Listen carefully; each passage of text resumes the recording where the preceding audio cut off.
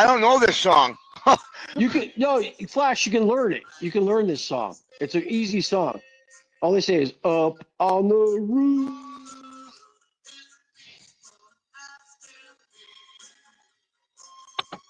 It's a slow song, though. I don't know this song. It's a slow song. Oh, Flash, learn it. If you learn it, I'll give you $100. You got to sing this for me, because this will be the opening to my.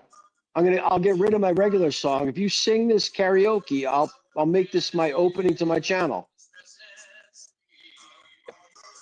Up on the roof.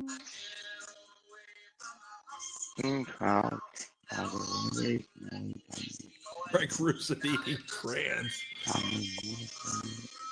All right, let me hook up my karaoke machine. Hang on a minute. Here we go. Got it. Here we go. Go. Hook me up. Get this squared away. Eating crayons. All right, let me hook up my karaoke machine. Hang on a minute. Here we go. Yeah, hook it up. Hook it up. How do I fucking make him the center stage? Oh, I gotta charge my just phone. You hit. I'm gonna stick his. on my phone. Yeah. Oh, Ron. Of course he knows that. If he doesn't want to do it, he won't do it. I'm not forcing him, fuck nut. Come on, B-more. Quit being a sad sack. Oh, Ron's down here. Yeah, unfortunately, Ron's here. I don't see him. Yeah, he's working. He's working. Get back to work, B-more. Flash is going to break out a classic tune, Up on the Roof. Now I'm recording it right now. We have to.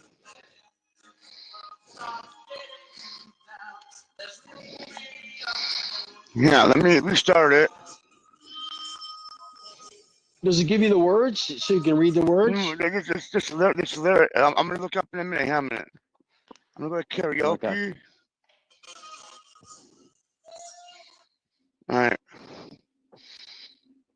I don't know. I'll try. I'll give it a shot. I'll try it. Yeah, give it a shot. That's cool. That's all you can do. All right. The roof and karaoke. I got to read the lyrics part. I can put karaoke.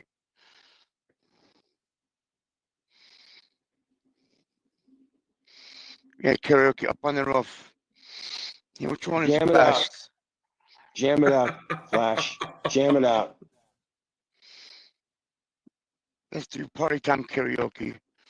Flash, did you have any Little Debbie brownies today? Yeah, I did. Yeah, I had those brownies. Yeah.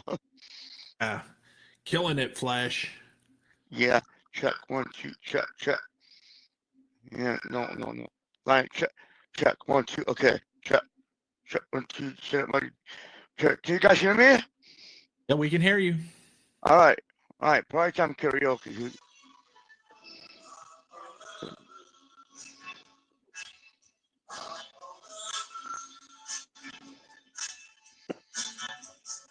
When the old world starts getting me down, and people are just too much for me to face,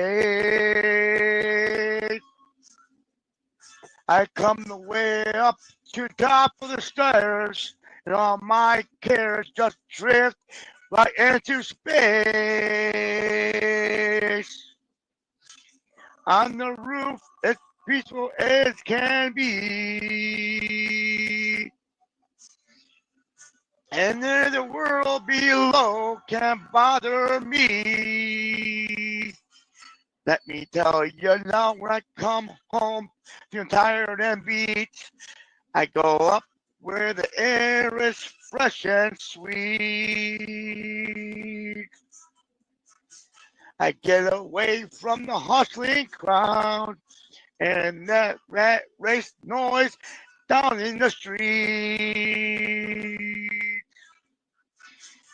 On the roof, only place I know, where you just have to wish to make it so. Let's go up on the roof. Right, Monster? Excellent, Flash. Keep going, man. Keep going. You're killing it. You're killing it. I'm not really familiar with this song, though. I'm not really familiar with it. You're killing it, Flash. You're killing it. All night the stars put on the show for free.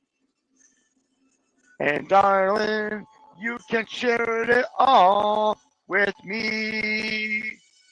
I keep telling you, right smack dab in the middle of the town, I found a paradise that's trouble-proof. And if this world starts getting you down, there's room enough for two up on the roof. Up on the Up roof. on the roof. Oh, come on, baby. Woo, come on, honey. Everything's all right. Yeah. Karaoke, party time karaoke, party time karaoke, party time karaoke, right? You killed it, Flash. You killed it. That was top.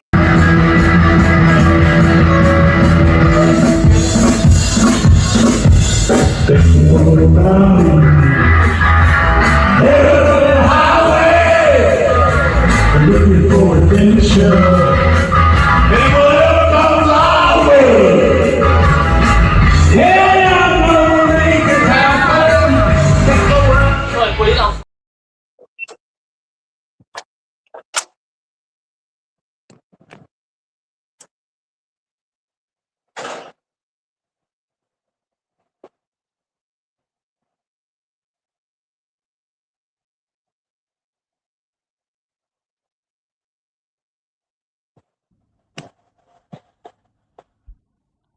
Not work fuck only chat customer.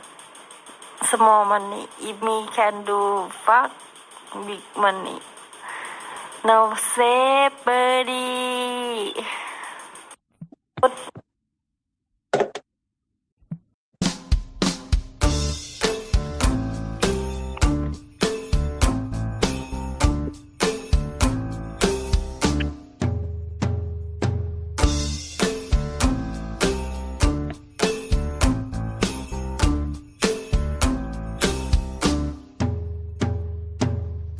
Did you hear that sound?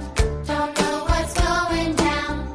Maybe it's just the wind or maybe not. I should go and see. Will someone come with me? In case there's something to be caught. Up on the roof, there's something going thump, thump, thump. Up on the roof, I hear it going bump, bump, bump. Up on the roof. And do you hear that? Whoa, whoa, whoa, up on the roof. I think I better go to bed.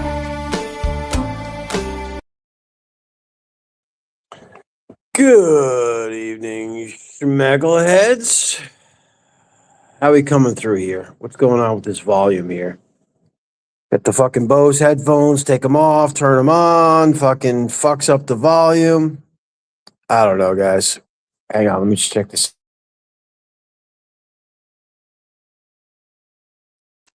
Hello, hello, hello. There we go. We're coming through. We good, motherfuckers. So what's going on, guys? How you making out today? Audio's okay? Figured I'd just pop on. Nothing special. I'm becoming a nature photographer, man. I want to become an expert nature photographer.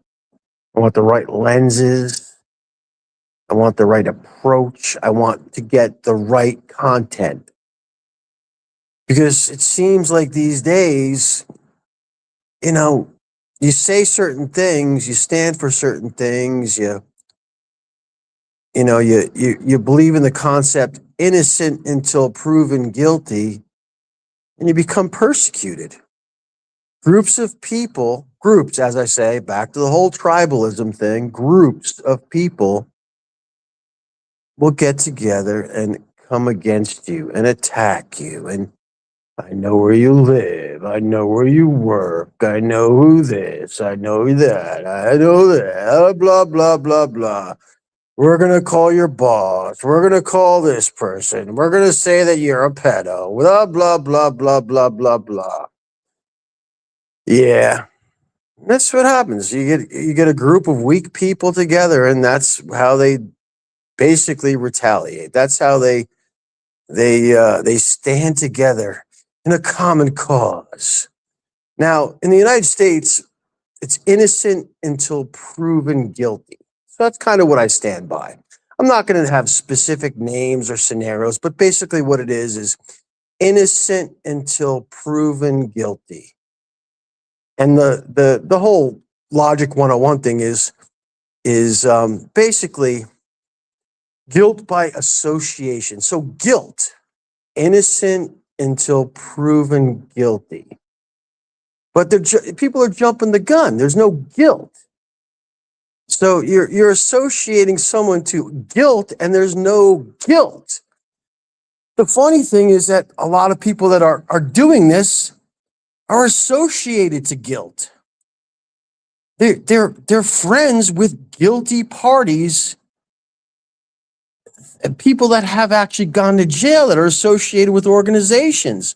You are guilty by association because you associate with someone who has basically been proven guilty. Been proven guilty. You know, and the whole thing about, oh, okay, so I go on this channel and I go on this person's panel, and yes, yeah, we back channel and talk and we plot, and it's fucking nonsense. Complete nonsense. I've met people from the internet. I'm not online back chatting with fucking people. Oh, this and that. Although, we'll get back to the whole other thing. There seems to be a group of people, quote unquote, investors, guilty, association, but basically there's a guilty party. We're not going to name where or when or how, but proven guilty. It has an organization and there's guilt involved. And, I personally have dealt with it because, information is key. False information, real information, whatever you might say, but I don't know. I mean, it just seems strange to me. Like someone was discussing someone in the genre about why would he ever be part of this nonsense? He's married. He's an upstanding individual. Why would he want to be part of this? And it just makes me think.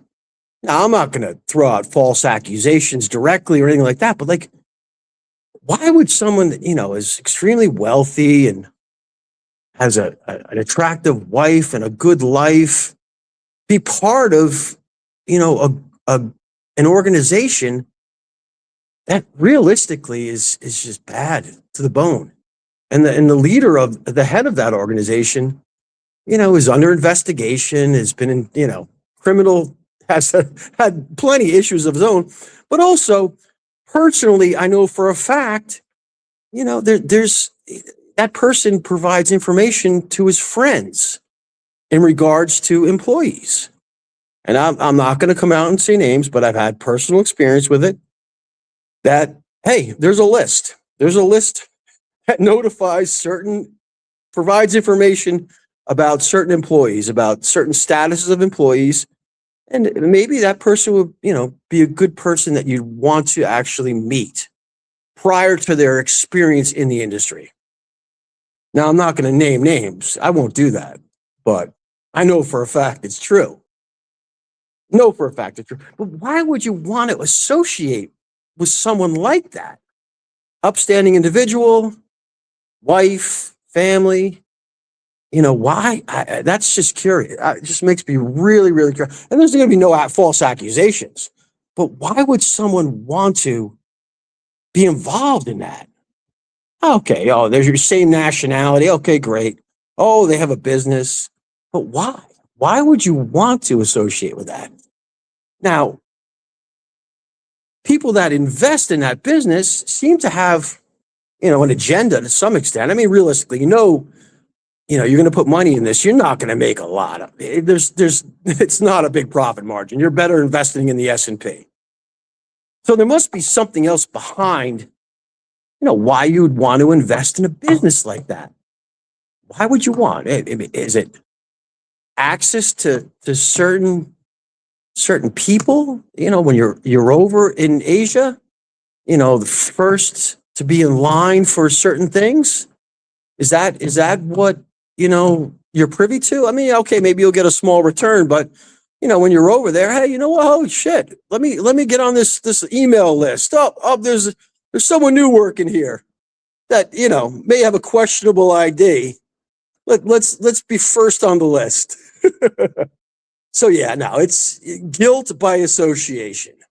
Everyone, oh, okay, so you're part of this channel, so you must be this type of person. But I don't go to a channel where I know that anyone's ever been convicted of anything. I personally, I'm against underage and pedophilia and this and that. It's just baffles me. I haven't even read one line of the chat. I can only imagine what's going on, but whatever. I'm just free flowing right here, guys. Just free flowing. But it just amazes me, like, the hypocrisy, guys. The fucking hypocrisy. The hypocrisy. The whole doxing concept. Because you talk against us, you have ideas of your own opinions, we're gonna come after you. We're gonna go after your job, and we're gonna go after your family, and we're gonna do this and that. It's hysterical. It's absolutely hysterical to me. You stand by certain things, but then, okay, well, I'm going to do this because they did this to me. And I'm going to act this way because they acted this way to me. And it justifies it. No, you have principles you don't fucking change. Someone comes after you and you don't believe in doxing or violence or this and that, you stand by it. And you don't, you don't come up with like, oh, well, I'm doing this. I know it's not right, but I'm doing this because they did this to me. So it's just hypocrisy. It really is. Complete hypocrisy. I mean, this whole fucking genre is filled with fuck nuts. Let's be honest, guys. This is all drama and this and that. But someone made a comment, and there will be a point where something's going to happen. I'm not going to be involved, but something stupid will happen over just moronic bullshit. Complete moronic bullshit. It's just, there's a point where you're like, Jesus Christ, what the fuck am I? Life is short, man. I'm 56 fucking years old. And like, yeah, this is a small aspect of my life, but is it really worth it? I mean, is it really fucking worth it? There's a handful of people I enjoy speaking to, and I enjoy having a venue to vent and stuff, but it's like, come on, man. Come on. It's just, it's crazy. I mean, you have stalking going on. You had, certain people, going to doors of 70-year-old guys. You have other people that are going to, morbidly obese black men's houses. It's just for stupidity. Complete fucking stupidity. Okay, let's get in the chat. What did I miss? What's going on here? Okay, so let's go back a little bit. Who's in the house? Jesus Christ, guys. Car, blah, blah. Yeah, sausage dog. My mind is gone. Yes, Robert V, my mind is gone. Thank you for agreeing to the fact that you will not abduct me, Robert V, and I've released the security. Security is gone now. It's costing me a lot less money. Viking Prepper always talks about his modship. He loves to be a mod. I'm very happy for you being a mod, Viking Prepper. That's good. Let's see. Okay. Sausage dog, my pillar, my one and only pillar. Old now, worth noting, I guess, was a weapon though. Whatever. Nice sausage dog, 40, tasty. Sus Coffer says hello. Viking Prepper likes pizza. Viking Prepper likes, they look like teddy bears. Tommy Landry says big up. Hello, everybody. Viking Prepper. Simon, Dr. No, what year M5? We're talking about BMWs, I guess. Nice car. That's the other thing. The jealousy. Hey, fucking Simon makes money, buys a fucking car. Great. Let him do what he fucking wants. Who gives a fuck? God bless him. He likes fucking high-end watches and fucking buying BMWs and Mercedes. God bless him. Good for him. Johnny Blaze, good day, everyone. GYNA, gynecologist. I'm not sure what that is. MAGA. The Nobel Peace Prize people woke snowflake Democrats, lefties that don't like Trump. Okay. LOL, Simon. Let's see what else we got. We got anything going on here? I like those V10 M5s. Yes. V10. Wow. They got a V10? Jesus Christ. Cars are fun. We can hear you, Cav. Yes. Thank you, John. Appreciate it. Monster in the pool room. Yes. I'm being considerate of my neighbors. Yes, I do live in an apartment complex. Yes, I'm broke. Yes, I live in a tenement. Turbo Diesel. Balboni's in the house. Schmeckle. She's using my fucking whatever the fuck they are. I can't see him because I'm on the phone. Coco's here. Stu D going to jail soon. Then see who's last. Stu G's he's not going. No one's going to jail, guys. Unfortunately, no one's going to. Some people probably deserve to go to jail, but they're not going to jail. Let's be honest. Simon's going to flip his car, make money. Good for him. Sean the Prawn, Wednesday is a good night to stream. Avoid the British cynics. Bring them on. Whatever. I mean, I'm to blame too with the whole fucking tribalism, USA, British, fucking this and that. I mean, it's all nonsense. We're all going to die and rot, guys. That's really what it comes down to, unfortunately. I hate to be so fucking honest, but in the end, does it really matter? Okay, Ron drop a lot of blah, blah, blah. Okay, great. We know that Viking prepper. Innocent. Well, yeah, innocent until proven guilty. Now, I've already stated it, but I mean, like, we all fucking have friends, family, business associates that, you're loyal to, but there's a point where you have to push off and say, nope, yep, it's we're moving on. But my concept is innocent until proven guilty. I mean, even fucking OJ Simpson, innocent for not killing his wife. I mean, was it right? No, but he's innocent. Yeah, whatever. Who's attacking Monster? I've seen. No, Simon, it's all bullshit. You even admitted it yourself. This is all bullshit, but yeah, you have your little Discord groups that get together and band together in a little fucking tribe. And we know your information. We know where you live. We know this. We know that. And they use it as threats to try to prevent you from fucking speaking your mind. And it's not going to happen. As I said, I have nothing to fucking hide.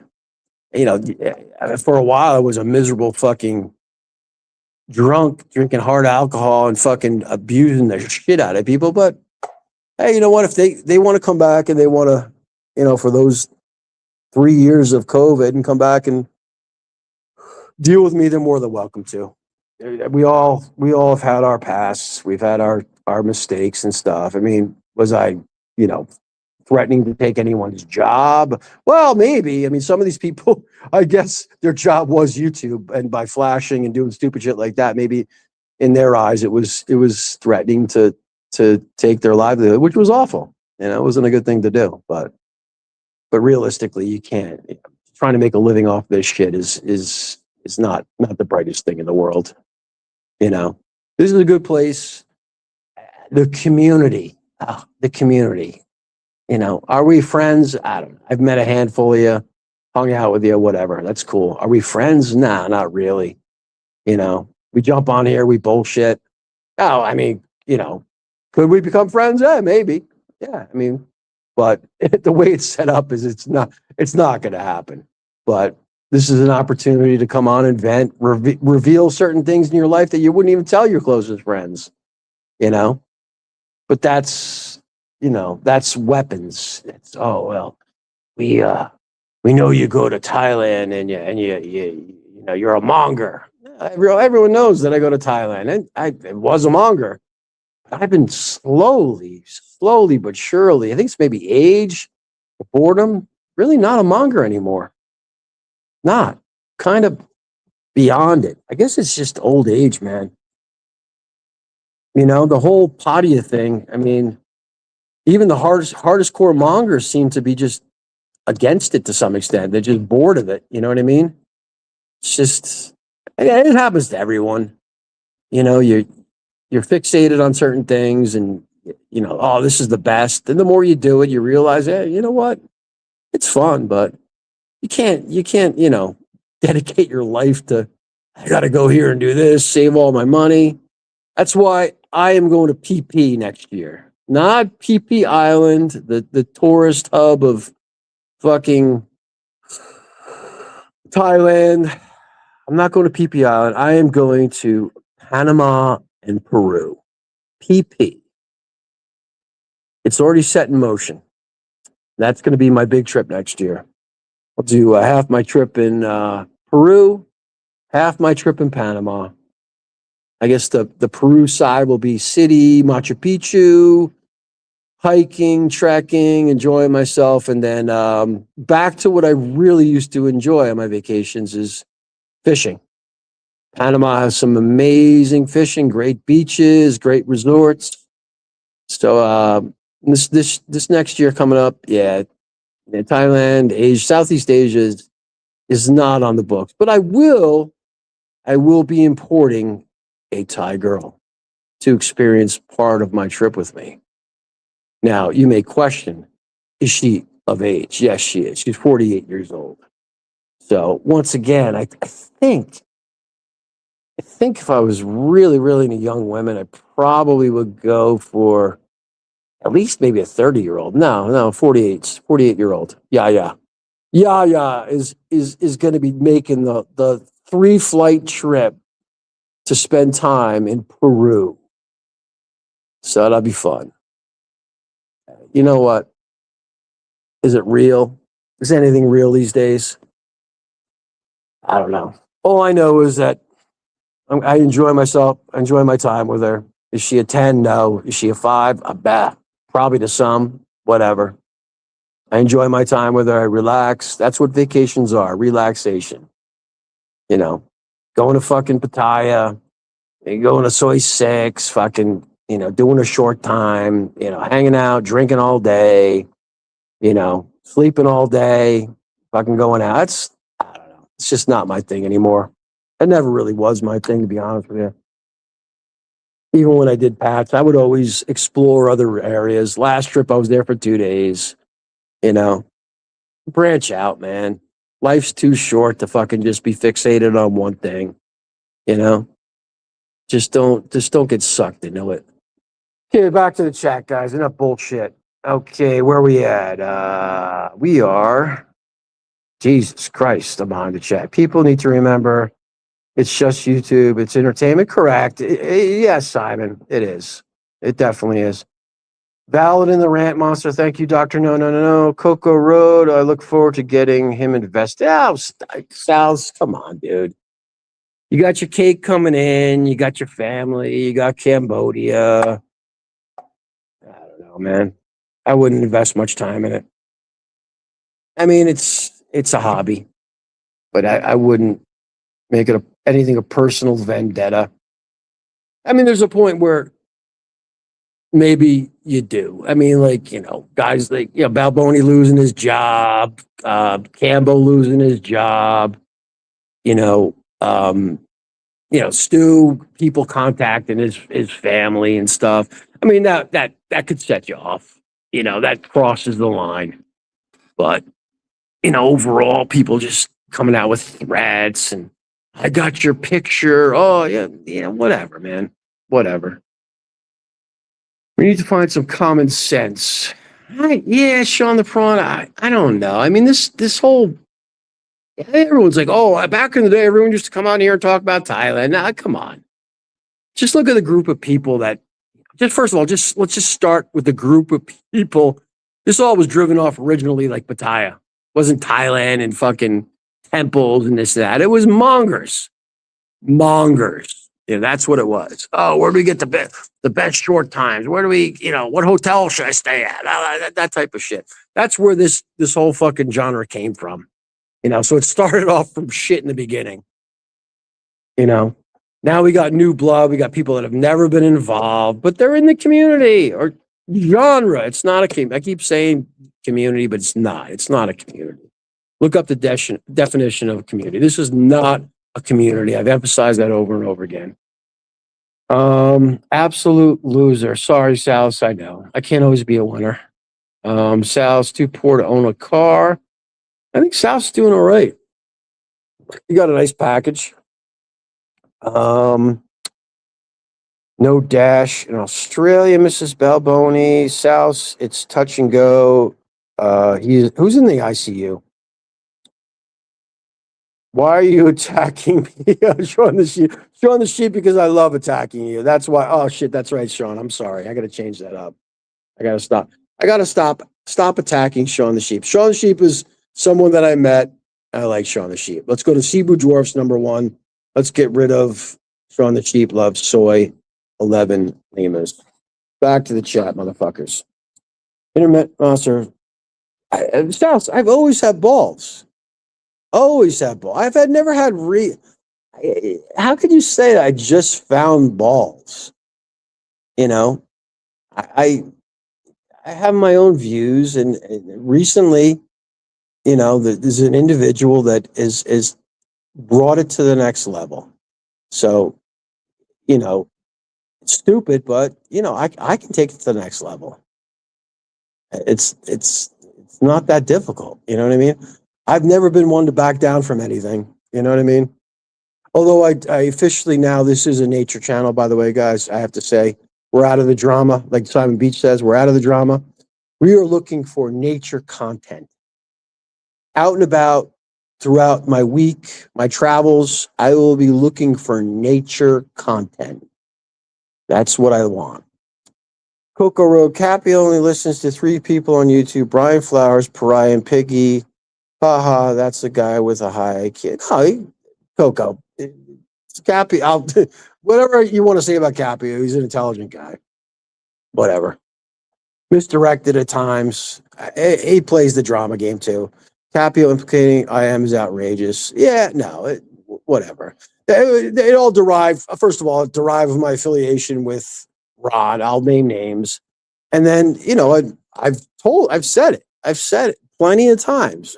When I was in the Philippines in 2019, I was 49. I was with a 19-year-old. I mean, yeah, perfectly legal, socially unacceptable. She was more mature than most women that I've met in my travels. Unfortunately, she died of COVID. She had a kid with her boyfriend in the Philippines, and her child died of COVID, and she died of COVID. Good kid.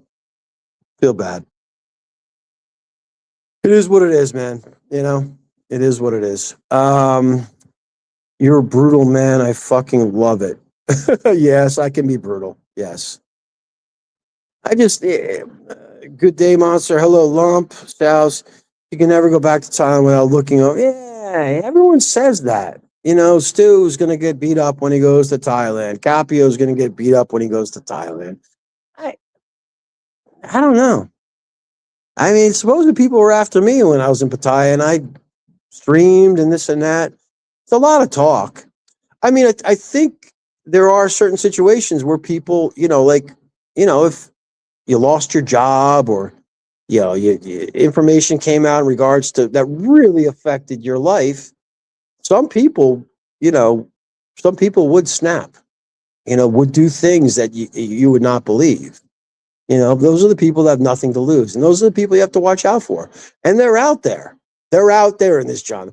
There are people out there that have nothing to lose because they already lost. They're done. And those are the fuckers they're out amongst us. England, United States, everywhere in the world. There's someone that you interact with probably daily that has nothing to lose. And anything can make them snap. And snap could be all different levels, man. I mean, the United States, everyone has fucking guns. You know, just be good to people. I mean, if someone's a dickhead to you, then be a dickhead to them. But overall, just mind your own fucking business. This world's fucked up, man. You know, you don't want to get capped. You don't want to end up in the hospital, you know, just for some stupid fucking reason. And there's people that are in New York City that are just walking about their daily business. They get fucking punched in the back of the head. You know, it's a fucked up world we live in. It really is. It's a fucked up world we live in. You know, but just don't give people a reason to want to kill you or want to harm you. You know, it's association. I mean, that's what like politics is built on. Corporate America is built on alliances, and God forbid you have an alliance with someone and that one person fucks up. I've seen, you know, situations where senior vice presidents, VPs, and managers get fired because the head honcho fucked up. You know, that goes back to the whole concept of, you know, just don't be a follower. You know, don't wear red while your leaders are wearing camo. Think for yourself.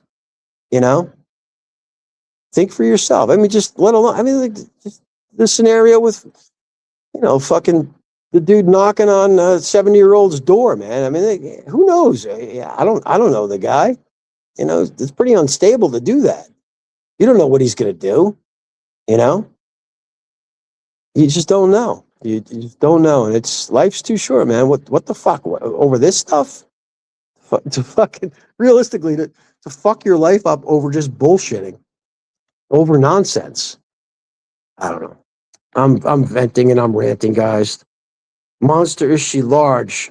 Oh, Yaya now. Yaya's how many? Yaya's 48. I mean, she's tiny. She's a small girl.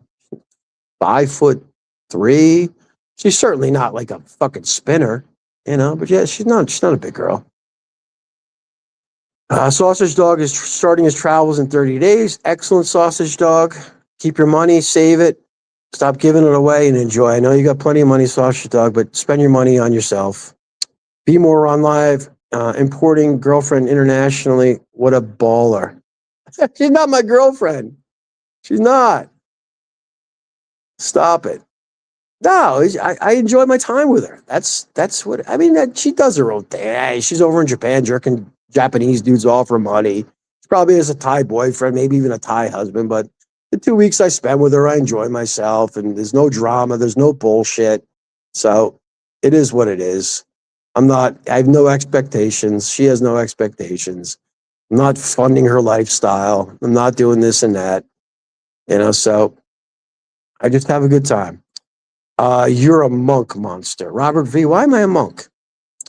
If I go to South America, it will be if I like what you show when you go. Okay. Yeah, I don't know a whole lot. I'm starting to do research now.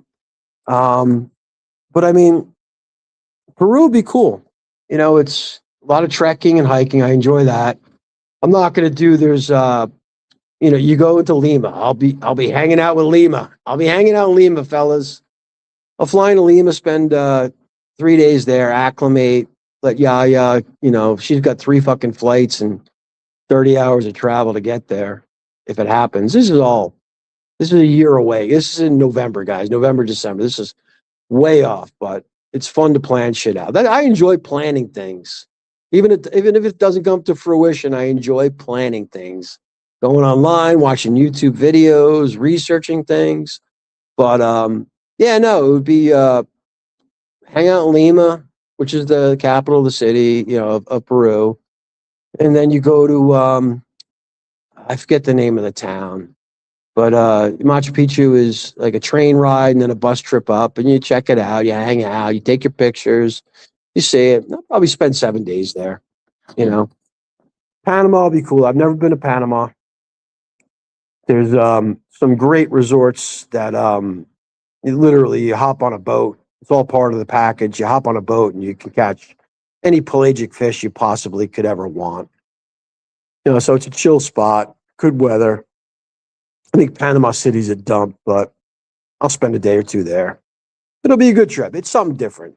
past 4 years I've been in Thailand and Southeast Asia, so it'll be different. And then I got another week.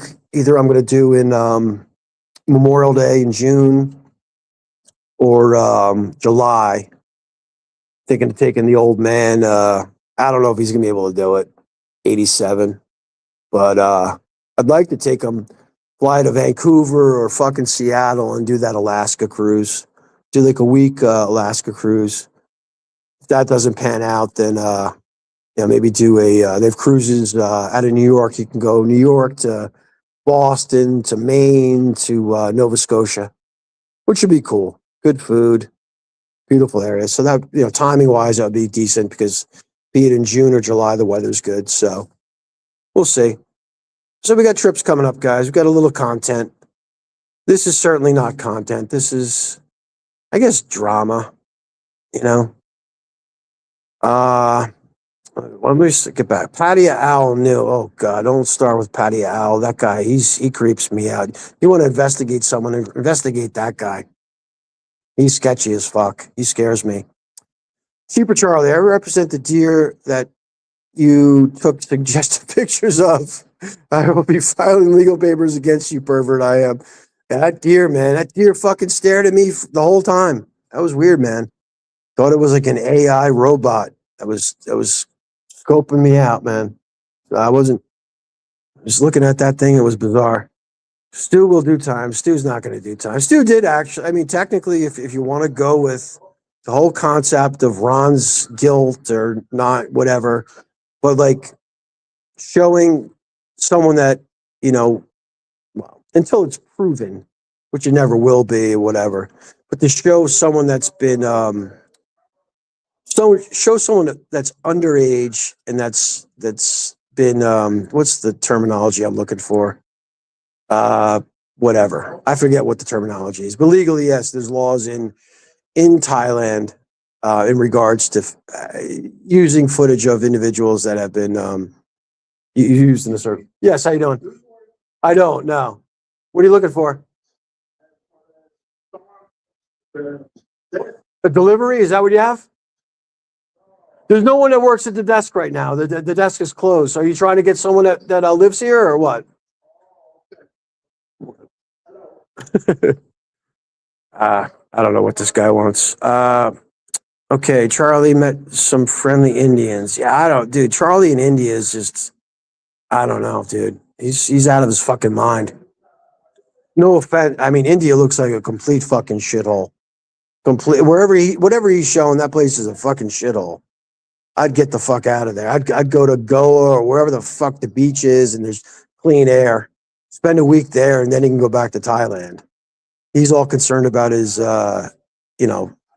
immigration fucking him over because he's only there for 3 days, his visa. But yeah, no, this fucking guy's loud. I don't know if he's an Uber driver or whatever the fuck he's doing. He's making a lot of fucking noise. Guys, good news. My mom has a second date tomorrow. Good. Mrs. Balboni. How old's your mom, Miss Balboni? Where she live? Coca Road. Who's took it to the next level, or is that a silly question? Well, no, Coco. It's just, I mean, you've dealt with all this shit, but it's like as soon as you start, just doing stuff, basically tit for tat stuff. That's when they always take it to the next level. We know this about you, and we know where you work and where you do this and do that. Threats, threats, not direct threats. Robert V, I want to take things to the next level with you. Thank you, Monster. I thank you. Thank you, Robert V. We can go to India and hold hands. How about that? You want to go to India? We can walk down the street in Bombay and hold hands. We're not looking for wounded llamas either. Llamas. Lump, I don't know who watches what, but this morning watching Shrek and Conehead, I heard that Diamond Derek, Seven, and me, yes, we are responsible for putting Baldy's girlfriend's nude photos on YouTube. Oh, that's what the fuck's the guy's name? Anthony. Anthony's nuts. Anthony needs to get out of fucking Thailand or get out at least Pattaya. Dude, it's not healthy. Mrs. Balboni, June, what did you say to get banned from Sick Buffalo? That's Anthony. That's right. Crapio is not. I'm way behind the chat. Crapio is not smart at all. Trying to fight people over YouTube in his mid 40s. I think maybe he's just bored. Who knows? Who would lose their job because of YouTube? What a loser! Oh, Mrs. Balboni, that's not nice. Don't say that about Steve. Not very nice. 2D fucked when he comes back here. I spoke to a few people that are gonna give him a slap. Yeah, Coco, whatever. I am way behind. Let's skip all this shit. Sorry guys. There's all these comments. You said something important, say it again. I'm way behind. We got 40 in the chat. Woo-wee, we're killing it, guys. I have a link. You have links to everything, Viking Prepper. You drop your fucking shit for everything. So that's my little rant. That's not even a rant. It's just where I'm at. You know what I mean?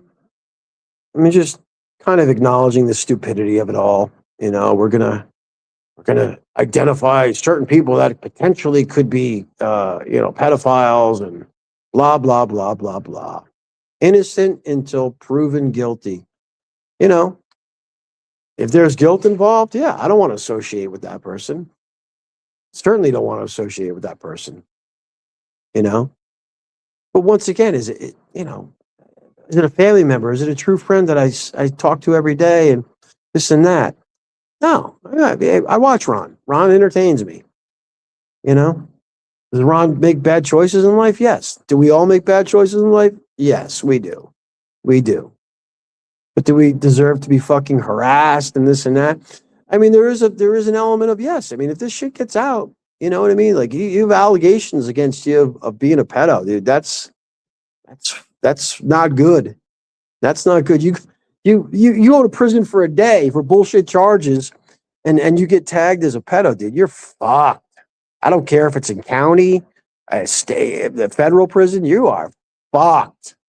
They don't research, they don't do anything. That's wishing death on someone in a lot of cases. You know what I mean? Really is. But also too, the whole doxing thing. I mean, you what do they call it? Swatting or whatever. I mean, there's full-fledged psychos out there. You know? They don't like what you're saying, your ideals. Ideals. Whenever I say that, I think of Charlie. Ideals, idea.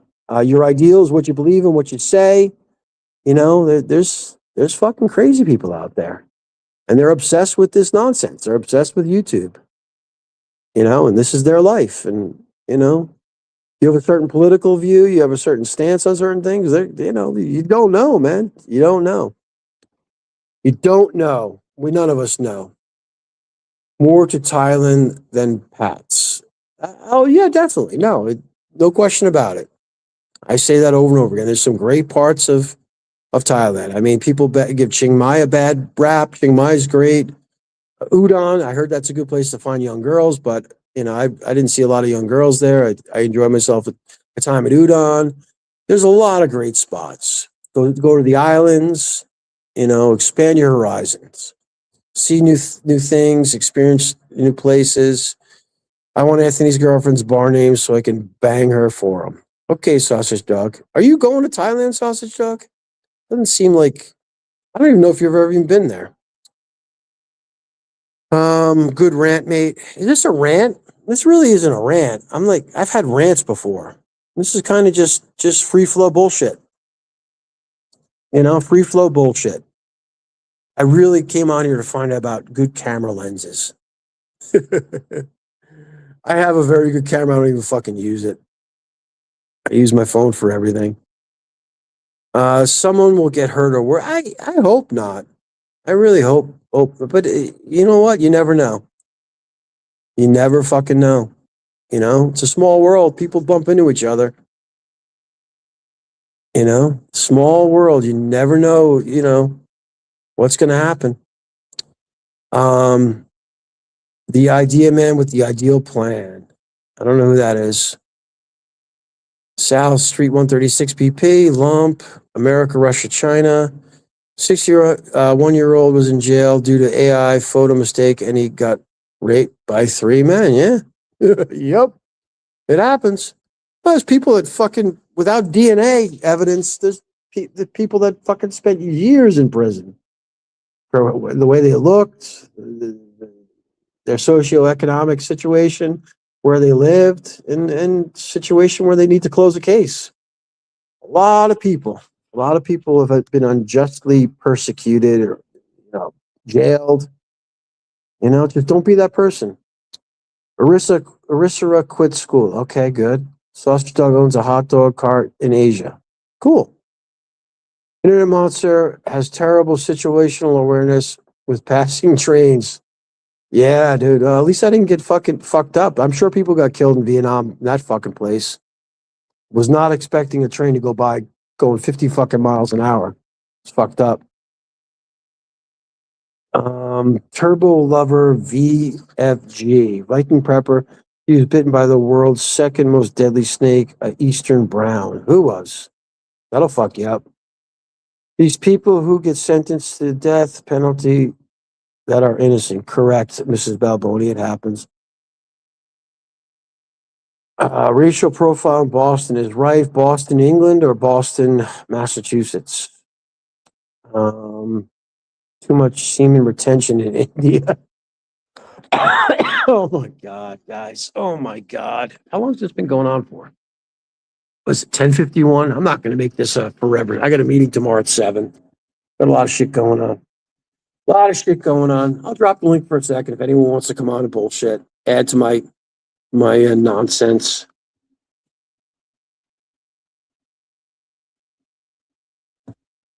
Let's go. Here we go. And I'm happy to say that I got my new bows back that were turned into little goldfish bowls. And Bose, great company. Bose, I returned 2 pairs. I returned this pair, the $400 plus ones that are really good, and then the $200 pair that I got just for my trip, just for the flight. And I returned those. Those ended up in a fountain in Chiang Mai when I wasn't paying attention properly. And I'm getting those returned as well. So not only will I have these great headphones, but I'll have the other pair. But according to you guys, they both suck for audio. So it is what it is. Keep ranting because Lipsy Spastic Pig finally left. Okay. Monster only likes trouser snakes. Okay. You can say that if you'd like. Yeah, this is a Travel Channel South. Is it? I mean, I talk about travel, but I talk about other shit, right? This is a new direction. This is a nature channel, guys. Let's talk everything about nature. How do we associate nature to what goes on in this genre? We associate to like a wolf pack, and wolf pack stays together. They fight together and they feed together and they survive together. But we're not a fucking wolf pack. We don't have to be that way. They need it for survival. But some people feel as if they need to be part of a pack to survive on YouTube. To survive on YouTube. Tribalism. I'm so repetitive. I'm bored of myself. But same thing. Weak-minded individuals. Let's all pack together. Let's group together. Let's agree together. Yep. Whatever. I'm loyal to no man. I agree. I agree with that. Whatever. There's people you like. There's people you dislike. The best thing you can do is basically just ignore the people you don't like. I mean, it's fun to some extent, trolling them and this and that, but in the end, it's all bullshit, right? It's all bullshit. Pray. That's right, Dr. No. Pray. Prey upon the weak. That's what happens. You get a group of people together. You have your alphas, your betas, and then you have the lowest member of the people that aren't even in the pack, and they go after them. Lone wolf side of the game. Yeah, I don't know. I mean, I guess I've always been to some extent. It's in a lot of situations in life. It's not very beneficial to be that way, but you know, if you're, it's kind of in you. You know what I mean? There's elements of being part of a group. I mean, everyone is part of some sort of group, but you know, being that lone wolf, you know, you're alienated to some extent.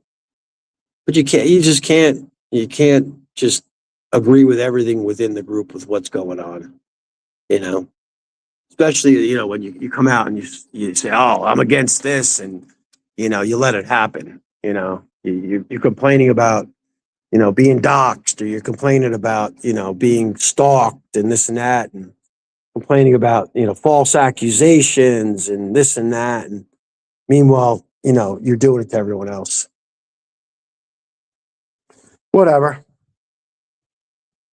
Huge channels brush off CC. Yeah, well, I mean, all those big channels, basically they'll use each other, and I guess they don't see a benefit of you know, associating with Cheaper Charlie. But he's got his loyal followers, man. He's got his loyal followers. I mean, he sits there, drinks coffee, and 200 people watch. You know, spouting off this and that. You know, I'm guilty as charged too.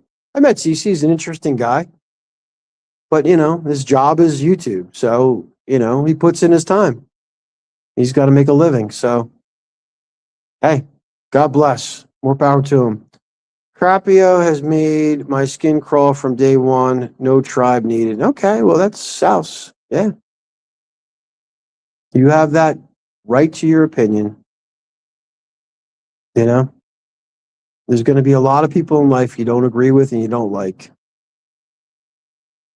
300 was watching. Yes, Viking Prepper, 300 were watching CC. Good numbers, man. Good numbers in the chat. Killing it. Killing it hard. We're at 10:57, guys. How long's this shipping going on for? This nonsense. I'm all about nature, guys. I want a nature channel. I want to talk about birds and deer and wildlife. CC's a streetwalker. There's not much content, but he keeps going and smiles. Yeah, well, yeah. 57 minutes. Okay. We'll push this a little longer, guys. I got a link. I don't know if anyone wants to come on. You're more than welcome to. Apparently, Ron stopped drinking alcohol 10 days ago. Good for Ron. That's good. That is good for Ron. You know what? It's good to be sober. Can't go through life drunk. Well, you can, but probably not the best of ideas. Uh-oh. Let's see who this is. Oh, God. Oh, boy. Oh, geez. What's up, sheep? The birds and the bees? Sheep. Is that What's that? what you're in the birds and the bees? Is that I what like, you were getting? yeah, I like nature, man. It's a good topic of conversation, right? It's not bad. I have seen I watched your hawk video this morning. That was pretty cool. I wish I'd gotten I was driving along the side of the road and a car in front of me, I think hit the rabbit. I think it was a rabbit. The thing was like fucking skitzing out on the side of the road. He put his hazards on, slowed down, so I was behind him, and out of nowhere, this fucking red-tailed hawk came down, swept down, grabbed the fucking thing, pulled it to the side of the road, and started mowing on it. That was some good shit. Wow. Oh, okay. So the car hit the some rabbit. content. I wish I had started filming from the beginning, but it was pretty cool. Yeah. So I guess the car hit the rabbit, and then Well, yeah, I mean, like, I think that's what a lot of those birds of prey do. They hang out because they know where to get a free meal. yeah. So they're waiting for, you know, a deer to get hit or, you know, any type of animal to get hit, and they're just waiting. He literally swooped down right in front of my car, fucking hit that rabbit and dragged it to the side of the road and started fucking mowing on it. By the time I got the camera out, he had the thing ripped apart. It might have been a squirrel. Whatever it was, it was, you know, either a rabbit or a squirrel. But it tore that thing to shreds. It's pretty wild. Yeah, I've seen near my place crab and shit. And I'm like pretty far away from like we'll just say Puget Sound or whatever. Yep. And I'm like, you'll see like crab like shells in my garden or something like that. And I'm like, what the Yeah, fuck? the And- seagulls tear them apart. Yeah, or the eagles, they come around and the seagulls and they pick them up and then as they're flying, I guess they tear them apart while they're flying and then they just drop them. Yeah. Yeah, that would be some falcons. Falcons go crazy on prey. I'd love to be able to get footage of like a peregrine falcon coming down and just nabbing a fucking a pigeon. Those fuckers, they fly up, 1,000 feet. They come down going over 100 miles an hour, and they just break any fucking bird's neck. Whack them hard. So what happened with your trip? You something happened? You had to come back early. You were in Japan.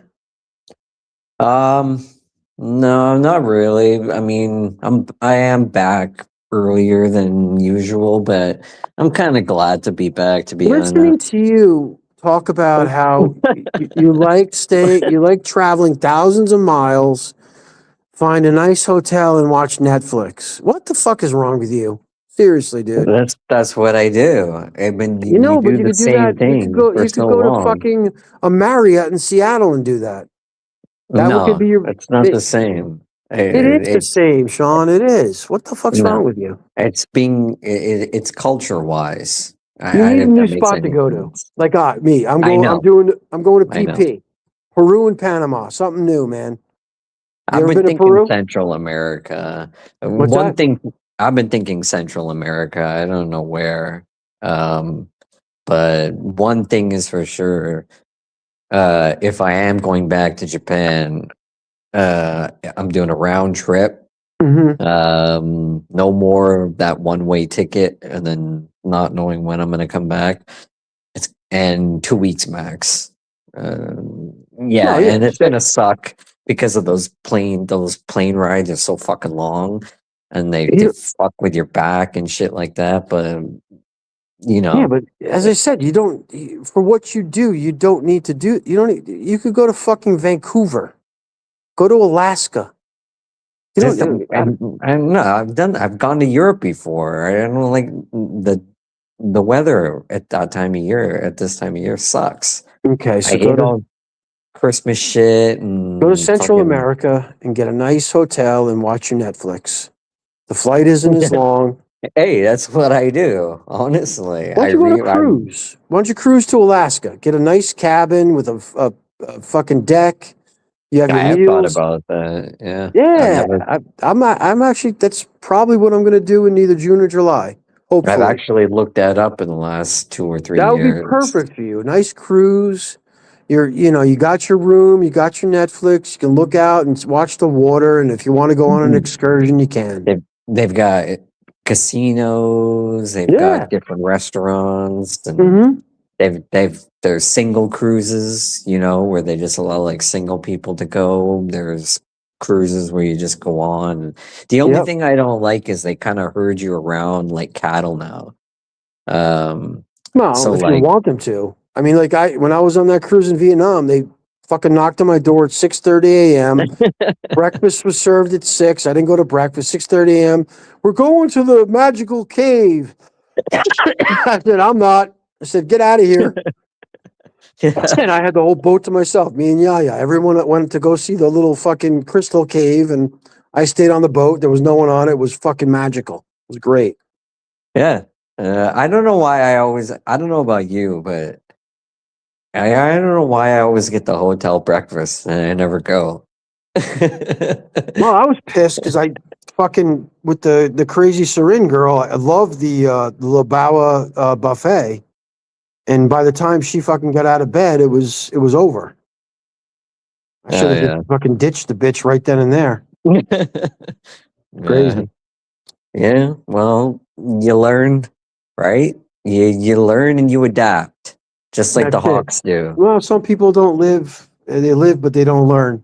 They live, but they don't learn. But you do your best to Falcon's adapt. still coming after you, an all-male cruise. All male cruise. Yeah. Sean, how do you feel about your countrymen ruining Southeast Asia? I would say it's more the UK people, to be honest. Listen to you. Oh Um, God, but crazy. Thailand's Okay. getting. Are you talking to the chat or are you talking to me? I'm busting your chops. Uh, Talking. Oh, okay. listen, look who we got here. Look who's coming in. Oh, gee, I wonder who. We have a guest. This could Mm, be. Oh, he's let me. authenticated. Show me Yeah, the better receipts, Sean. Show me the receipts. Or fuck off. Gee, I didn't Yeah. realize there was gonna be that person. Oh my god. Talk amongst Yeah, yourself. I'm going to see if I can get my headphones working properly. Talk I'm amongst sitting yourself. here. I'm sitting here in an undisclosed location with a paintball gun, watching Netflix in a cheap motel.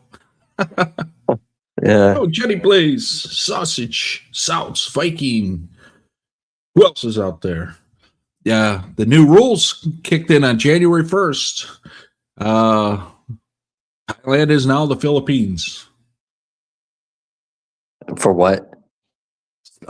If you hurt somebody's feelings, you're going to go to jail for 30 days and get fined.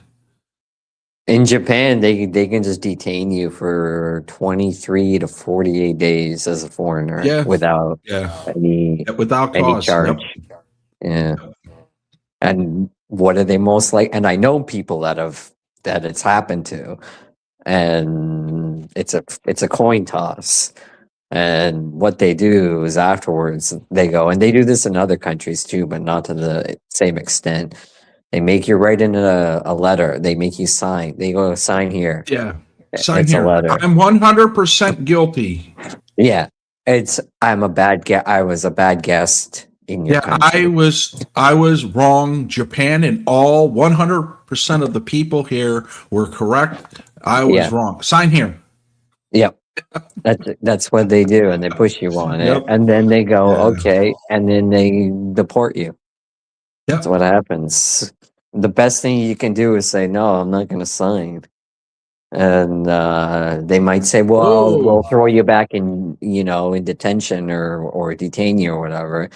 But then that's when you can get actual legal figure shit out. Maybe it depends on the situation. 99% conviction rate. 100% almost. The only 1% that got away was the head of Nissan. The guy He that snuck out. Yeah, he snuck out in a suitcase. In a piano. Yeah, in a piano, box. in a drum case, in a plane, and 2 other people are in jail for it. I feel so bad for those guys, and I'm thinking, it was a father and son, and that were recruited, and they were paid, I think, $1 million each. Yep. And I hope it was worth it. well, they were fast tracked, extradited to Japan fast. Absolutely. So weren't they Americans? Yeah, they were fast tracked within like a month and a half. Cambodia doesn't have an extradition with the U.S., but in 2023, the number one guy they wanted was found in Cambodia, an American, and week later he was in the United States. Cambodia, somebody got paid off $1 million. Money shouts. So you're not Yeah, it always safe depends. unless you go to a place like Russia, and they're never going to give you up if they know they can keep you looking bad. But if it would benefit them, Edward Snowden, you're going home now. Yeah, well, that's why he never. How it Well, works. originally Snowden went to China, tried to get into China. He went into Hong Kong. They knew too much. Yeah, That would have been a better place for him, but they knew that it eventually will harm their relationship where they're trying Yeah. to like schmooze the world. so they told him politely, "It's best that you leave." Yep. And he was like, Oh. "Well, yeah." Then he went to Russia, and he didn't like Russia, so he tried to get into some place down in South America. I forget. I think it was Probably Ecuador or Chile. Yeah, I think it was Ecuador, something like that. Or I don't Because know. Ecuador almost lets everybody on the planet in without a visa. Almost. Oh, okay. Yeah. The problem Okay, was guys. I'm Yep. sorry, I'm back. How's the audio? All right. Audio- Oh, it's awful. We can hear Fuck you. you. Fuck off. I got it. I got the headphones on. I can hear everyone. I don't Oh, know this is how actually pretty clear. Is it? Okay, good. I think Yeah, I had it's it even figured better out. with the video because we don't see Sean. Thanks. No, Sean. So what do you think, Oh, Goldo? PP, Panama and Peru. yeah, What do you think about that? Go do it. You'll like Peru. They have 2 Michelin top 10 restaurants in the world there. 2. Okay. And there's plenty to do. It's a shorter flight. It's like, I think 13 hours. So To it's not Peru? like, oh yeah, it's a long flight. Is it really? Oh shit. Yeah. Okay. It's a long flight. Well, Yeah. And you'll pay to get it direct. If not, you're going to be sitting in Atlanta or Miami. Isn't it for a Fort Worth? while. Dallas? Well, for you, but we're Oh yeah. we're already on past Dallas I don't know. when it comes to It's- flying to. it's Yeah, but less- you'll be less- okay. In Panama, it's fine. You'll be fine in Panama too. I can't go back to anywhere in Central America, Costa Rica, Panama, Nicaragua, Honduras. I can't Yeah. go. But well, I can. But then if something happens, someone recognizes me, or the State Department wants to. Well, we paid this guy enough. Well, let's make it known that he's in this area to locals. Oh boy. There'll be no more go-go. Five Yeah, there's a go picture on the go. wall. I'll be just like Grant. I'll be hanging out with Grant and Adrian. Oh, That's what'll be Grant. happening. Oh boy. The Yeah, I number gotta- one mod and the number one meat winner at the raffle. Oh Jesus. Mm. Okay. I'm heading up. Going up in the elevator. I may lose you guys. Continue. Heading on up. Heading on up. Yeah, heading to the Absolutely, room. Johnny Blaze. Heading up to talk about pizza. I Yeah, I haven't know. brought up pizza in a long time. I gotta do I gotta find a new pizza joint to go to. I owe Sausage Dog a Jersey pizza review. So I gotta find just go to some place where it's like within 20 minutes of your house. I got a Or bunch if of you them. want. Yeah, you do. Or if you feel like it, go to Manhattan, go to Lombardi's. Well, I did the John's, but I never really did like a full review. Yeah, it's hit or miss. Cheaper. John's is like the best and the worst because it's so inconsistent. Joe's across the street is just as good. It's always consistent, but Lombardi's is always my favorite place. They were going to have a Lombardi's at Parks, and everything was great. I saw the sign. It was holy I'm back. cow. And then the Lombardi family found out they were going to have a gas oven. They said, "No, we want a brick oven or a coal oven." And then, of course, Parks backed out of the deal. I think they didn't want Lombardi's. They wanted a local guy, and the local guy lasted less than like 8 months. And then it went right back to the Liberty Bell or something. Buy-in price. Yeah, try Lombardi's if you can. If not, then just get a local place that you know Yeah. that'll be good. No, I got the place in Patterson. Let's check the roof. I haven't Yeah. checked the roof today, guys. See if the roof is open. Open. Hang on. Break the padlock. This is like watching the Himalaya game on Price is Right in the 80s. Could you imagine Monster playing Plinko? Yeah. And it goes to zero Monster every time. knocking- yeah, It's fucking fucking over bullshit. the board. Fuck this place. Fuck you, Bob Barker. The Price is Right, you bitch. Damn it. It's still locked. Yeah. Plinko. I gotta get that bump key. Get the fuck. Well, at least you don't have to deal with the peanut butter guy anymore. That's Who? one good thing. What are you talking about? The guy that, yeah. You know, the poo-poo on the car Yeah. that yeah. someone did. Revving up the oven and his engine and everything. And remember, you were going to drop like plastic bags of mayo on top of his car. Oh, That's when you God, said you don't- need a nice high-powered paintball gun, a rifle, snipers. Still need one of those. Hang on. I need water. Yeah, those are classified as weapons now, I think, or like assault weapons. What, paintball If- guns? Yeah.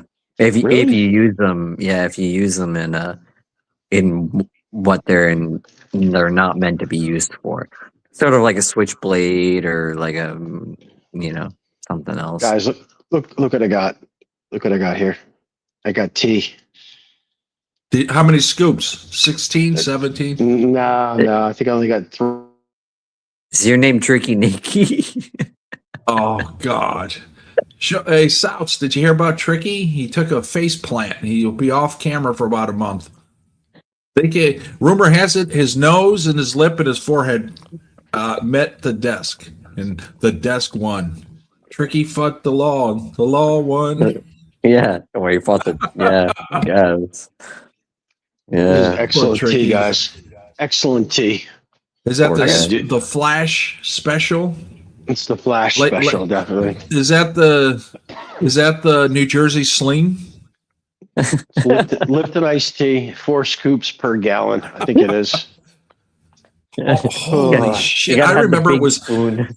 it was 2 spoons for a pitcher of water.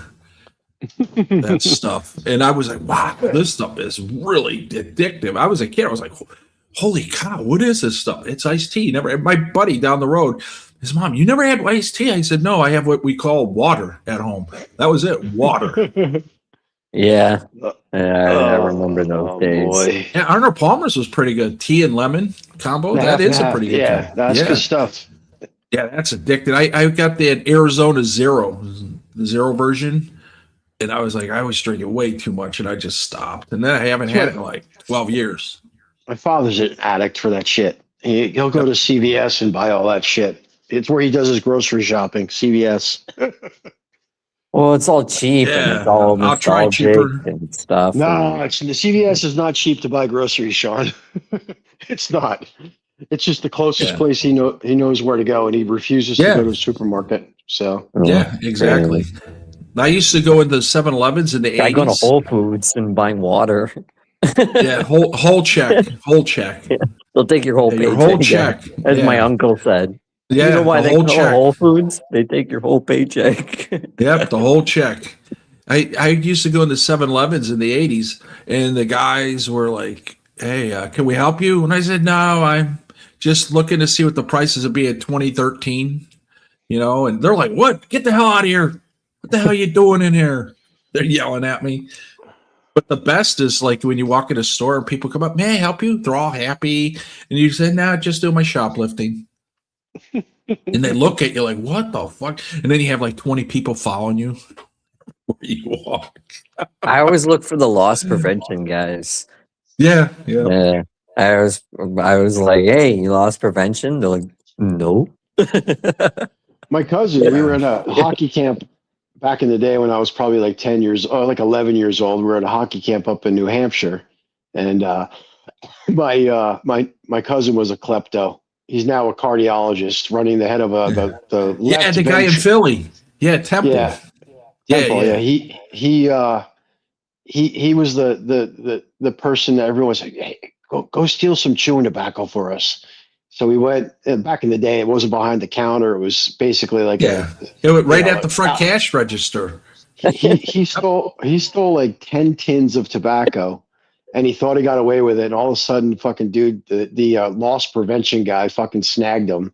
Cops came. He got thrown out of camp. I had to go back with him. Oh yeah. Yep. Mhm. Oh, can you imagine going home and telling your parents, "I got kicked out of camp"? What? Did you beat somebody up? And your dad's like, "Yeah, he beat someone up." And he goes, "No, I got caught stealing." Oh, what? Oh, Nope. Sean. That was a long trip because that was my uncle and my grandfather came all the way up from Jersey to pick us up and drove Holy us all shit. the way back. Oh yeah. Oh man. And And you know that that's it. traffic is No. just brutal. It goes back to the whole thing of guilt by association. Yep, absolutely.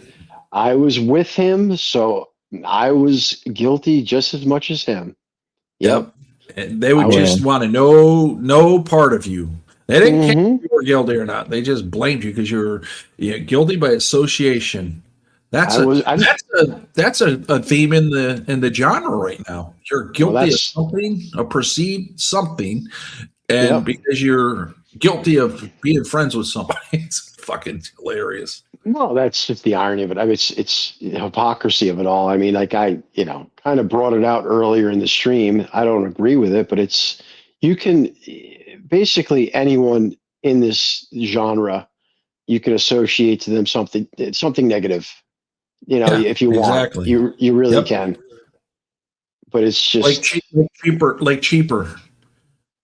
Cheaper is in an area, and I'm not going to mention where presently living. Mhm. It's awful. They're just pecan addicts down that way. That's it. You hate pecans because cheaper lives in that area. Yep. That's how the world works. And speaking Well, of that, I knew guys who would bump their truck on the trees and knock all the pecans into the back bed of the truck. They would line it with a poncho. So it was, at least in the 80s, it was a crazy place for that. Boiled peanuts. Oh, boiled peanuts, or they put a handful of peanuts in a Coca-Cola can. Have you, or M&Ms. They put M&Ms in Coca-Cola cans and in their soda, and they boil the peanuts down that neck of the woods. Yes. Yeah. Do they still have, I'm they still have not going to say where. do they still have the Rockefeller resorts? Remember the rock resorts they used to have back in the day down in Yep. that Mrs. Balboni, look up rock resorts or Rockefeller resorts. St. John's, St. Thomas, those are honeymoon spots. I would not go to Jamaica. Go to Caraco. Go to Caraco. I don't know anything about Caraco. There's Here, a, so. yeah. Yeah. Yeah. There's Caraco Islands. It's spelled not Caraco like that, but with OA. They're outside of Venezuela. They're north of it. They're the islands, but they're still, I think, the Netherlands maintain it and run it, and it's like a best. I was going to go there with my brother, hang out. He was there for a week. I was going to fly down for 2 days and then come back. A lot of And the casinos are that's there, a good the place. online casinos off. Well, that's because they're offshore. They started Yeah. that because when the internet started humming, they used that to get around the taxes. Because remember Yeah. what George W. Bush said: you're on the honor system. If you win at these places, these online casinos, you should report the winnings. You're on the honor system. That's what it was. Then they started going after everybody. I think St. Lucia would be good. That's a good idea. Cheaper Charlie has it. That's where the Balboni should go on their honeymoon, St. Lucia. I thought they were going to go to Manhattan. No, they're gonna. We're gonna do a collaboration in March or April, right? Oh, okay. Balboni gonna come out here, and he might do his bachelor party out here. Who knows? The Is it Balboni's true there. that Dave the Dasher was bitten by a poisonous snake and he's in the ICU? That's what somebody posted in your chat about 15 minutes ago. that was probably Sean? Sean, No, it your wasn't accent- Sean. Yes, Your we'll accident blame in it on Vietnam. Sean.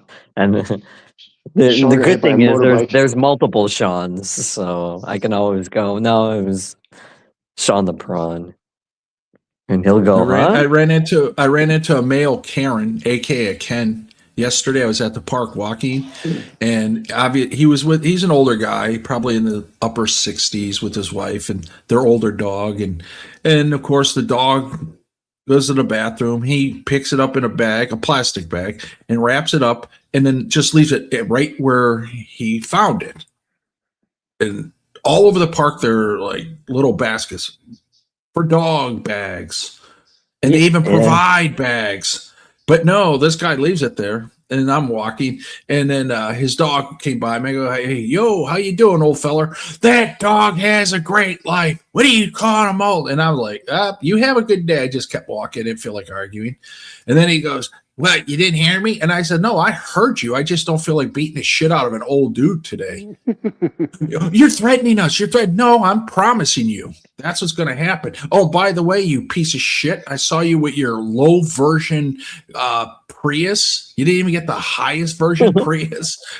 So you're obviously one of those wacko nuts for the ecosystem. You left dog crap in a plastic bag. You know, a bird can fly by and get that plastic bag lodged in its throat and die. You piece of shit. So much for that ecosystem. And then I walked away, and that was it. I saw them again today when I was walking, but this time they were across the street, way on the other side.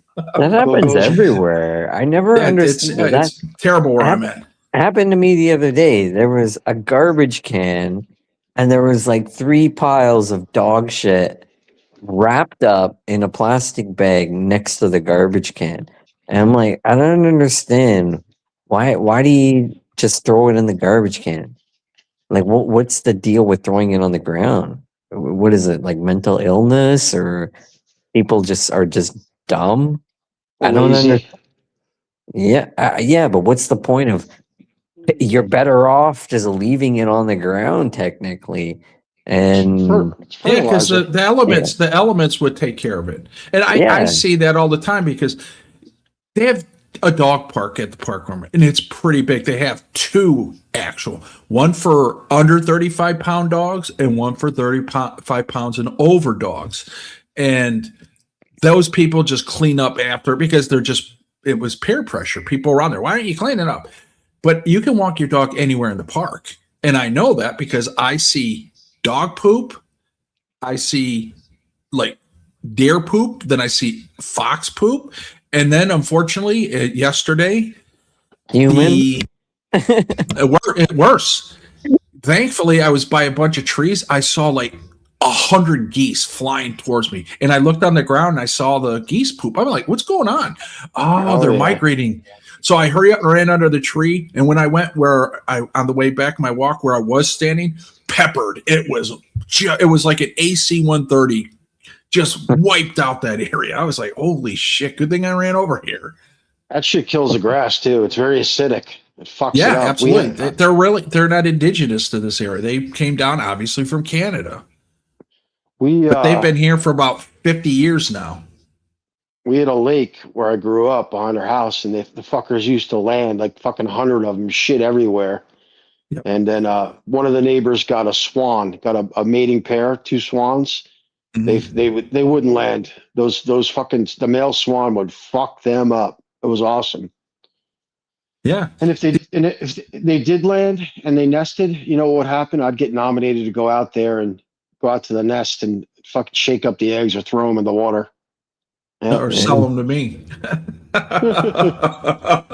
You know, what's funny is I was like 11 years old, and I would have to go over my uncle's house every week, Friday, Saturday, come back on Sunday. I was like, oh, and it was just torture being there, you know. And so I was out there, and 2 Canadian geese, they were named Heckle and Jekyll.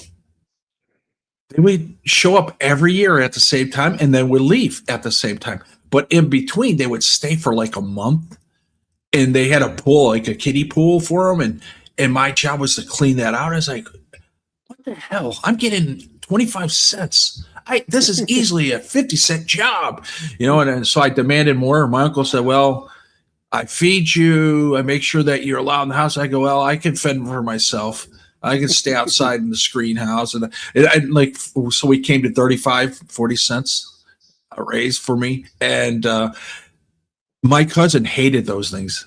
And he goes, I'm moving out. I'm finally had enough. Those damn 2 geese finally pushed me over the edge. I can't get sleep. They're always clacking and yelling, and you can't walk back there because they'll chase you away. And I was like, I walk back there. They never bother me. Then again, I always like had a wiffle ball bat. They come by me, I was going to whack them.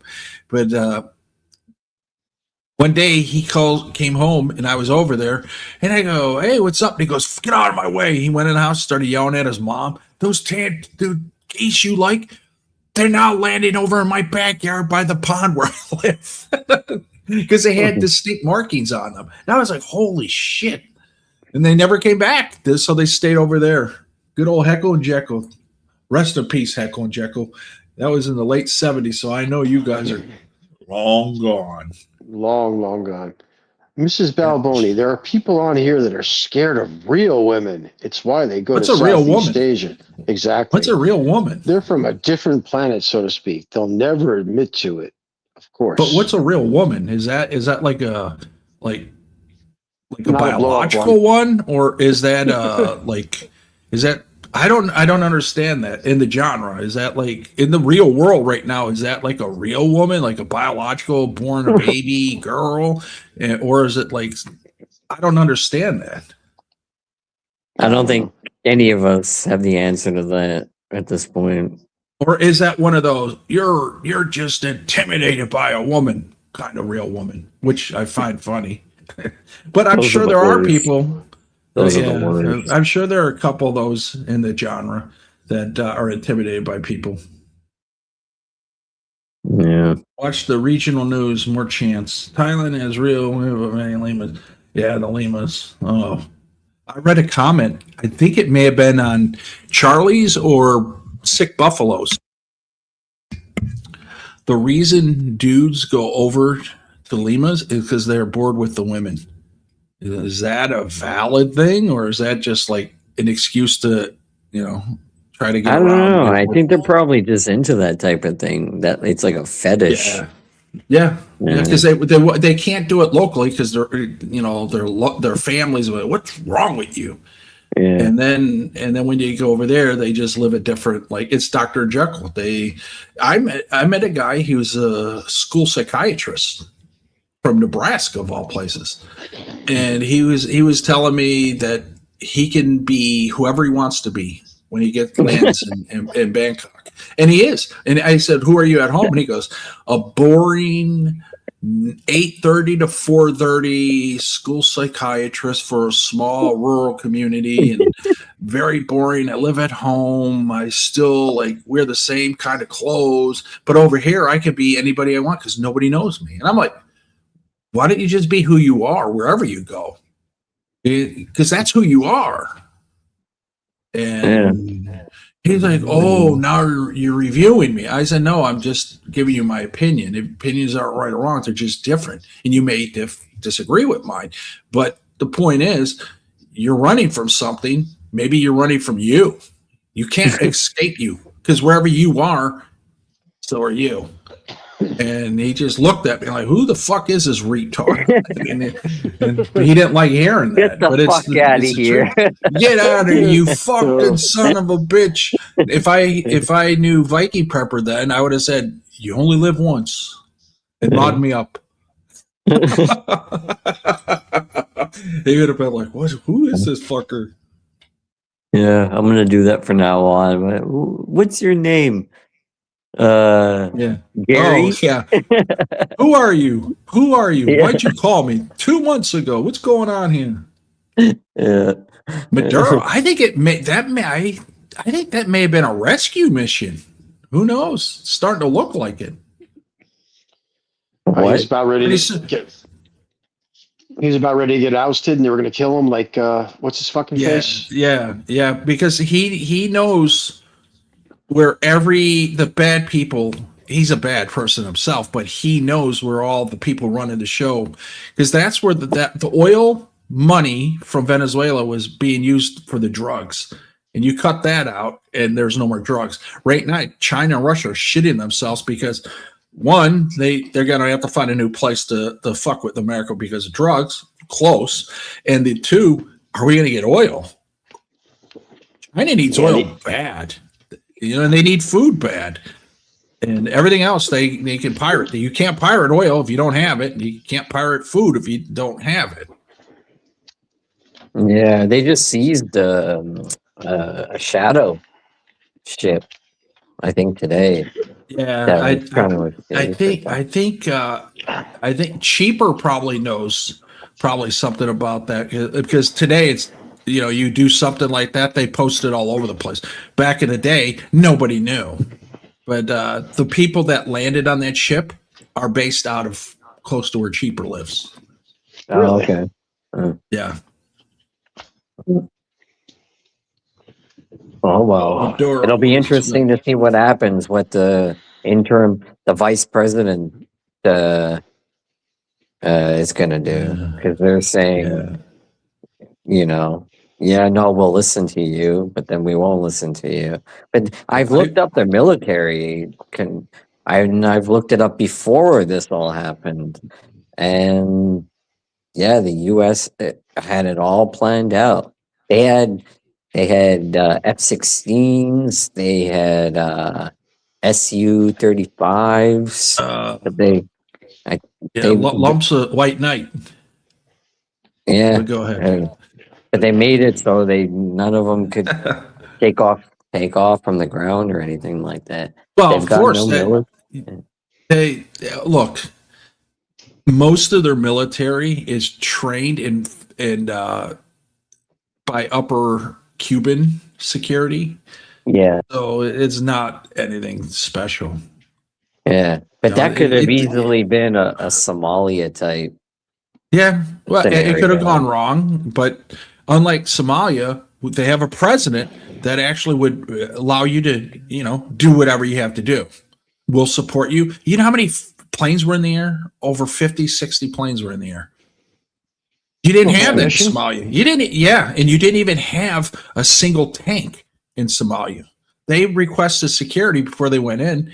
And Clinton said, "Oh no, we can't do that. This doesn't look right." That was the beginning of going through. Well, they always did do this, go through JAG and the Pentagon to get the legalities of stuff. But that's when it really got bad, where you had to call up and say, "Hey, is it legal if I defend myself in this country?" You actually had to do things like that. We sat outside during the Somalia time. We were in Haiti. It was Haitian Vacation number 1. We were Haitian Vacation 1, 2, and 3. I was on 1. And we sat out on a beach on a float with the Marines. And everybody had 223 rounds because they didn't issue us real rounds. They gave us blank adapters. Can you imagine being sent to a hostile environment with blanks? Oh, That's Jesus. when people knew about Clinton. That was the beginning of the end. And that's how it works. You're going to have good leaders and bad leaders. And Reagan gave us, I think, per person, 500 pounds of training aid. And by the time Clinton was 2 years in, we had, I think it was 100 pounds for the entire battalion. The battalion's what? A couple hundred people. So you knew where the money was being diverted from the defense, which I'm not a fan of a lot of money for the defense. The Clinton Foundation. No, Yeah, I wouldn't doubt it. It probably went there, or Jackie Chan, whoever the guy was that funded their re-election, and they sold the rocket lifting technology over to China. China was their rockets would go about 8 feet in the air and they'd fall down. We had better success with Polish cannons when we were kids. And then all of a sudden, now they can lift off the rockets thanks to Clinton. Yeah, I remember they made. It's low grade oil. It's like 4th level oil. It's really sludgy. It's not even that worth anything. But the Venezuela stuff. Yeah, but there's a lot of it there. Yeah, they don't have they don't have the means to take it out of the ground either. Like, it's going to cost a lot of money. They said they'll reimburse the companies that are willing to go in, but who knows how it's all going to work. Well, it's going to work is Monster in Peru. Peru. Michio Pacu. I forgot what the other. It's worth hiring. I don't know if you'll go on a hot air balloon, but get an airplane, hire an airplane ride and fly over it, and you'll be like, wow. And if you can, even go to, I think it's Chile. Chile has the, isn't it the Rainbow Mountains? No, that's in Peru. Ecuador, Peru. It's Peru. Yeah. All Yeah, those are. yeah. Nah, it's not the gay rainbow flag thing, Sean. It's the mountaintops that have all different colors and stuff. It's No, I was just thinking not- about the yeah. chili thing. It's like, all right, sorry. You know me, guys. That's the plan right now. It's literally. Are you? how Are many you? months Is away? there going to be? Is there going to be a ya there, or is there going to be a Spanish version? I think Yaya will make an appearance for a portion of that trip. Yes. Yes, she will. Yep. She will meet me in Ron Lima. posted when you were walking upstairs to look at the locked door on the roof. Mhm. Ron posted that, let him know because he can fly Arissa in there because she doesn't need a visa for that area. Yeah, no, He'll meet up with you. It'll be a good trip. Yeah, no, Peru and Panama, they're both spots that the Thai girls don't need. Thai women, visa. not Yep. girls. Thai mature women don't need Yeah. visas. Yeah. And Yaya is more than willing to make the flight. So Yep. what the fuck, Anything you know? to have that stamp in the new photos in the bragging post. Oh God, yeah. How many of her friends have ever been to Peru? Please. Yeah. How many even know of Peru? She never heard of Machu Picchu before. I Oh, a texted lot her, of people haven't. I said to her, I said, I'm thinking about maybe doing this. You know, you willing to take 3 flights for 30 hours to get there? She's like, I Yeah, like to no travel. problem. No, exactly. It's like 7 hours. The flight, it basically goes to fly from Bangkok to Doha, Doha to Madrid, Madrid to Peru, to Lima. 7, Wow. 7, and That's 13. actually not such a bad idea. It's Switch it up on them because they think that whenever you come over, it'll be like a it's 2-hour nothing. flight. Yeah, And it's and like, I'll you realize I just spent 30 hours on a fucking flight. but Sean, she already travels, so she knows She knows. Southwest Asia. But I remember I was asking someone, what's closer, New York or the moon? The moon. What? Really? Why? I could see the moon. That's the logic and mentality. And you can't fault them for it because they don't know any better. People really think that people are flying in on like, oh, I'll be there in an hour. They think, okay, you say I'll be on Wednesday, but you leave Wednesday morning, you're there Wednesday. They have no clue that it's a whole day for people in the States. Yeah, you got to let them sure. know. I won't have Wi-Fi, or I'm not going to be on the internet for the next 2 to 3 days. Huh? It's like, I don't even know why the fuck I'm going. Like, Yeah. It's weird. But I'm thinking about going to Greenland. That'd be cool. They have a cruise actually, like a 12-day cruise that goes out of, I think, Boston, goes up to Nova Scotia, Newfoundland, does Iceland and Greenland, and comes back. Yeah, it'd be good. The cool thing is, I can say, well, the Vikings didn't fool me. This is all full of snow. My cousin married a guy in the Navy, and they were stationed there. And I remember I would always go to the post office for my aunt. I would walk and deliver, and I'm like, Greenland, let me do some research. And I go to a library because we didn't have the internet back in the late 70s. So I'm at the library of Greenland. Oh, that's the place where the Vikings switched the names. So they thought Greenland, let's go there. Iceland, let's go there. Either way, you're in a shithole. But I'll be in Iceland in September, Reykjavik. So that's my last. Yeah, for us, it's a 5+ hour flight, and on the way back, it's 6 hours. That's where I'm going to end. So I take the longer flight there, get it over with, and on the way back, I'll have the shortest flight. There we go. Yeah, definitely. It's on my bucket. I'm done. I'm done for Asia travel for a long time. I think, isn't that? It's pre-COVID days are over. The good thing is the January 1st they started the new rules in Thailand. And you're walking down the street and a bar girl sexually assaults you, you now can press charges, and vice versa. So all you clowns that go to these bars and get drunk and you're like molesting these women, and which seems to be a normal thing. You see them when you're walking around. They're gonna figure out. The locals are gonna figure out they can make quick cash, like the Filipinos figured out. They can. Oh, he hurt my feelings. That's slander. We're gonna get like 500 pesos out of you.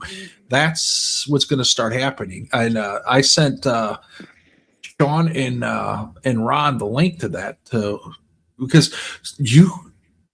Even to each other, even to like the tourists, You're bitching with each other, and you say something that hurts someone's feelings. Like Colin headbutting Ron. Colin would be in jail and then kicked out because you're doing minimum 30 days, and you're going to probably be kicked out. And if you get kicked out, they're going to blacklist you. All these law firms are like putting this out ahead of time because they want the clients. They know that they're not going to be able to defend them, but they'll take their money.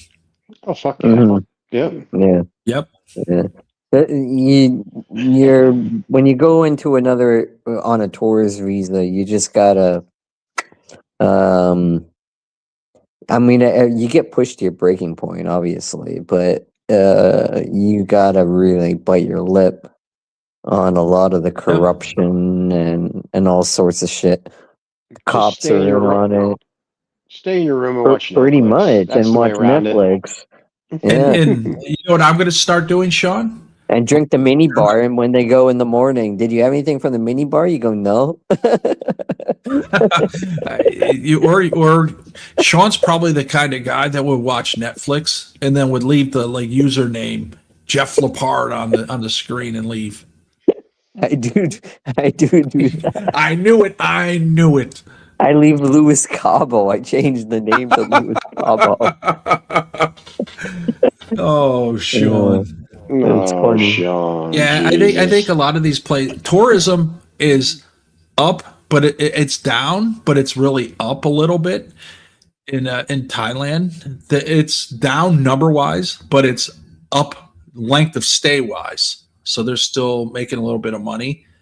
But the Chinese are kind of like, fuck you. And I was looking at the stats, and the Chinese were told not to go because they lost face with Thailand. But the real reason that they're people exiting or saying they're not going on questionnaires is that like a celebrity, a Chinese actor was abducted, and they were afraid they were going to get abducted. I'm like, look, if let's say Johnny Depp gets abducted, and I'm like, I'm not worrying about getting like kidnapped because Johnny Depp was kidnapped, but that's the mindset of a lot of these people, and it scared them, and it benefited me because when I was there in March, there were no Chinese, there were no Indians, there were just Aussies from for a teachers convention. They were there 3 days. They were having the time of their lives. I go, do you guys know Dave the Dasher? And they're like, who? I asked them, they knew Exit, Dave the Dasher, The Watcher. They were like, are these real names? I said, yeah, these are real names. Yeah, like, what? Thailand wasn't so bad, but Japan is still, and Korea is fucking really bad. They're obsessed with fucking. They've opened up the floodgates. They're letting in the Filipinos, the Malaysians, the Chinese, and they're all this K-pop shit and whatever. It's wrecked the economy. I'd rather go back to where it was pre-COVID, where they just would discriminate against me and go, "Are you gaijin? Yeah, okay, Yeah, come on in. Yeah, come on in. You fucking foreigner piece of shit motherfucker. Yeah, you Yeah, come now in. it's we take the your money. you're a foreigner piece of shit. Get the fuck out of here. Yeah. It's because and I'm like, And then the new laws, I guess they're following the West with their feminism and their laws. Now, trust me, you shouldn't be molesting people. I don't give a fuck where you're from. You shouldn't be doing that. Mm-hmm. Is that recorded? Is that recorded? Probably. The laws are now trying to prevent things like preventive. Like you could tell a woman's involved making these laws because they're always like. I remember a lady, you don't know what it's like to walk in a parking lot and every man want you. I go, neither do you. I didn't mean it the way it sounded. I meant it like, neither do you, because not everybody wants you. But it came out like, neither do you. But these people are afraid to walk into their car, so they want society they rather have security over liberty. And you could tell, and I get it because women were born and they're supposed to have babies. They got to make sure the babies are safe and they grow to adulthood, blah, blah, blah. But men aren't like that. We're troublemakers. We're chance takers. 103 baby boys to 100 girls over the world's history for a reason, because 3 more are going to die or get maimed or be useless or be unemployable. Now I use that word for the babies. But yeah, that's how it works. Yeah. It's society is one big fuck up. Well, That was it's going to be a global. It's going to be one big global society. That's what the powers be want, and that's why America is under attack the way it is with bullshit. Look today, an asshole drives her vehicle, try to run over a federal officer on a task, and people are out there. He murdered. No, you try to run the fucker over, and guess what? There's a saying now that's pretty popular: fuck around, find out. Well, you're 37, and now you're not in heaven. Dead. That's it. Yeah, you're dead.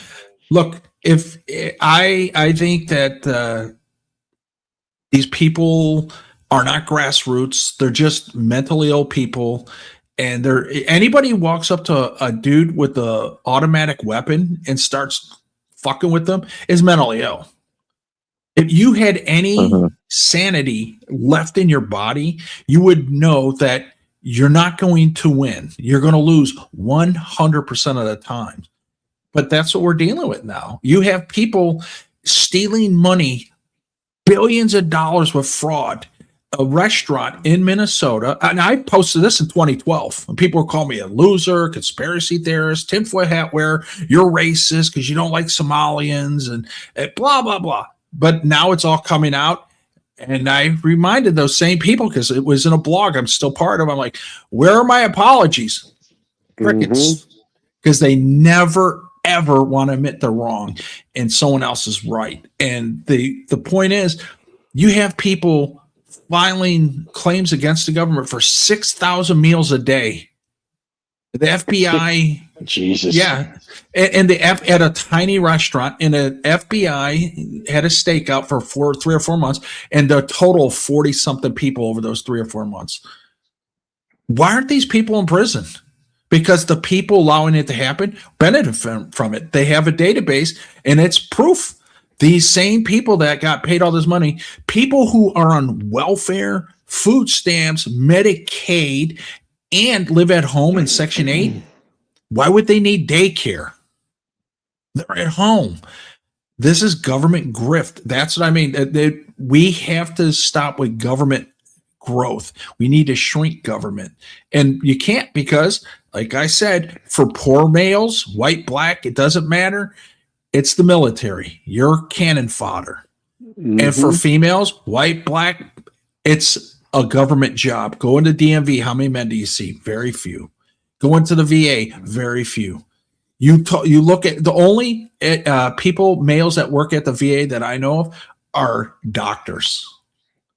They're doctors. They're actual doctors, and they're only there to get their student loans paid off, and then they bolt. The second it's paid off, they're gone. And I don't blame them. I don't, because who wants to pay back $700,000-$800,000 when you can just do 4 years and get it paid? Yeah, a lot of practitioners are like that. I heard like the emergency rooms are the worst. Yep. They know because the hours are so long and the overtime is so bad. It's like being in residency again. If you're working 80 hours and you're getting paid like minimum wage, you know things are bad. Yeah. And the worst place ever for that is Boston General. Trust me. Hopkins was pretty bad too. Yeah, everybody I've known that did their internships and residency through Boston General have nothing good to say about it. Nothing. But it's one of the best in the world, because guess who's doing it? The Harvard guys. All the guys from Harvard. And they have nowhere to go. They know, just put up with it. Like it reminds me of like Winchester on MASH. Top surgeon, in a MASH unit when he should be at like Boston, or he should be in Tokyo at the very least. But he's at the MASH unit, and it pisses a lot of guys off. You're busting your ass to get great grades to get into these elite schools, and they pay you pennies on the dollar. And you're getting the best care, and these guys are like just starting out, and you're getting better care than the government doctors at the free clinics who are alcoholics, druggies. Yep, interns. That's the scam. Yep. People they really don't understand what goes on with our government, with governments in general. So I always laugh when people say, "Oh, the government to protect me." Nope. It's usually why you need help. It's because of the government. Yeah, what is it? 48 hours. It's 3 days, 48 hours where they say something happens. You got to be on your own. I go, no, trust me. No one's coming after that. Yeah, they're not coming. Look at Katrina for a prime example. Bodies laying on the ground. I was looking at footage. I was like, am I in like Poland in the Warsaw, era? Am I in like the Middle East? Am I in Central America in the 80s? No, that was Louisiana.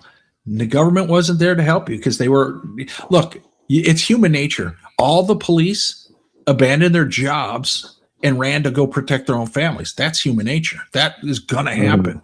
And I remember a nursing home. They would not open up the nursing home, let the patients out. So all the guys that were cops and had family members there just said, "Fuck you! I'm going to go rescue my grandma, my mom, my dad." And that's human nature. We did civil tests, and they had to change the name. It originally was called the Waltz Across Texas, but if you abbreviate it, it's called TWAT. And the asshole who put it together was a Filipino, and he had no clue what that word meant. And I was like, "Holy shit! Who put this together?" And it was the guy right out of ROTC. So they just changed it. Other than that, he did well putting it together. He just didn't understand the abbreviation. And we were staying in barns that like sheep were roaming in, cows were in. And we learned that the average person, you're done. You have no chance once the shit hits the fan. You think you are. You think you're going to be at the house and just stay in there. You have glass. If they want to get in your house, they're getting in your house. And if they can't get in your house and they're pissed off, they're going to burn you down, because if I can't have your goods, you can't have them either. We're on to the next one. That's why I told my neighbor, he was like, "Oh, we got over 1 million rounds. You on one corner of the house, me on the other, my dad." I said, we last like 6 hours at best, because eventually those roaming gangs and trucks that they steal, and they're shooting weapons in the air. You see on these movies from the 80s, Central America, that's what's going to happen. And when those people get there, they're just going to burn down your house because they don't care. That's just the only thing you can do is grab bags don't work, but like pre-plan, maybe live in it sucks if you have kids, or like live in like a cul-de-sac or something. But like if you look at the 92 LA riots, look at what the Koreans did, because they were all conscripted. They knew how to fire a weapon. Yep, and they knew how they had training with military style weapons and how to work as a small group, a platoon, a squad level. They had that training. You think your neighbor who's playing Xbox all day or live streaming all day or like whatever he's up to is going to be able to work in that element? Nope. Everybody's going to be looking. Look, the prime example is Thailand when the tsunami hit. Everybody was looking around. They were like, "Oh, look how great that is. Look." And then they're swept away. They had no clue. You know, it's just human nature to just be curious of things. And when you stop to look and pause, that's when you're going to get killed. You got to keep moving. You got to get out of there. And there's nowhere to go. For me, there is. And I know, and I said it many times, I'm going straight to Joint Base MDL. Why? Because that's where the military is. That's where the food is, the medicine, the weapons, the ammo, everything's there. You get on base, and I'm trained. I can be with them. And, "Oh, hey, you're going to issue me a weapon? Good. I'll take this one. Here's my 0. I'm done. Let's go." There's nothing else they have to do. They're not going to just let anybody on base. They're going to close it down. And if you try to get on, you're going to die. You're going to die. Yeah. When did this come out? We're talking about the end of the world. Is that what this is? No. This is the reality. When people think that they're going to like come out like Mad Max and they're going to be like, whatever, Rambo or whatever. And it's not going to be that. You're going to find people killing each other. This ties into my nature channel. I think we should learn how to live off the land. I'm going to go on the Appalachian Trail when it happens. And I'll bring my bow and arrow, and I'll survive. I'll be the last one alive. Yeah, unfortunately, you'll probably be fined for having a bow and arrow. They'll find a way to find you, even at that time. I'll have my knives. I think the trails. Have you ever been on the trail up in your area? Up in the north part? I've done a good part of the trail. I've done up in New Hampshire.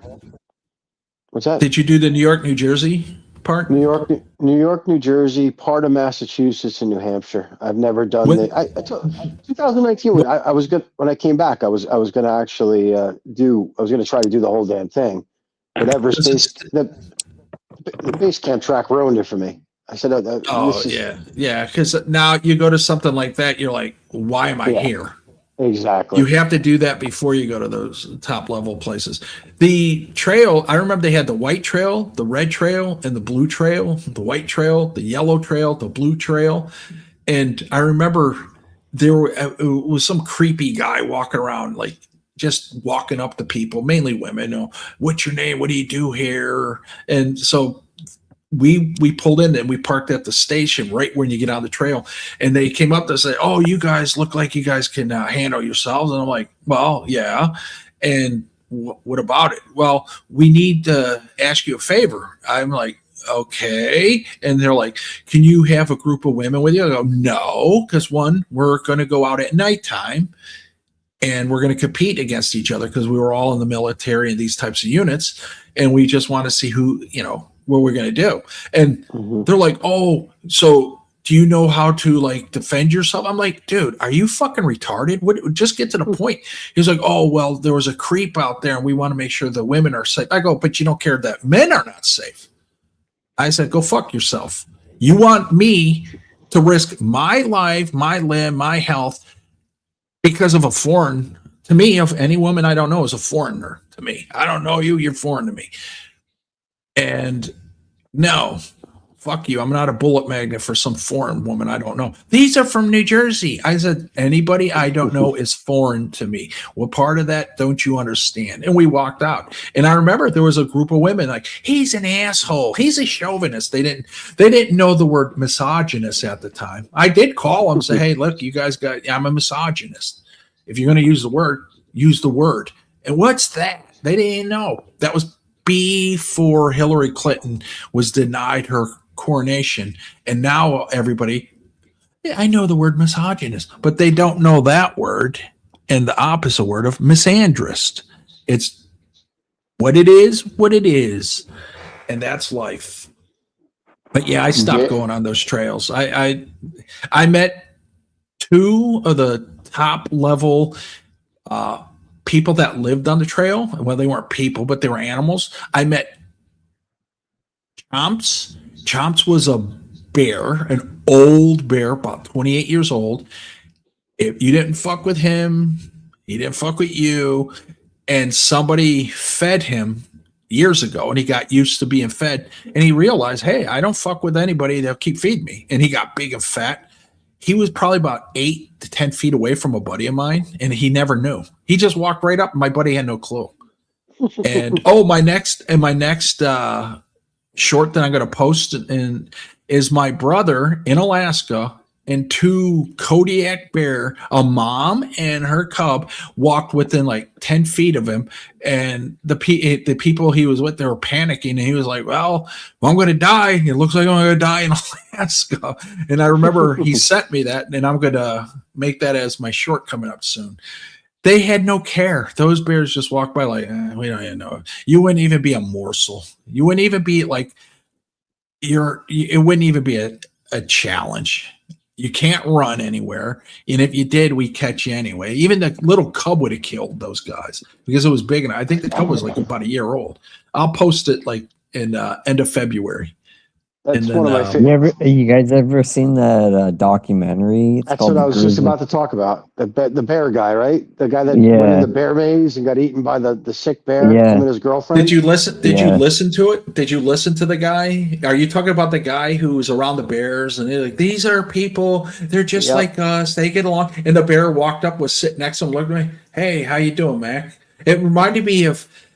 We're old enough, Monster. I don't know if Sean did, but remember the cartoon of Bugs Bunny thing. when the dog, the sheepdog, and the coyote, Wile E. Coyote would meet, and they were like, "Hey, Mac. Hey, Sam. How are you? Okay. See you at the same time tomorrow." They fight the whole day.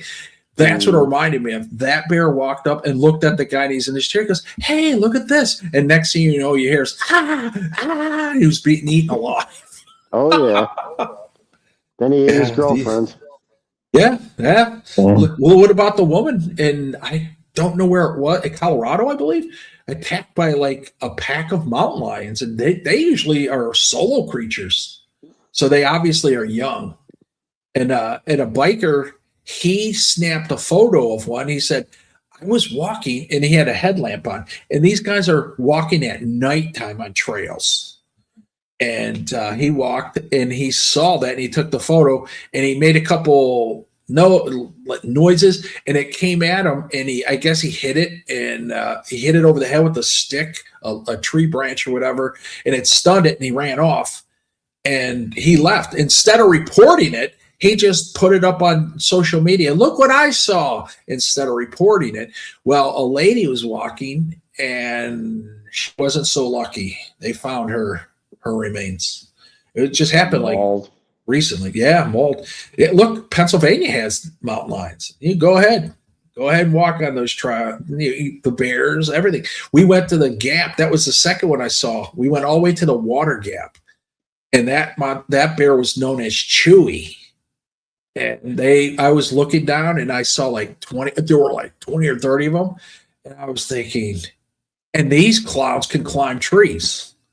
You're not going anywhere with these things. You have to just look. If you're going to go on a trail, you have to accept that you could die. Look at the 3 Rutgers students. What was it? Just before COVID, it was springtime. The bears were just coming out of hibernation. They were all walking with flip-flops on. They were all Indian guys. They were all wearing flip-flops, thinking they're like having a great American adventure. And their game plan was, if we're attacked by a bear, we'll just separate and run different directions. That bear killed all 4 or 5 of them. People don't understand. You're not outrunning a bear. He can go about 30 miles an hour uphill for short spurts. Mm-hmm. Go ahead, think you're doing that. You're the fastest college football player. I think they were saying he was running 20, 21 miles an hour at a short spurt. He's still 10 miles an hour slower than that guy. And you're not beating that Jeremiah Smith. You're not beating these like top wide receivers in a race. The bear is. Yep. Sean prefers those sexy cougars. the mountain cougar. Yeah. But hey, look, if you go on those things, you're taking a chance. You spray. Look, I had a good buddy. He went cuckoo. He's now back in Jersey. Monster used to work in that town, and well, allegedly, and he didn't, but apparently everyone thinks he did. Yeah. Well, he's from that town. He's back there, and he had heat exhaustion. And I was like, dude, you were trained to hydrate a week before this event. Obviously, you didn't. And then he finished last night's pizza. So he had heat exhaustion, and he was throwing up everywhere. And I'm like, oh. And he goes, what am I going to do? I go, you're going to die. He goes, what? I said, yeah, I'm just going to walk and finish my end of the hike, and then I'll go up and get people. No, I didn't say that. I told him, I sat him down in the shade, and then I walked up. I got onto the road over the hill, and I knocked on the first door I saw. The guy had a shotgun out the window. keep moving. I said, okay, but as I'm walking away, I'm going to tell you, my buddy has heat exhaustion about a quarter mile from here. Could you at least call 911? And he did. He called 911 because the car went flying. The cop stopped. He goes, are you the hiker in distress? I said, no, but I'll take you to the guy. And then we went there. And we were down at Fort Bragg about a year later, and we're speaking to the top brass for the special op unit. And he goes, in my days, I've never ever thought being ill prepared would ever happen. And it never happened to me. And I'm like, what? I literally in the middle of talking, I said, what? And people looked at me. I said, tell them about the Appalachian Trail. And he goes, well, that doesn't count. And then that's where it ended. And then afterwards, a guy that was there, Major, I served with in Saudi Arabia. So he pulled me aside. We went to his house, both of us, but he pulled me aside before we went. He goes, what happened? I said, well, we're going to go to your house. Why don't you ask him? But if he doesn't tell you, just know heat exhaustion was involved. He goes, oh, there's no shame in that. And then he did confess to him. He said, yeah, I did it. He goes, why would you say that? And he was like, well, we wanted to win this contract. It was a contract to build their network. And he didn't have the contacts I had to get on base to get to these people. And this was pre-COVID, pre-9/11, pre-everything. So you can get on base. He just couldn't get to the people that were in charge that spend the money. And I knew the people through that Major. And he got down there and he got the job and he did that for a while. And then he went bonkers and ended up living homeless, living in Winston-Salem, North Carolina, and on a cot in the back of a bar. Oh, at least he got his shit together. He got back home. Rock marches. Holy cow. That's all we ever did. But ours were forced. You had time limits, bastards. John the Sheep. Whoa, I'm not going to read that. What happened? No. Yeah. Is it a bad one? Is there ever a good one? No. Is there ever a good one about you, Sean? Is there Shaun the Sheep song panel? Oh my god, that's great. Yeah. Yeah, exactly. Well, Charlie's in India. I think he's on a visa, get back in. So he had to leave and he's decided to go to India. Why he didn't go to Cambodia, which is right there, and less money, less stuff. Anyway, Charlie's under the impression he's going to go to India like whatever that Boulder guy was who blew up. That's Charlie's mentality. He thinks he's going to blow up. The days of blowing up are over, and there's no more blowing up. Nobody gives a shit about YouTube. He doesn't have the charisma that guy does. Yeah, but you don't have to have it. You could just walk around and go, and blow up. But even those days are gone. Nobody cares about YouTube. And people watch YouTube over TV, but they get bored and they move on. Mm-hmm. Baldwin bankrupt or whatever. But he didn't even know how to open up his phone. And I was like, yeah, he didn't know how to open the SIM tray. Well, he did. He just was panicking. All he had to do was go find AIS or some store and just say, hey, do you have a PIN? I can open this up. And nope. So, or just get an eSIM. Get an eSIM and you don't have to open it up. But to be fair, he did say he didn't get his first smartphone until 2018. I think I heard that correctly, 2018. So I wouldn't put it past me. He picked up the Apple 17. I think Apple that's what he's using now. Apple 17? iPhone 17. He just bought a new one. Yeah. Wow.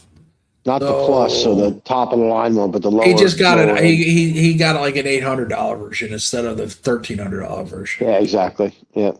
He can still get an eSIM though, right? Yeah. Yeah. Oh yeah. eSIMs have been around since like before the iPhone 11. Yeah. No, even before that, because I have the iPhone 11 Pro Max, and that had eSIM. I got that in 2020, but it was a gift.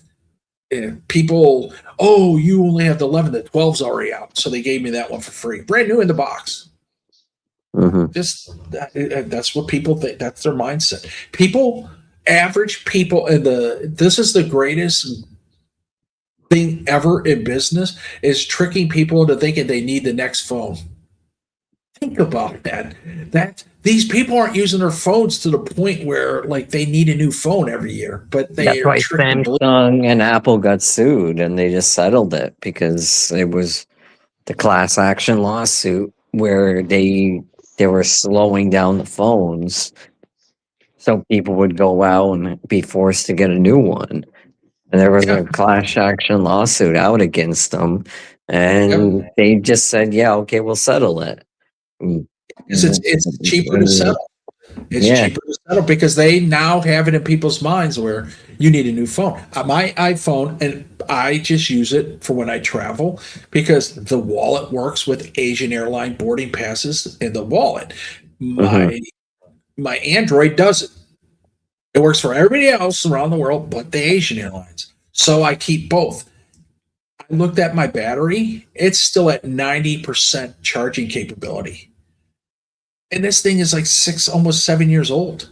I'm always going to have it just for my Apple Wallet for that trip. I don't need a new one, but they made it impossible to take off the back and put a new battery in. Yeah, that's what the lawsuit was around. And that the EU had a good thing. They sued and said no more Lightning. Everything's got to be USB whatever 2.0 or higher. And the charger has to be the same too. No more it's gotta be changing C. the charger. Yep, You it know, has to be C where it goes across the board for everything. You can use Apple, you can use Android, you can use whatever you want with that charger. The USB-C's works for all of it. They have proprietary with their Lightning version.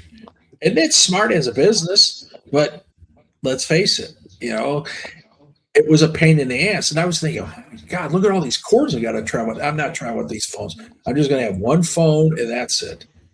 Yeah, I've got one and I have one backup. And, I have the back. Well, you have one you have your banking on, which is not going to be used. And one you do with everything else when you're there. That's how it works. And I wouldn't even have that if they can download the boarding passes into the Apple Wallet or the Google Wallet, and it won't. It just doesn't work. And I worked with them for about 3 months, and finally they just abandoned it. They're like, well, just take a different flight, take a different airline. And I'm like, it's not an airline. It's the geographic area. It's Asia. It doesn't work there, but it works in the EU because I flew out of Ada Air and no problem. I'll be darned. It's just something with Asia. Asia doesn't like Apple for some reason. Yeah, I don't know. Something to do with iPhone. I don't know whether it's China or what have you, but yeah, I find that there's pros and cons between Android and Apple for different things. Yeah, that's why I have one of especially each. I have one of each because it saved my ass a couple times. And at the airport, I was in Udon, and this is when I found out about this. My boarding pass in my wallet my name didn't match my passport, and I'm like, "What do you mean?" I looked, and it left off 2 letters in my middle name. Yeah, I'm like, "What the fuck?" And so I luckily the girl I said, "Look, this is," and she kind of looked at it, let me in, but I knew they weren't going to let me on the plane because that was where the actual employees are. She was just the first line of defense. And then when I got up there, I said, holy shit. So I had my other phone and I downloaded it and it went in and I had it and I showed it and the guy goes, okay. And then I showed him the other way. He goes, oh, you wouldn't have been on. You would have had to send you back downstairs to go get that fixed. And the plane would have been gone. I would have missed the flight. I would have pulled a monster. Air Asia, who the fuck are you? You fuck you, the door's still open. Go fuck yourself. I got pizza, real pizza here. Yeah. Little Caesars. No. Yeah. Oh, Sean. No. When I was in Bangkok, the hotel advertised now, it all connects to your phone now. The TV, Netflix, the curtains, the do not disturb, whatever. But then after you book and then you get there, they go, oh, it only works with iPhone. Yeah. And I'm like, okay, well, I'm on Android. I didn't bother changing. I just did everything manual. I didn't want to connect to all that shit anyways, to be honest. Yeah, it's weird. It's absolutely fucking weird how you need two different operating type phones when you're there. Everything should be like compatible, but it's not.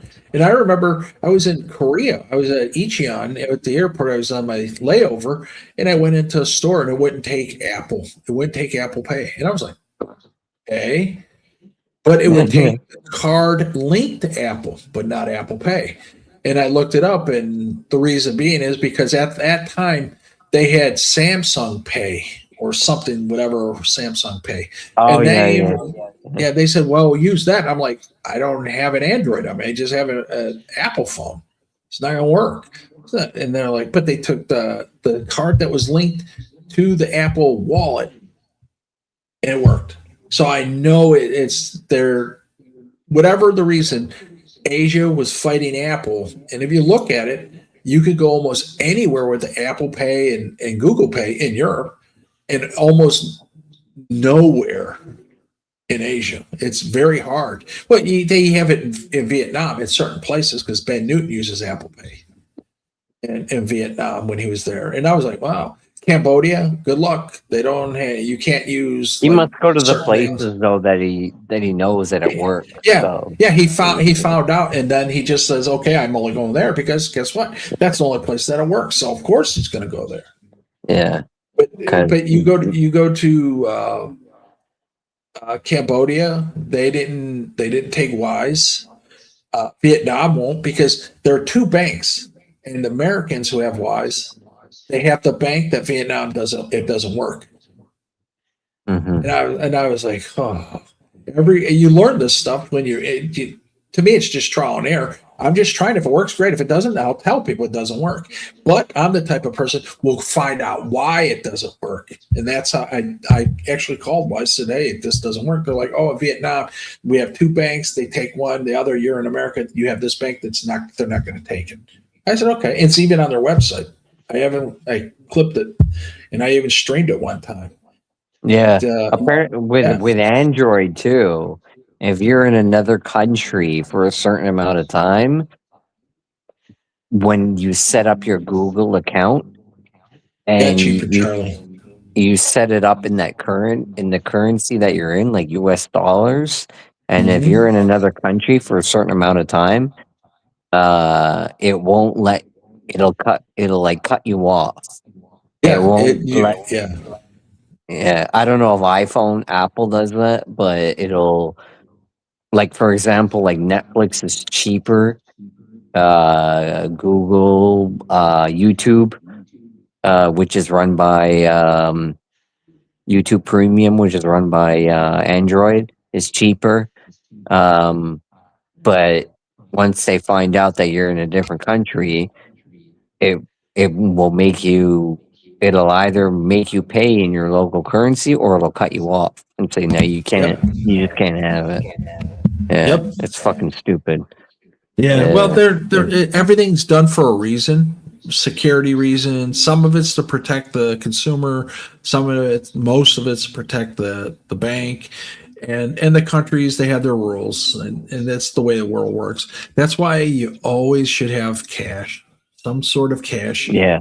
And I'm never gonna, unless they do it with cash 100%, where you can't use it anywhere. I'm always gonna have cash. Gotta have it. Yeah, exactly. Cash is king. I needed cash when I set up my hotels in Vietnam. I asked them, "Do you need cash? Do you take this?" And they said, "Nope, cash for a deposit." Mm-hmm. That's how it works. Even some places in Bangkok, same hotel chain, less than 2 miles down the road from each other. One takes a card with a chip and one doesn't. One ATM takes it with the chip, one doesn't. But to be fair, they just wanted 1,000 baht. That was it. Only wanted 1,000 baht deposit. Yeah. And And a lot of times their machines don't even work. I went in to I forget the name of it in Bangkok once, 4-star, and they said it'll be 2,000 or like 1,500 baht, or not more than 2,000, for the security deposit. I said okay, yep. and it wasn't reading my card. And this was, I was giving my good card, like the card that I knew that would work, and it was on there, and the machine wasn't working. And after 2 tries, she just went, "Don't worry about it. It's okay." So they don't care for the most Yeah. part. It's like when I me was and in a- Monster were in Pattaya, and they said, "Oh, you're staying in separate rooms. That'll be 1,000 baht each, or something like that, for security deposit, and we only accept cash." I go, "Well, I only got cards on me." He goes, "You don't have any cash." Monster goes, "You don't have any cash? You don't have any cash on you? What the fuck's?" I go, "I spent it in the taxi." I go, "I'll just go outside. I'll go to the machine. I'll be right back." Monster turns around. He goes, "Look, 2,000. Okay, that's all you're getting. We're not gonna do anything stupid." And they went, "Okay, okay." Yeah. It's weird. But look at Souths. All 4 different cards have been hacked. Yep. It's just weird. If you can use cash for everything, and if you can top off your card, doctor, no. So top it off. You buy your bot, like when the bot's high, you buy it. And then you have it, and it's all topped off. And then when you get there, and then all of a sudden everybody's getting 30, and you have 34. It's doesn't really mean much. Who gives a fuck? To a certain extent, that's my mentality. Yeah, It's not like I'm taking out. I'm not doing $5,000, or 10 grand at a time or anything like that. It'll be No. like $500 or something like that. Yeah, And that'll work. Just I was trained in the day, $100 to get you out of the country. That was in the 80s, so you got to add a 0 to it. Always have a minimum of 1,000 so you can get out. yeah, That's how it is. they've always had that stupid. Boogie brings 10,000 travel cutlery with them. I was thinking about bringing a small pan so I can cook in the suite. Make my own eggs the way I like, not the way the hotel omelet station makes at the egg station. You'd be Although they're surprised how okay. good some of the eggs are in well, it depends. Thailand, I think. If it's a Western chain hotel, they've got pretty damn good eggs. Oh yeah. Oh, absolutely. Japan. No. Yeah. Good luck. Good luck. Good luck on that I one. looked at one look. Same in Hong Kong. I looked at the egg station, and I went, "No, thank you." Yep. It was weird. Even in Udon, the egg station was kick ass. Granted, it's just a fucking fried egg hard. Right. They Yeah. did it right.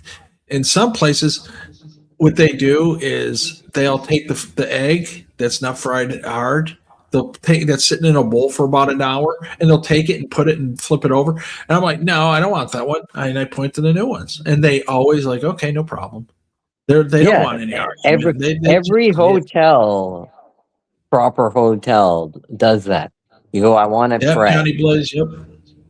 Yeah. They'll You know, have it's- the egg sitting there, and you go, "No, make me a fresh one." Yeah. And the chefs will go, "Okay," because that's I his have job. never seen anybody take one of those eggs that was sitting in a bowl or in a dish that everybody looks at it and then they say, "No, that one." Why do I've it? They seen all already the- know. I've seen people take them. I have never seen that backpackers once. Oh well, those and people they're not people to me, the backpackers. They're just yeah. they're ripping somebody off some way. So they're gonna take an egg. no I'm matter going, how what. the hell did you get into this hotel? Yeah, Or something. exactly. And Yeah, well, yeah, a lot of the backpackers have trust funds. They're just like yeah. want to go out and live a way of life for about 2 years before their family makes them come home and work. That's But just at how I least get that. have some life experience and know that. Yeah, that's true. That's true. I don't know. Ask for an egg. Ask for a proper fucking egg if you're gonna be Yeah. in there. You know. And And you don't- can pretty much get an egg anywhere you go. You could be out in the middle Yeah. of nowhere, and some way, somehow, somebody show up with an egg. Yeah. It's just how it is. But it's weird because that hotel, if you book it, they'll like, and you have a very good breakfast. It was like $35-40. I'm like, I'm eating 4 eggs. That's $10 an egg. No, Yeah. I'm not paying that. That's just at that point, that's principle. You just don't. But that same hotel, if you don't book it with the restaurant, you can get that for I think $12 the breakfast Yeah. if you pay Yeah. there. Yeah. And matter of fact, the one time the hotel just said go in there, don't worry about it. And I went, all right. I went, and they never Yeah. said anything. Okay, I've had that before. Yeah. yeah, And sometimes when I've gone up to the front desk and they go, "Oh, you book blah blah blah room, and well, you haven't booked breakfast." And I go, "Yeah, exactly. I'm not. Viking. I'm not interested in. I don't think I'm gonna have the breakfast. It's okay."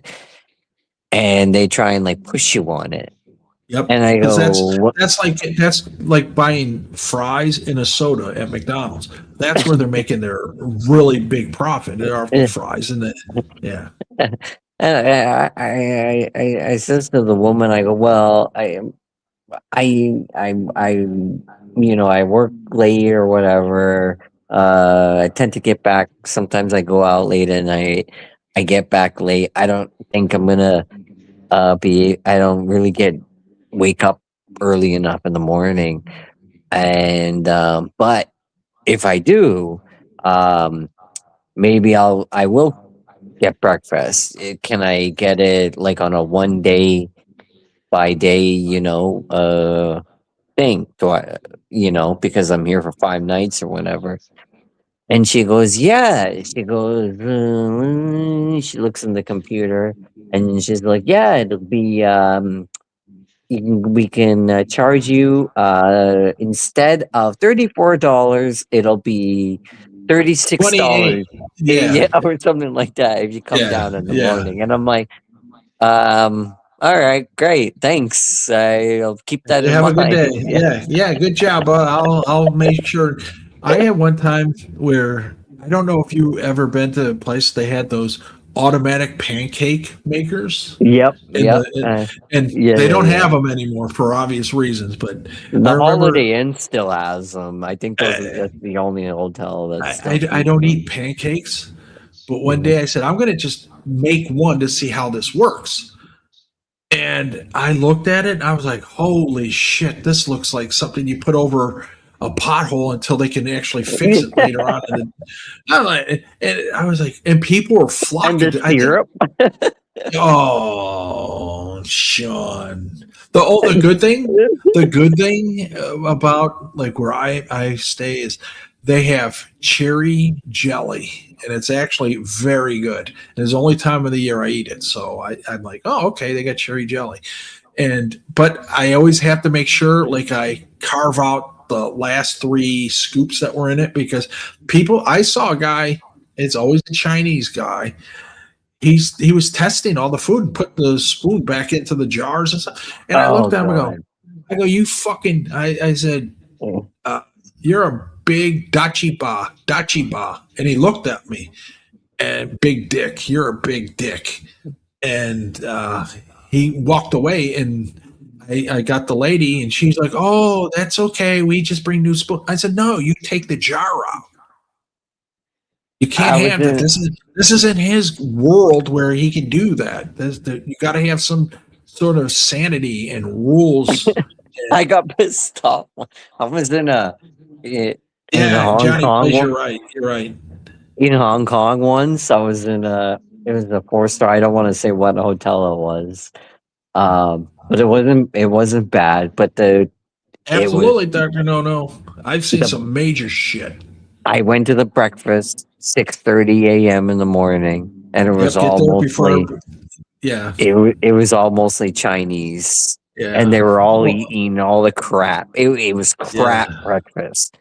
Yeah. They didn't even have It's like a usually proper that Cockney shit the Thais eat. Their yeah. porridge. It was like noodles and yeah. all this type of shit.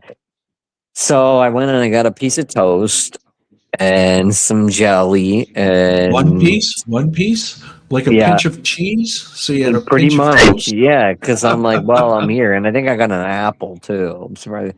And I My name sat down. Apple. My name Apple. What's your name? Yeah, and I sat down, and there's this Chinese guy next to me talking on his phone out loud. I'm sitting there eating a shitty piece of toast, and he's just munching away on all his food. And I notice, and I kind of look around afterwards, and no one's like Yeah. picking up their plate afterwards and putting it at the tray at like the where they take it away to clean or whatever.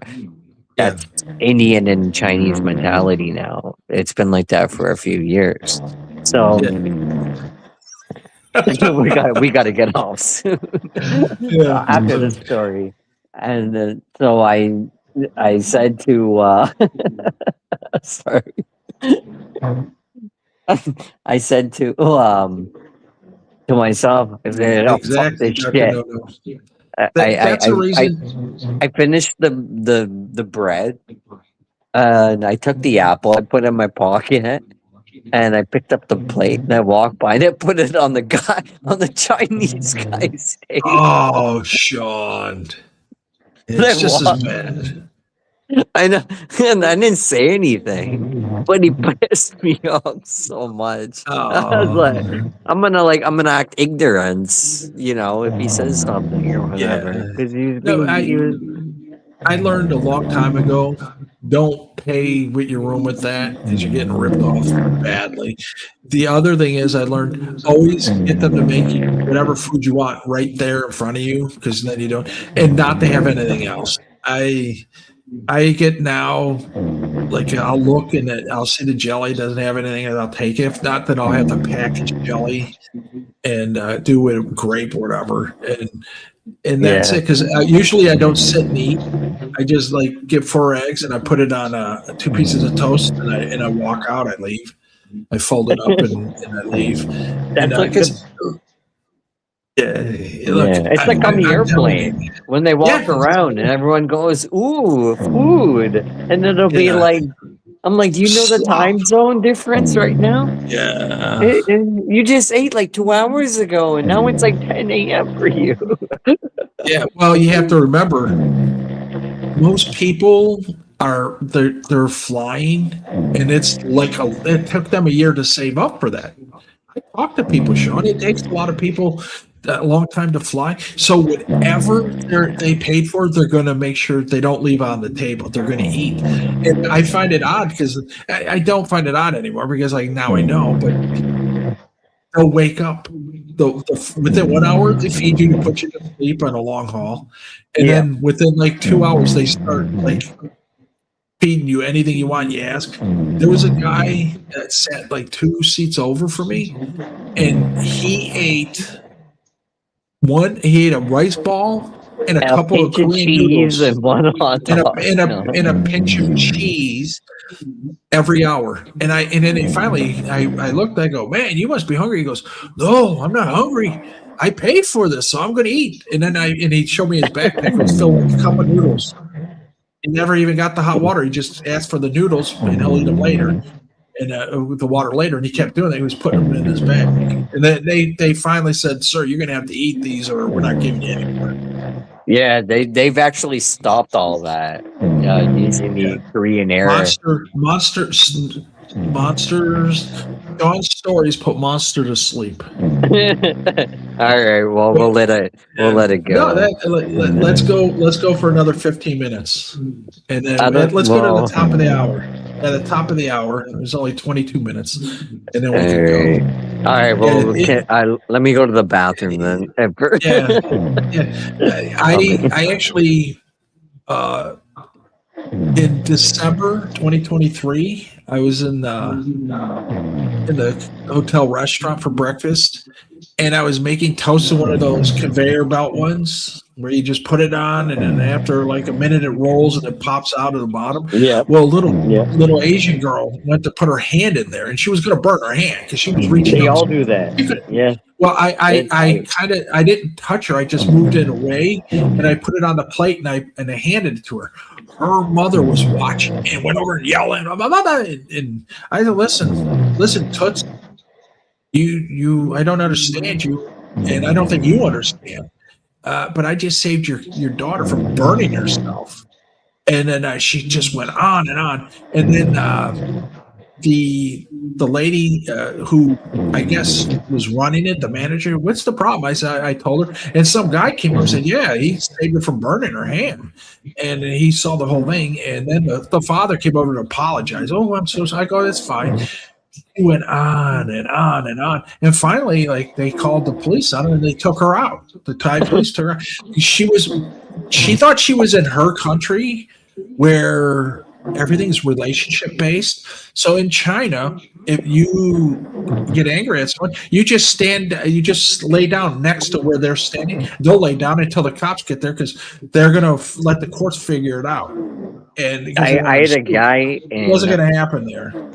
In Hong Kong, Chinese guy, same thing, toaster machine, where you put it in, and it goes through, and I'm patiently standing right behind him. I'm the only one, and he takes it out, and he puts it back in. And I sit there, and I'm standing there patiently waiting, and it comes out a third time. He takes it out, and he puts it back in. So I said, you can turn the temperature on. And I did it for him. There's a temperature control on there. I went from 1 to 3 or something like that. Yeah, it's something where it's going to actually toast it. Yeah, and he did not like that at all. He didn't say anything to me. But he looked at me like, you fucking asshole. Like, how dead, like a lot of people don't like to be corrected. Yeah.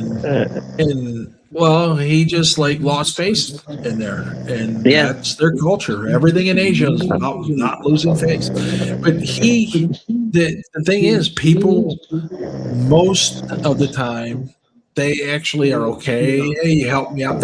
When everything calms down, they're like, oh, yeah. It's explained to them by somebody they trust, then they're okay.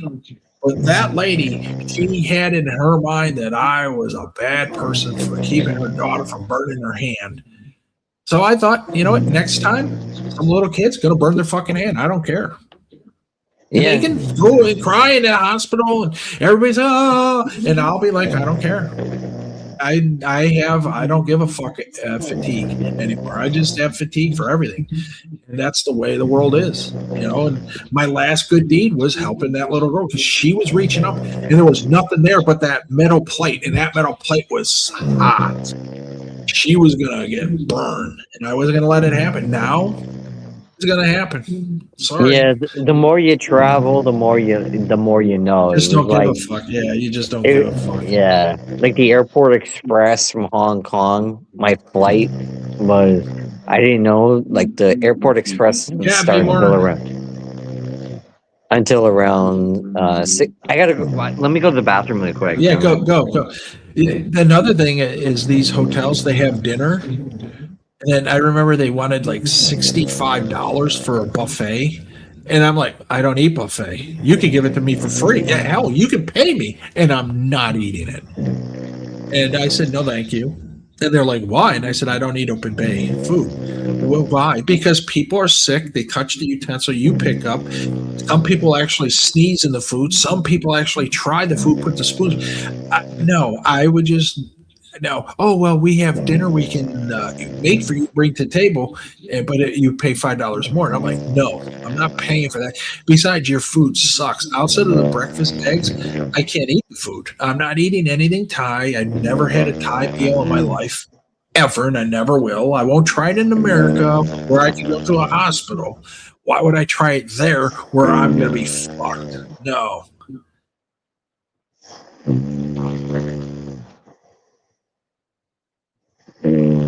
Pizza buffet. Holy shit. I can only imagine how shitty that pizza is. Mikey, do you eat the pizza company? Do you eat that when you go? Have you ever had that? I remember I was sitting there and the Thais were all eating it and they're like, thinking it was like the greatest thing in the world. And I was like, holy shit. Monster gets it done when he's sleeping in those watch hours. Oh, they don't have in Norway, so that's why you're okay with it there.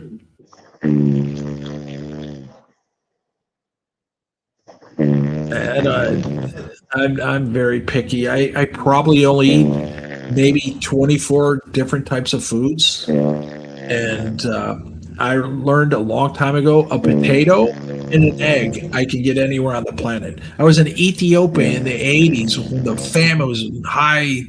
Famine was hitting, and then you can get an egg and a potato. So I learned rely on those. I don't eat potatoes anymore, but the eggs I do. Yeah, it's their local taste. That's why they have ketchup, and they have corn, and they have this purple beet or root they put on it, and yeah. I'm glad I won the birth in the right country lottery.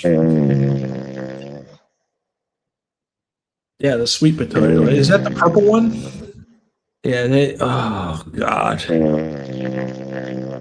Oh.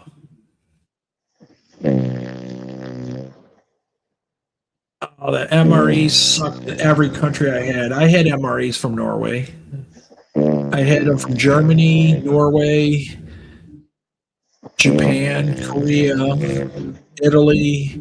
Italy's actually were like, okay, but you're not going to live off of them. Yeah, they have some really, really bad.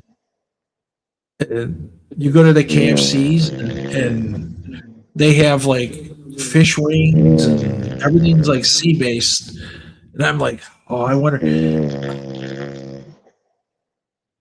Oh, Sean. What were you talking about? No, we're talking about like weird foods that like Western restaurants have from the locals. It's a local palate. They're going to get ketchup. Yeah, I know. The worst was I think the worst for me was in Vietnam, where we finally, first it was a Vietnamese girl. She goes, you like eating Japanese food? And I'm like, yeah. And she's driving me around and she's like, okay.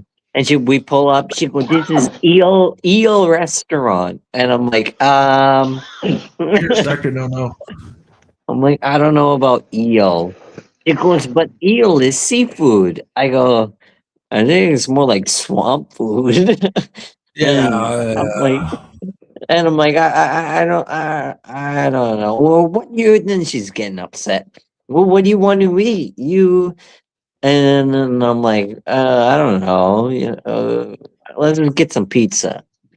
Okay, what kind of pizza? And she goes, they have this famous pizza restaurant. Please don't say it.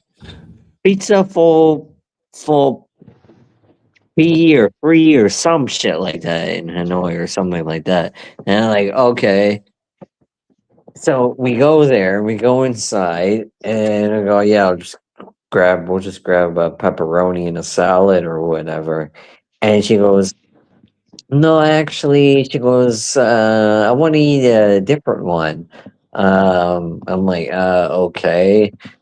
And she orders this pizza that comes out with cottage cheese, corn. I'm not even joking. I took a fucking photo. I took a photo of it because it was so bad. No tomato sauce. No pizza. Oh, just looking at it, would make you want to hurl. Yeah. And that wasn't even the right one that I had ordered, and that's Of course not. what picked me off. I said, "This is Yeah. not what I picked," but she was okay with it. But I said, "This is not what I pointed to," and they said, "That's Yeah. okay, but you still got to pay for it." And I Yeah, said, you "You got to pay fucking for it. yeah." They, you see. I think they do. I think they do it on purpose. And Yeah. they're like the backpacker will eat the wrong one, just so they don't have to pay for another one. Yeah. And normal, I would just walk away. I would like, fuck it, I'm out of here. I'm not paying for it either. That's what my intention was. And she started getting pissed off at me. It got to the point where they made me pay 50%. I said, well, I'm not paying for it. She ended up paying for it. But yeah, I felt bad, but I was like, it's the principle of the fact. I'm not in the wrong here. Or you want to set Monster up? Here's a perfect time to set Monster up. Why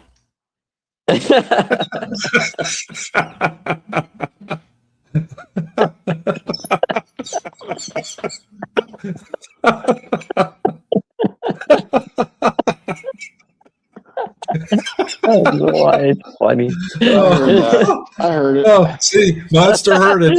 I heard that. I heard Yeah, I'm gonna, you guys can talk as long as you want. I'm going to sleep soon. Monster, put yourself on mute, and then we'll leave. We'll leave whenever.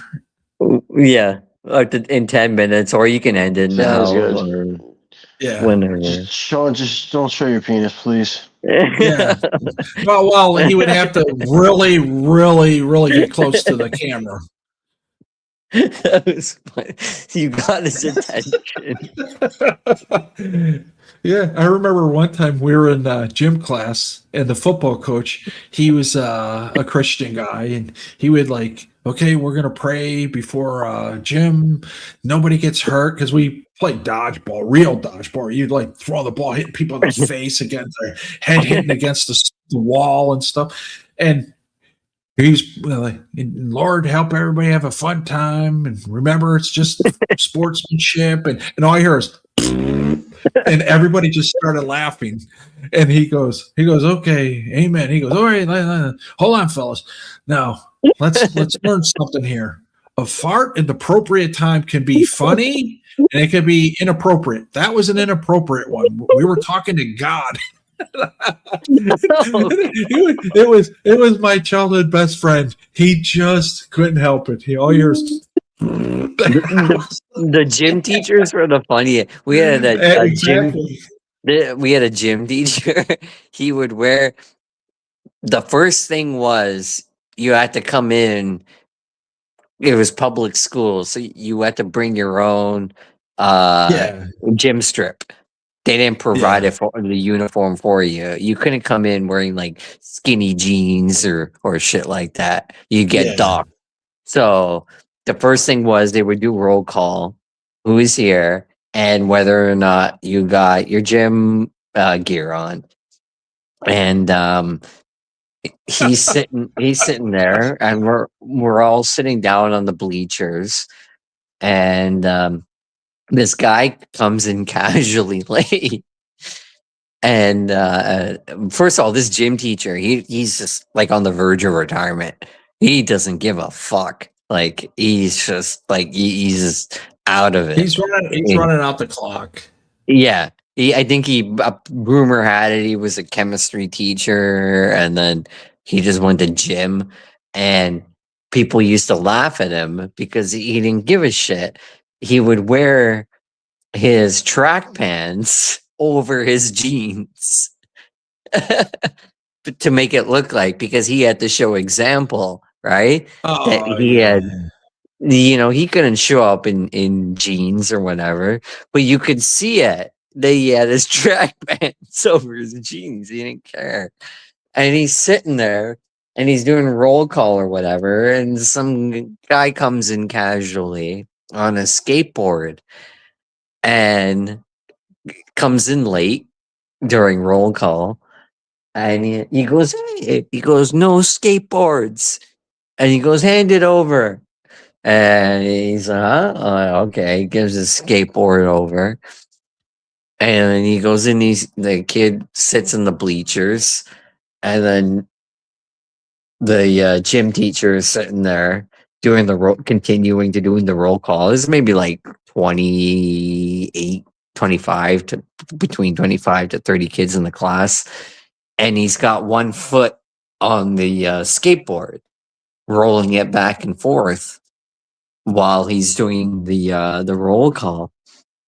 And Get to the point. Did he fall? Did he? Yeah, no. So at one point, he loses his balance, and he puts all his weight on the skateboard, and he goes and he falls backwards. The skateboard goes flying up in the air, and rather than anyone helping him, everyone stood just up laughed, pointing and laughed. we had the opposite at our school. There were three types of people. You had people who didn't care about anything.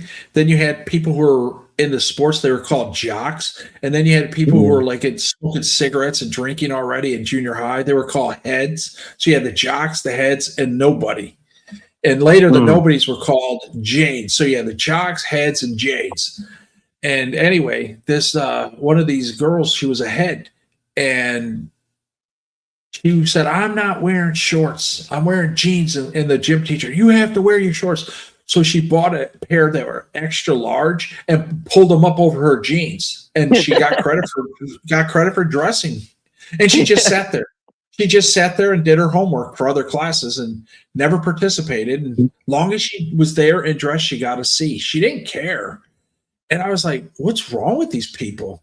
Why not? And then you had the perverts, and the perverts were the girls back in junior high. And I remember one girl was like, can you climb the rope? I'm like, I already have. Why? She was like, I want to see you do it. I'm like, well, you have any money? And she's like, I'm not paying you, and I'm not doing it for free. So I walked away. And one of my buddies climbed it, and all these girls are pointing up, they're laughing. The female teacher goes, don't you see? They just want to look up your shorts. I go, they're preverts. So I started calling them preverts. And then my buddy who would do the announcements, he would read like, today we're going to have spaghetti, whatever, at lunchtime, and everybody go, whatever the school mascot was. And then I said, look, you got to mention about the preverts. And he finally got the nerve. He goes, oh, and by the way, he named all three by name. You guys are preverts, whatever a prevert is, for looking up people's shorts in gym class. And he never got to announce again. I ruined his life. He told me years later, he goes, you ruined my fucking life. I go, how? And he goes, when you convinced me to talk about the preverts, I didn't know that meant pervert. I said, well, yeah, they're pre-perverts. They're too young to be called a pervert, but they're going to be perverts when they get older. And he goes, oh, man. I had a lot of Joe Biden type. I hate to use that word, but like this one, he was our chemistry teacher.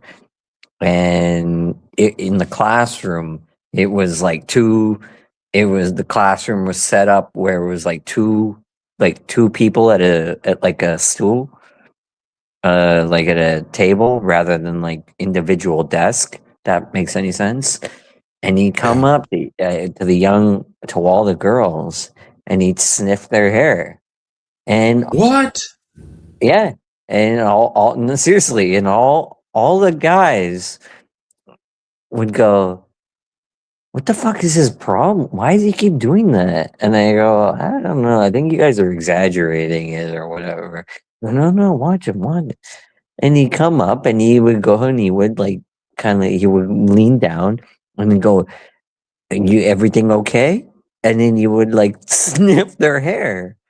It was the most disgusting. Yeah, it was the most disgusting thing. Was And this guy was like, at least high school? Was it at least high school? yeah, it was high Because- school. The guy was like 2 years away from like retirement. Oh yeah, because there were some weirdos. Like we had one. He didn't do that, but he encouraged all these girls to wear mists and spritz in their hair because it was like you could smell it like 2 miles away.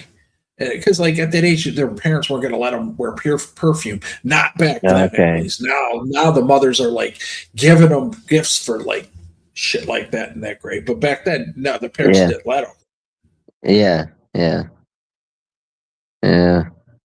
I don't know. That guy was. Is it true you got a detention off a teacher and had to paint her nails during detention? There was no teacher that was good looking enough for that. We had one. And she was a predator. And I remember my buddy, the guy that he farted during the prayer. He goes, "Hey, Miss So and So, like, I think she like wants to have sex with me." And I'm like, "Yeah, she is desperate." And we just laughed it off, and that was it. And then one day it was like March, or it was probably end of March, early April. And as a kid, you stopped wearing a coat at that time. Even though it was still cold, as a kid, you were warm. And I didn't have a jacket or anything. And I went over, it was Saturday, and I was supposed to clean the garage out, go in the basement, get a couple of things, and bring them up. And that was it. And Yeah. And she was like, "Oh, it's pretty warm out. You should have like take your shirt off." And I'm like, it's like 50 degrees. Take my shirt off. And I was thinking, oh, and then I thought about what two other kids said and my best buddy.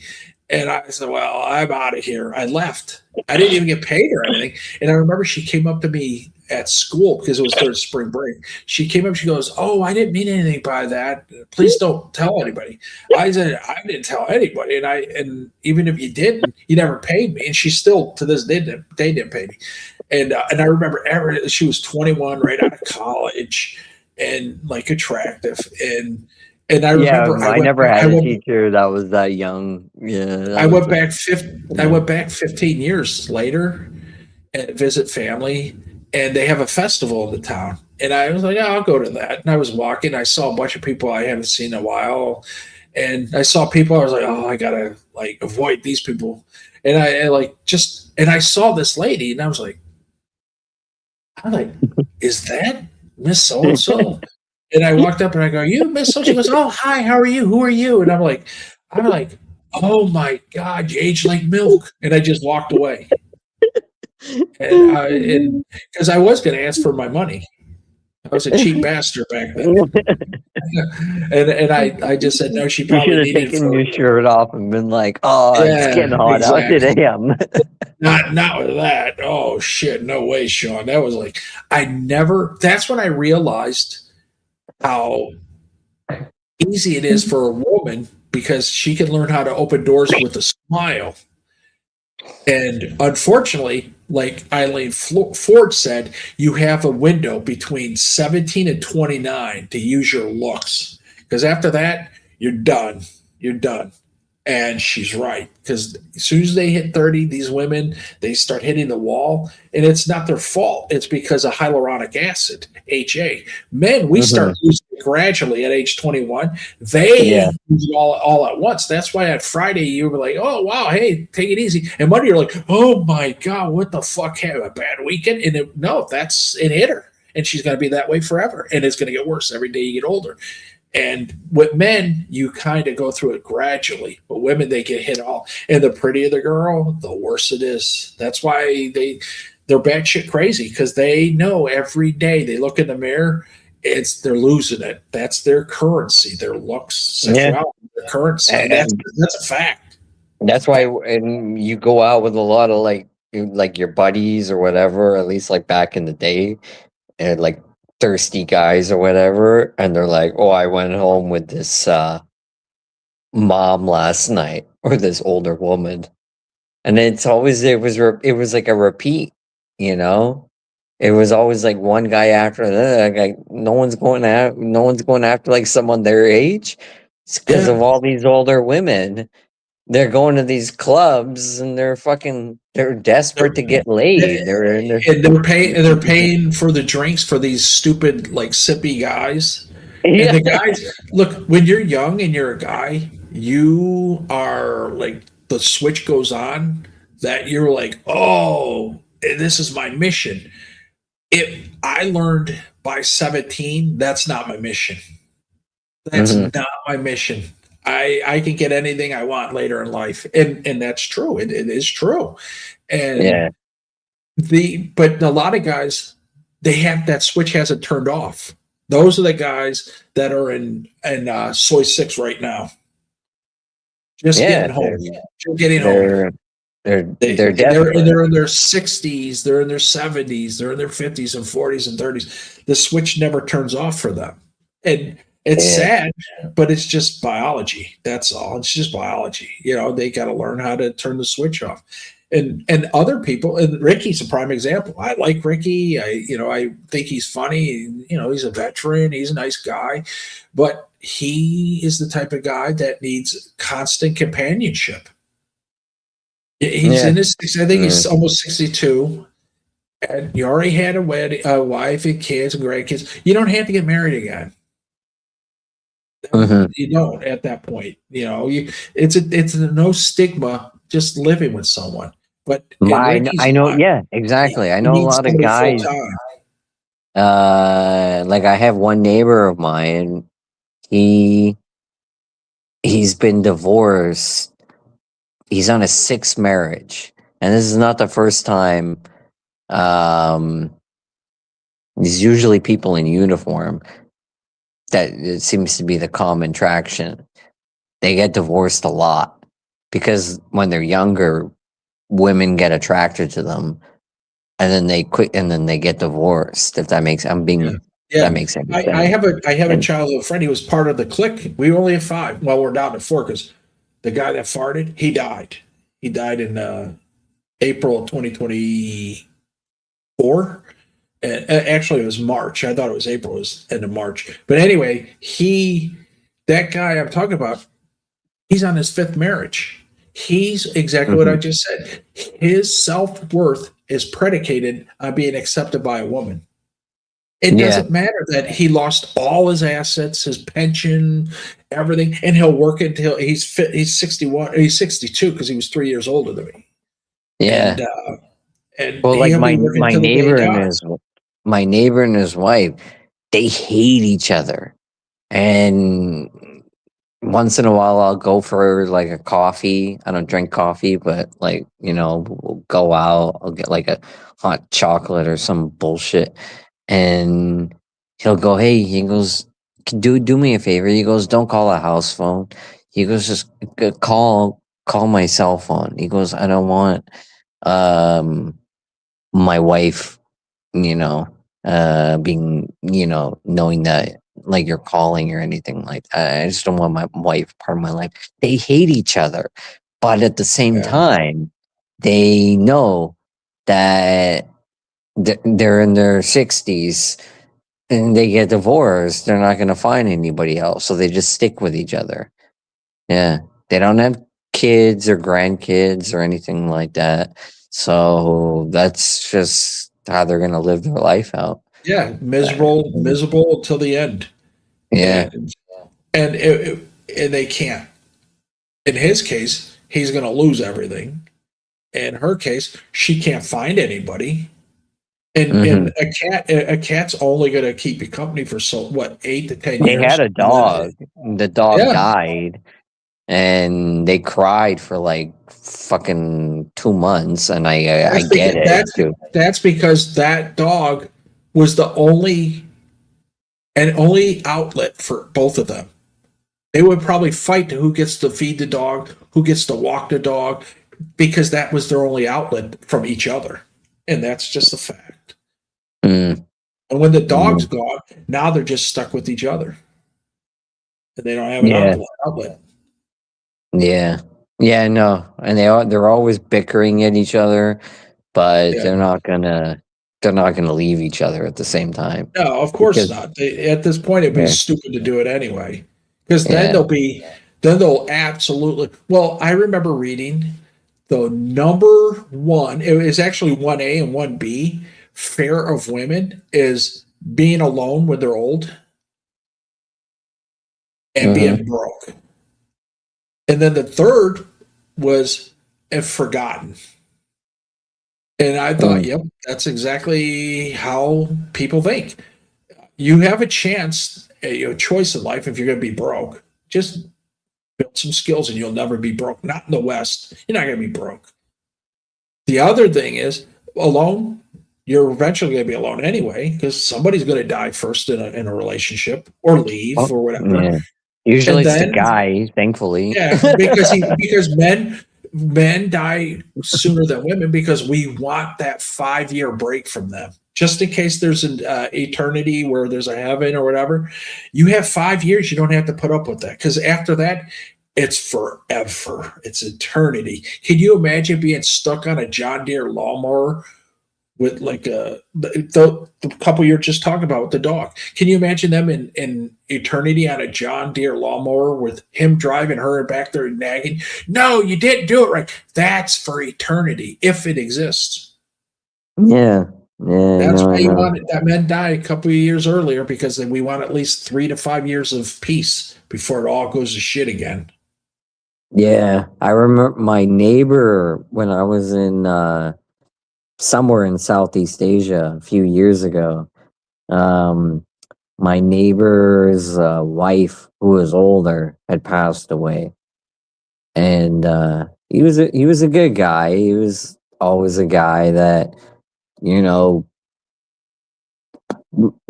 come around. We'd share like lawns and stuff like that, and like something was wrong, like you want to fertilize each other's lawn or something like that, or like it was just like friendly neighbor, being friendly with each other. He was an old guy, and he eventually got to a point where he just sat in his house all the time. I could tell there was some part of him that was depressed because this was like after COVID, where he had mentioned that he was pissed off about what are you gonna. I don't understand these phone conversations that you have to do, with the therapists and stuff like that. And when he said Oh, the therapist, the teleconference. yeah, and I'm like, okay, you're talking to someone about your wife's death or whatever. I mean, I guess that's a good thing or whatever. But eventually, I found out he ended up for an entire month, like literally, like a little over a month. Never went to the hospital, bragged about never having to go to the hospital, always got checked up, did his colonoscopies, said he had polyps and they clipped them, nothing's wrong with him, did his walks and his exercise and everything. But he ended up getting blood cancer, and I guess blood cancer spreads very quickly. And Well, it goes through your body nonstop. yeah, I don't know. And I was away, and apparently he sat in the house for an entire month, not eating anything, to the point where he called the ambulance, and then went to the hospital, and then he was dead within 24 hours. Less than that, actually. Yeah. And I only found that out through his daughter. She was never around. And then his daughter moved to Mexico. She didn't have any kids. Yeah. She She Yeah, yeah, she got get involved in not too much in it. yeah. A But lot of people. Uh, One of my neighbors, she came over one morning, and we used to talk every day. It was like, did you ever watch Tim the Tool Man? Whatever. yep. Yeah. As Remember a child, yeah. the neighbor, they talked over the fence. Yeah, yeah, Mr. Wilson. We did that. Yeah, we did that every single morning at 11 a.m. almost religiously every morning, and for years. And one day she was her dog died. Her dog's name was Bruce. He's a big giant poodle. And I go, "What happened to Bruce?" And she goes, "Oh, he had a heart attack." And my son took him to bury him at the park. I'm like, "Can't bury a dog at the park." And I saw him later. He goes, "Oh, I brought him, and we buried him out way in the back of my yard, so my mom doesn't know." I was like, "Oh, okay." So now I know not to mention it. So anyway, we're talking, and she was like, "Oh, I just want to let you know I'm going to come by one day out of the blue. It may be tomorrow, maybe 10 years from now. I'm just going to come by and tell you goodbye." I said, "Oh, okay." Well, about 6 years later, it was 2017. Yeah, 2017. She was 92. Mm-hmm. She knocks at my door, and she goes, "Oh, I want to give you a hug." I'm like, "Okay, Miss So-and-so, what's going on? You need any help?" And she's like, "No, I'm just letting you know that I'm not coming back. I'm going to go and be with my husband. I just don't want to live anymore." I said, "Well, okay. Oh, it's good knowing you, and I hope you find your husband." And her daughter-in-law went off of me. "That's all you're going to say?" I said, "What do you want me to say?" "Oh, please don't do it. She wants to do something. Let her go." And I knew her better than the daughter-in-law. Guaranteed. Trust me, I did. Talk to that lady every day. And anyway, so she left. And then the next thing I know, like, they were in the house cleaning it out. So obviously she went with, I think that it's death with dignity or whatever. And she took a cocktail and she was gone. She was frail. Yeah. She was frail. The daughter-in-law didn't help. I was the one when she left her purse on top of the hood of her car or the roof of the car. I ran down the road, and I knew she was going to take a left, and then there was going to be a bunch of cars there, and she had to wait. So I ran all the way because there was only a left from there, and I was waiting for her.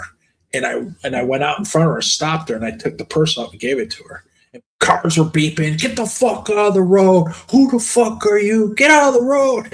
And all I did was like gave her the purse, and then I left and went back home. Her daughter-in-law saw it, and she goes, "Oh, it won't fall off."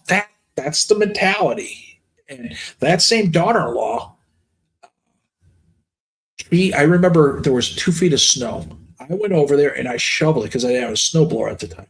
I shoveled her driveway, and I found the paper, like a couple days frozen, and I put it inside the wiring of the storm door. She opens the door and says, "Can't you put it inside the door?" And I just flipped her off, and I walked her. I didn't even finish shoveling. I still had a little bit of the front sidewalk to go. I said, "Fuck it, I'm out of here." And I left. And for about 3 months, my neighbor, she finally knocked on the door after it got warm. "Is there an issue? Is there a problem? I haven't seen you. We haven't, I told her what happened. She goes, she's an ungrateful witch." That's what she called her. And she apologized. I said, "Don't apologize, but you and I are always going to be on good terms. You can do that. She can't." And she let that. To be fair, the daughter-in-law came over against her wishes and apologized. She said, "Oh, I didn't know," and I said, "That's fine. Stop, because your apology is never going to get accepted. So don't waste your time. But I appreciate you coming over, and I don't carry things over. I'm not holding a grudge with you. I'm just won't have anything to do with you." And I did. I remember when they cleaned out the house, a bunch of the stuff was like wind was blowing over into my yard, and I just made her go out and do it. Not me. I would normally go out and help him. Nope. I just said I'm not getting involved. Yeah. No, I remember This is a few years back. A neighbor near mine, like three doors down.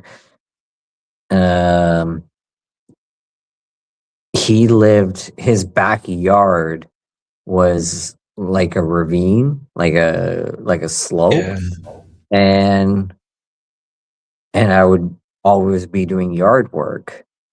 And his wife comes over one day, and I've got this girl that I'm living with at the time, and she says, "Boy, you guys are doing a lot of work." She goes, she says, "You can throw the stuff, come over,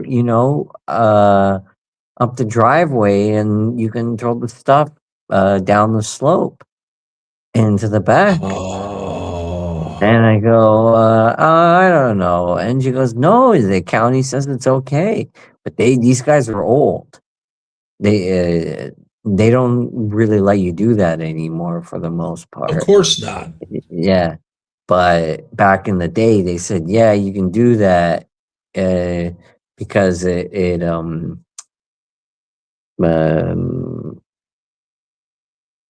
know what I mean. I forget the word." So I kind of went, all right, yeah. So I grab a tarp. I threw everything. I was trimming a bunch of hydrangeas, and I was throwing everything in there, and not hydrangeas, rhodos, and I would walk it up there, walk to the back of the slope, and I toss it down there. And he go, "Yeah," and he's back there, and he goes, he goes, "You ever want to fucking?" He goes, "You ever want to get rid of anything? It'll all just compost back here. The county says it's fine. You just get rid of it." And I go, "Okay, yeah, thanks. That's nice of you to say that." And push comes to shove. Sometimes that ended up happening. Or I'm like, fuck. I'm like, the bin's full. So I'm like, just fucking go up there, toss the shit down there. And I went up there one day, and he's laying on the ground, and his like arm and it's the summertime, and so it's warm out, but his arm and his face kind of like all bloody. And I went, I says, "Are you okay?" And he goes, "Oh," and he puts out his arm, and I pull his arm up, and he says, "Thank you." He'd fallen down because he was just tossing everything back there.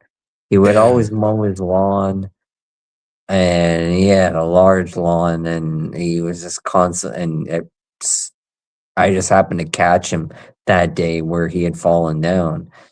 And then I get a knock at my door, like 24 hours later, and it's his adult son, going, "Hey, my dad told me that you helped him out. Thank you." I go, "No, don't worry about it. It's fine." And I said to myself, I'm not going back there anymore, Yeah, exactly. And then this one day I heard this yelling and fucking screaming. And I'm like, what the hell is that? And I opened up the window, and it's the daughter and the son fighting. And they were fucking bitching at each other. Cause he was like on death's doorstep.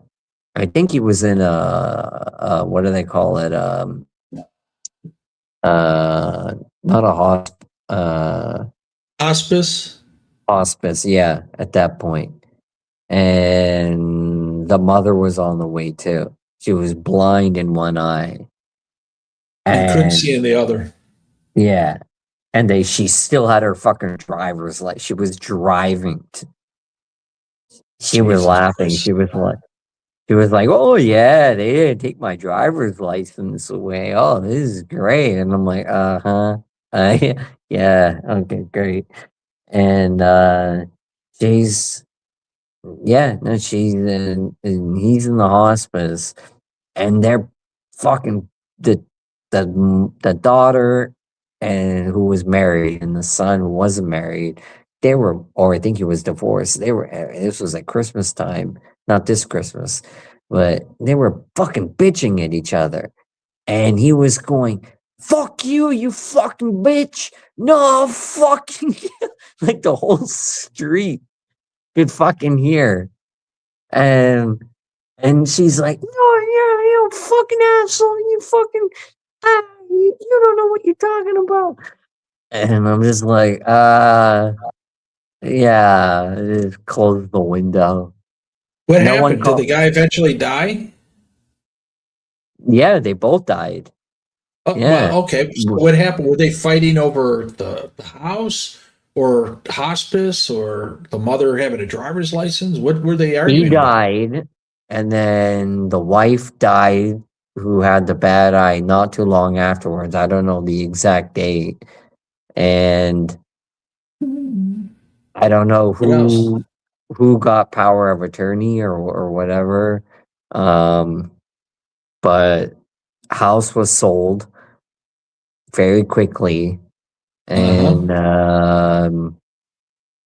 and now it's just getting flipped. It's been flipped like 3 times within the last like 3 years. Maybe they're realizing you're a terrible neighbor.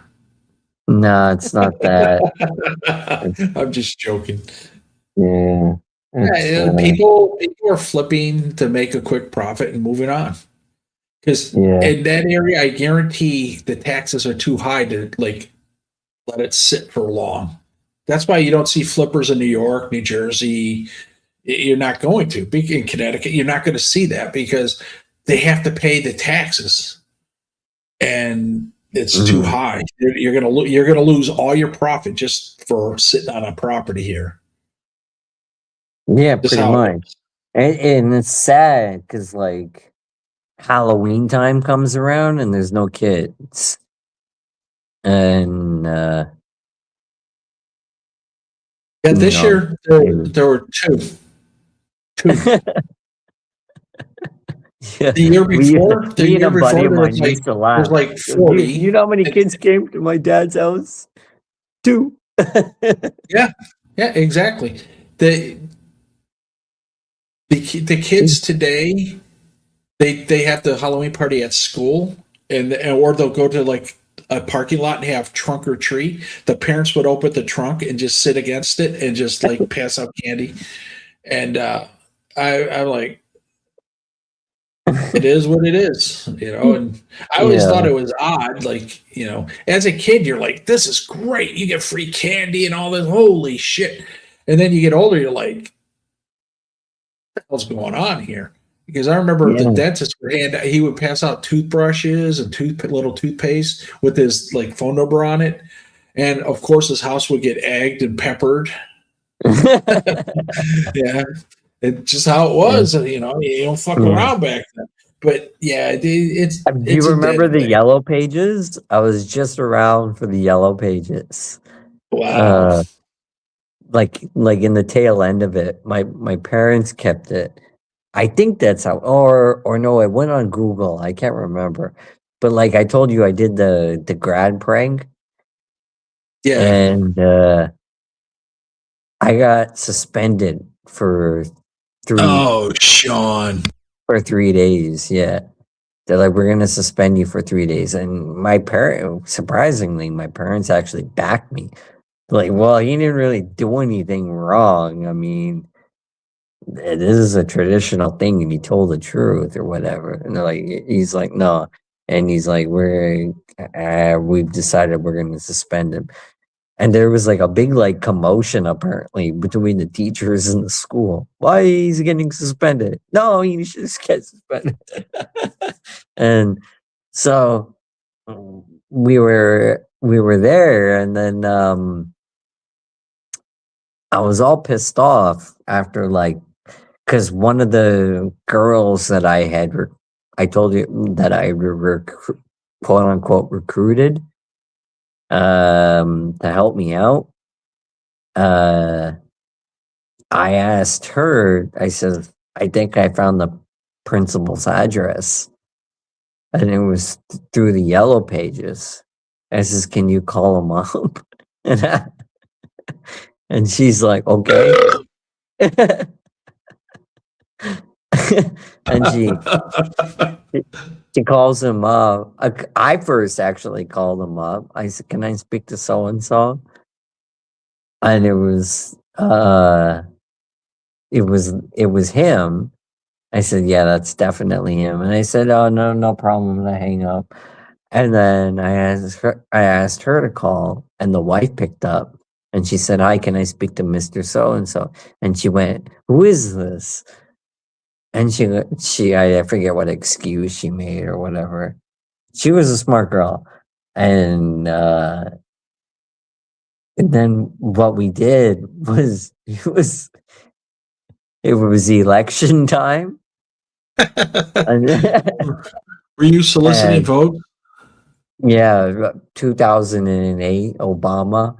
And we went around and we took all the election signs off of people's lawns. And we went. Oh, Sean. We went and we put them all on his lawn, like 18 of them. Yeah, it was kind of funny. And then I told her to drive because I didn't want to drive. And then we got back in the car. And this was like 1 a.m. in the morning. And I turned around and I went, there's a cop car behind us. Oh.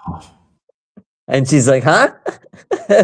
She goes, I go, yeah, there's a cop car behind us, but just like, whatever, relax. It'll be fine. He never ended up pulling us over. Yeah. Yeah, it wasn't election signs. It was the prank for seniors. It was always for sale signs. You go through as many in the county, in the township, or wherever, and you fill up the back. That's where the band practice after school. That whole area, no one's ever filled it up. And then one year, I remember I was walking to school, and I was like, "Holy shit, where all these signs come from?" And I was walking around them and through them. It was like a maze. And I went in, and a teacher goes, "I saw you back there." I said, "Yeah, I was walking through them to get to school." And she goes, "You did this." I said, "Listen, you old fucking hag. I didn't take any of those signs, and I will fucking sue you if need be." And I remember she was like, I saw him. She ran to the principal, and he was pretty cool. He goes, "Listen, did you do it?" I go, "No, I walked to school through the woods there every morning, and I had to walk through the signs to get here, or walk all the way back around and be late for school. Which would you rather have me had do it?" I went through. And he goes, "I believe you, go to class." And I remember every day she would come up to me in the hallway, and one day it was over. School was over, everything was done, and I had what was it? Was it Kool-Aid or something? It was powder. I had a bunch of powder, and I remember I was up cleaning out my wall locker, and I said, "What's this?" And I looked, and I go, "Oh, it's Purple Source Rex or whatever the hell that was called." And I had that, and I was leaving, and she came up and I threw it on her, and her whole face turned purple. And she's like, "You asshole, you motherfucker." She was going crazy. And all these people like, "Who's saying that?" And like the principal, "Who's using that language?" And I go, "She is."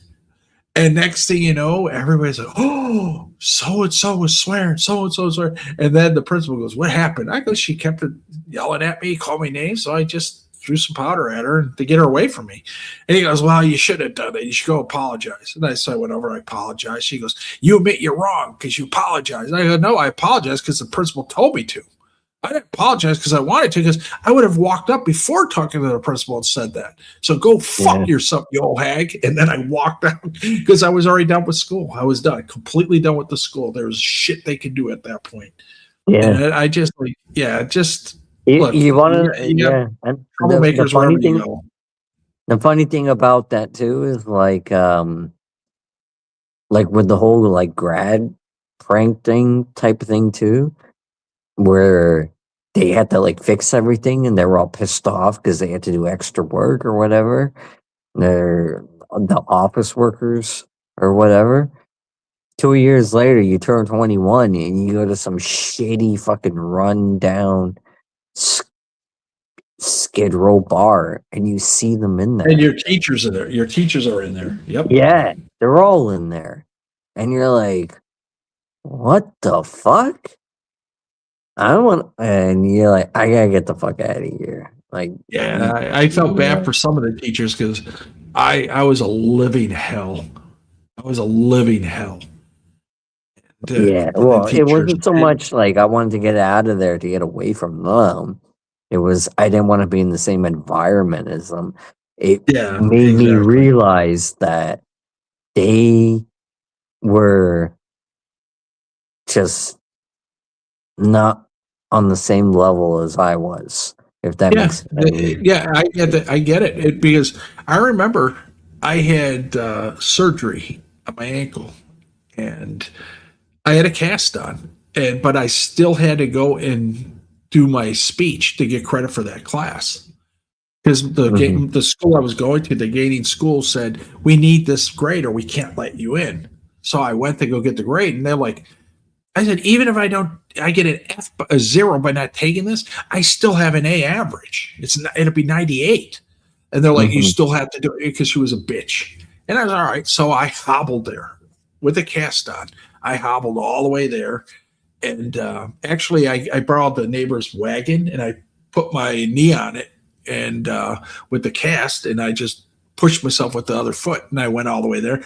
And I made it there. I had a speech, but because after seeing her sitting there with a smug look because I had to go there, I said, fuck my speech. I ad-libbed a speech, and I said, fuck you, you in your school, you're a bunch of fucking pieces of shit.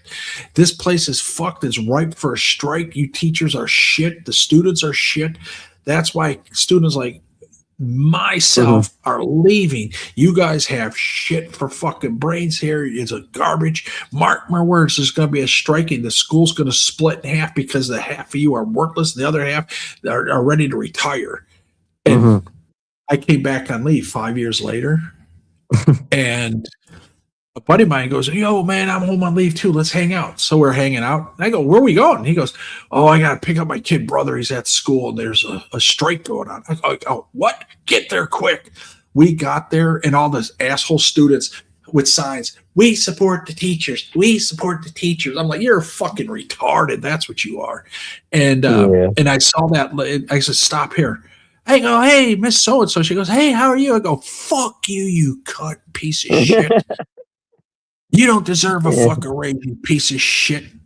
Yeah. And then and I remember my buddy was laughing. He goes, you got to take it easy. I go, why? He goes, because his kid brother, he goes, Mikey goes here. Mikey's going to, he has to be around these people. I go, I don't give a fuck. I don't. And I say, you're an asshole. And then they started surrounding the car, the teachers. And my buddy just, fuck this. And he just floored it. And he almost ran over him. He just went through. And then Mikey goes, what happened? We told him, he goes, oh, you assholes. Now I can never go back. he went home. He was yelling at his mom. I'm not going to be able to go back. They're going to fucking give me bad grades. And they didn't. But the point is, yeah, I saw coming as a kid, and I was right. I thought it would be quicker than 5 years, but it happened. And I get why those teachers want to avoid being around people, because I didn't cause trouble. I just was very difficult as a student. I asked questions. And I said, oh, can you tell us about the Gulf of Tonkin? And they're like, what's that? I'm like, you're the teacher. You're telling me we deserve to be in Vietnam. I said, it was, our government did this on purpose to get us in the war. And they're like, what? And they're like, you get out of the classroom, go to the principal. That's all they ever did, send you to the principal. By the time they ended the school year, I was a first name basis. My principal's first name was Dave. Not the dasher, not the dishwasher, but Dave, the principal. And I walk in, he He goes, "Can you just make it to the end of the school year? Just do me a favor, please. Just to the I end was of the told school that year." too. Yeah. Yeah, and I said, I "Yeah, was I can do it." And I literally did. told that. Just make it to the end of the school year, Sean. Yeah, Just I remember to, that. to you know, it is what it is kind of thing. And I'm The like, school, yeah, but school I'm I not the had. one causing problems, Yeah, you know? exactly. Yeah, I'm not the one fucking around. And they're like, just please, like, I'm like, yeah. I'm It not on was. any medication or any bullshit. You know, you're the ones that have issues. What, I ordered a pizza and you got all your panties in a bunch? That's what happened. There was that. There was a guy that committed suicide. That was tough. And I was asking for sympathy. There was uh women, there were teachers that smoked dope Yep. that went off property, and I'm like, this is fucking horse shit. And I'm like, I'm done with this crap. I'm just gonna fuck around, you know. I don't care. And they saw that in me, and they were giving me bad grades for it. I always got like 98%, 100% in gym. All of a sudden, I had a woman teacher, and where I didn't care anymore. I'm like, this is bullshit. I I was doing everything the same, but I was getting like 58%. Like my grade went way down, and there was no reason for it. And it's curb. There was no curb grading involved. If you know that term, it was just they were just being spiteful about it. It was like when you hand in your journals. I was telling you, I don't know if you remember, you hand in your journals, and I made a mistake by handing in somebody else's journal, and the guy didn't even read it. Didn't But he read it. gave me Yeah. he gave me a higher grade than the girl who wrote the actual journal. Yeah, that happens at every level. That actually happens in college, and because I remember I had Yeah. an old hag as a British lit teacher, and the rule was you had to have one thesis statement, one intro, and one citation, and I put them all in my I put it in my intro, all Right. three in my intro, Mm-hmm. and she gave me a B. And I looked at him like, and she wrote no thesis statement, no citation, no this, and I'm like, you didn't read my paper. And she was like, pardon me, and I said, you didn't read my paper. Oh yes, I Mhm. did. I said, well, if you did, you would know this. So I went to the dean, and he looked at it. And he was like, he goes, it's right there. And I said, yeah, and she like knew she had no chance. She just put big A on it, big. Took out a red pen, put a big A on it, and said, "There, you happy?" and walked out. And the guy was like, "Somebody got up on the wrong side of the bed today." That's how it used to be. Now, if you like question a teacher, they'll like try to like get you kicked out of school. They'll try to Yeah, like because of the get the unions other and kids, shit yeah, like that. and the other Yeah. kids in the class against you. They'll try to pit the kids against you in the class. And it's Yeah. just schools used to be where you could disagree and then later that day say hello in the hallway. Now, if you disagree, people want to like kill you. I think I was It- on the tail it is. end of where school was and college was somewhat okay. There was still books, nothing was online. Some stuff was online, but it was still mostly um, you know, like it was like old school. That ended. 2004, I would say it ended. The year Facebook came out.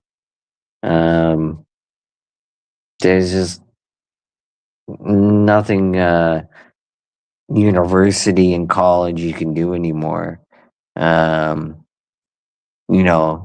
It's like online dating changed. You can't talk to women anymore. Isn't that like how you meet women in university and college and go out on a date with them? Oh, it used to be. Not anymore. Yeah, now it's just like get away from me kind of thing. Look, I remember, and I was told this by a school counselor. I called him Mr. Slob, and he didn't like it. And he was straightforward. He goes, "Look," he goes, "You're gonna get in any school you want. It's okay. You can do what you want this semester. It's better that you like volunteer, go work at the 4-H, and because it was a rural area, go to the 4-H, go to all these." I said, "No, I'm not going to waste my time fake like volunteering for like 15 days or a week or 2 weeks, and then just to build a resume." I said, "No, I'm not going to do that. I'm going to actually go to work with one of my uncles and at the Lewis Research Center, NASA." Yeah. And that will build my resume better than fucking walking around a bunch of horse poop. And he got angry. He goes, "Listen," he goes, "I'm going to tell you something that you should know. And I'm telling you this for a benefit for you." I'm like, "What?" And he goes, and I'll never forget what he said. He goes, "You go to college to meet minorities." I'm like, "What? What's a minority?" I had no even clue in that. People didn't think that way. And he goes, "And then to make enough money to live as far away as possible as them." I thought, holy crap, this guy's a fucking weirdo. And I remember I was in school and I asked the counselor, it was a black woman. I go, "What does this mean?" She goes, "That guy is prejudiced." They didn't use the term racist back then. They used the word prejudice more. And I'm like, "Oh, okay." And I remember saying that. That's the kind of like at that school. That was the guidance I got from that school. Think about it. You're at a school and a guy's like filling your head with that, and you're like a punk kid. That's what was happening. So the schools are different. In 1993, I think I read an article, I remember years ago, for the first time ever, on average, American universities were graduating uneducated students. They're just like passing these people through. They're getting them through. They made up these fake degrees. Like the biggest fake degree in the history, the boondoggle, was a business administration degree. Who's hiring a kid to administer a business at 21? Nobody. It was just a fancy name. And then they branched off of that and called it business management. Anything with management after the lead name is a boondoggle. You had e-commerce management, business management and financing, business management and accounting. Everything always was business management. I was like, holy shit, these people. And now it's system data gathering. And in between that, it was system security systems. And I was like, these are like fake degrees. They're not real. And the day of a real degree, it's unless you're in a STEM, you're not getting a real degree anymore. You're just not. At least back in the day, a liberal arts degree, you had a little bit of math, a little bit of composition, a little bit of history, you had a little bit of everything. So you're well-rounded. And the majority of small businesses in the United States, they're run by people with liberal arts degrees. So it wasn't like it was worthless. But now, it's either STEM or nothing. And everything's a joke. Everything's a joke. Everything is pushed to like sociology, psychology. It's because there's no math involved. And if you want to know if someone's good at math or not, just look at their major. Just look at the major, and that's it. And even though they're good at math, a lot of people look at their major is still going to choose that because it's the easy way out. And I have a cousin, smart as could be, really good at math, became an engineer, mechanical engineer. And then after a year, she decided she didn't want to go through all that shit. So she became a project manager because it was easier. It was easier to babysit. In this case, it was projects, not people. And it was easier for her to do that. And it was a smart move because the stress level wouldn't have made it for her. And it's sad.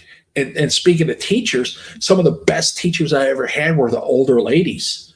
And I remember talking to them, and then I talked to other people. And of course, to find out when you're older, they were not allowed to be doctors and lawyers and chemists and all that.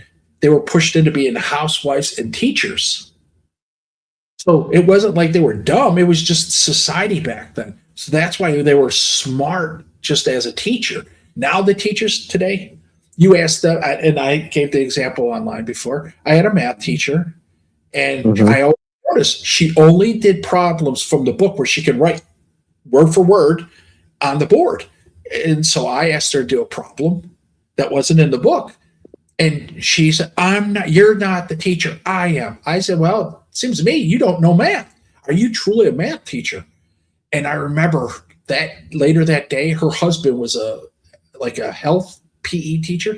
He came up to me and he slammed me into the wall locker. And he's like, you ever fucking talk to my wife like that, and I'll fucking kill you. So I slammed his head into the wall locker, and he fell down. Then I kicked him in the face, and I started slamming his head, blood going all over the fucking place. And I remember a bunch of guys pulled me off. You're going to kill him. I go, that's my goal. And I remember nothing happened to me. Nothing happened to him because nobody knew. He just slipped and fell. Because he knew. Oh, yeah.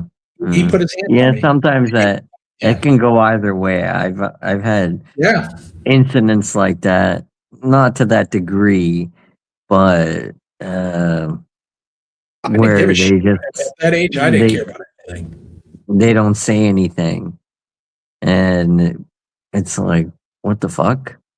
I go, man, these people are more fucked up than Oh yeah, than I am. And his wife got fired because a lot of other students started asking her questions, and she couldn't answer them. It turns out she wasn't a math teacher. Don't put a math teacher in a math class other than she should be in a arithmetic. Arithmetic is 8 plus 8. Mathematics is multivariate calculus, linear algebra. That's mathematics. Everything else is arithmetic. She should have been in the arithmetic side, and nobody would have a problem. And she I had wouldn't a have teacher that went from civilization to math, what is it, calculus, and then was that Caesar's Barber calculus? Was it that Caesar's Barber? And she ended up in photography. And oh, Sean. I know. And then she ended up, after like 3 days, disappeared on leave. Yeah. Probably never to be seen. Yeah. Never saw her again.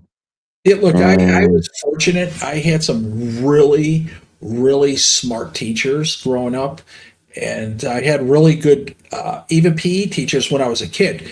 And actually, 2 of them were Medal of Honor winners. Nobody knew until they passed. And then, like, my brother and sister, hey, did you know so-and-so is a Medal of Honor winner? I'm like, no, I knew he was in the Rangers, because, like, I talked to him, and that was it. Never knew. One was in World War II, and the older one, and the younger one was in Korea, and they were Medal of Honor winners. And those were the guys that took troubled kids and pulled them aside. I said, listen, you got to get your shit together.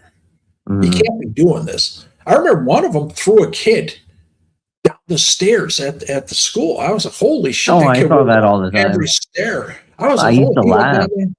Yeah, because he yelled at his mom in front of and I was like, holy shit. And to be fair, that kid, for at least for the rest of that school year, which was not long, it was like April to the first week of June, never caused trouble in class, did his homework. He actually showed up to church.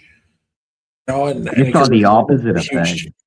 Yeah, and then after that, I think he got into drug deals and he went to prison or whatever. But the point is, you had teachers that didn't let you get away with shit. Today, teachers are not able to stop you. If a shooter came in the class, they'll be like, "Everybody, throw a pencil at him." Lock the door. Pretty much. They throw the kids in front of them. Yeah, that's exactly. That's They're exactly what they do. Yeah, you'd run into. I saw teachers, like you said, that they go, "Oh, you go to the principal's office." All of a sudden, they get angry. You go to the principal's office. No. Stop, drop, and roll. And I'm laughing. Yeah, and I'm laughing because I'm not the one involved. I'm just kind of watching what's going on because there's two guys rolling on the ground fighting or whatever. It's funny. And these guys, and then they get older, and they find them in line at the club. The same teacher. Yeah. Teacher's a fucking loser. Well, a lot of people get into teaching. A lot of people get into teaching because they have Ron's mentality. Ron doesn't want to work a job where he can't take off 3 months a year. Ron should have been a teacher then. He should have just got into teaching because then you had your months off. But unfortunately, those months are not during the prime era. That time, his months were here. He wants to be there. And at that time, they don't mesh. Like in our school, when we had pickup trucks in the parking lot, gun racks with guns in them. You go ahead and be a shooter in my school. You would have been an active dead, not an active shooter. You would have been an active dead in no time. You would have been lit up. The teachers would have shot you. The students would have shot you. People would have ran towards you. Even if they were going to die, they're taking you down. They don't have that anymore. Now it's like Johnny Blaze said, stop, drop, and roll, throw pencils, lock the door, and hide, put a desk up. Well, they always kick the can down the road. Like it's like with the ones with the kids. I hope I'm not getting into too much detail on here, but like the ones with the kids that got the little kids. Exactly, Johnny Blaze. That got killed. That was protocol back in that time. Not to go now. They've changed it. If you're the first one on scene, or the second one on scene, unit or whatever you want to call it, you go to where the gunfire is.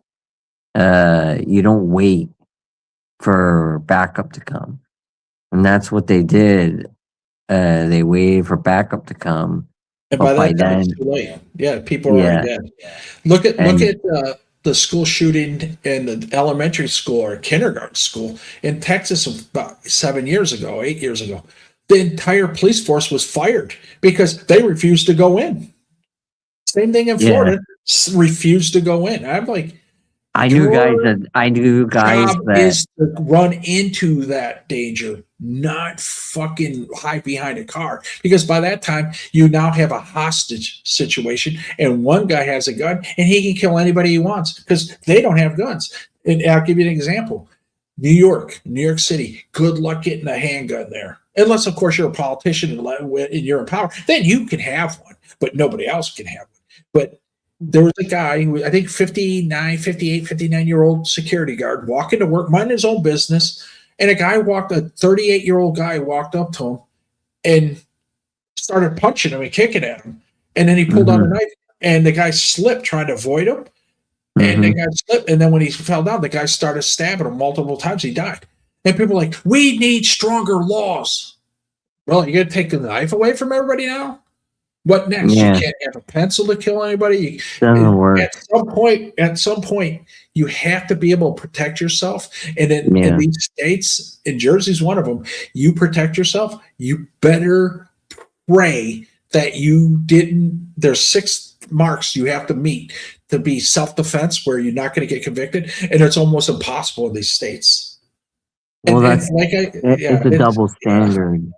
Oh yeah, You got to be able to defend yourself, but at the same time, you got to not be an asshole. Sometimes they go both ways. You know, like I told you,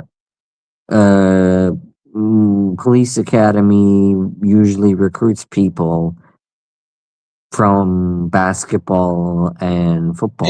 yeah. Tackleberry played football. Bubba Smith, he was in police academy. They because there was nothing. It's like, okay, they didn't get drafted, so.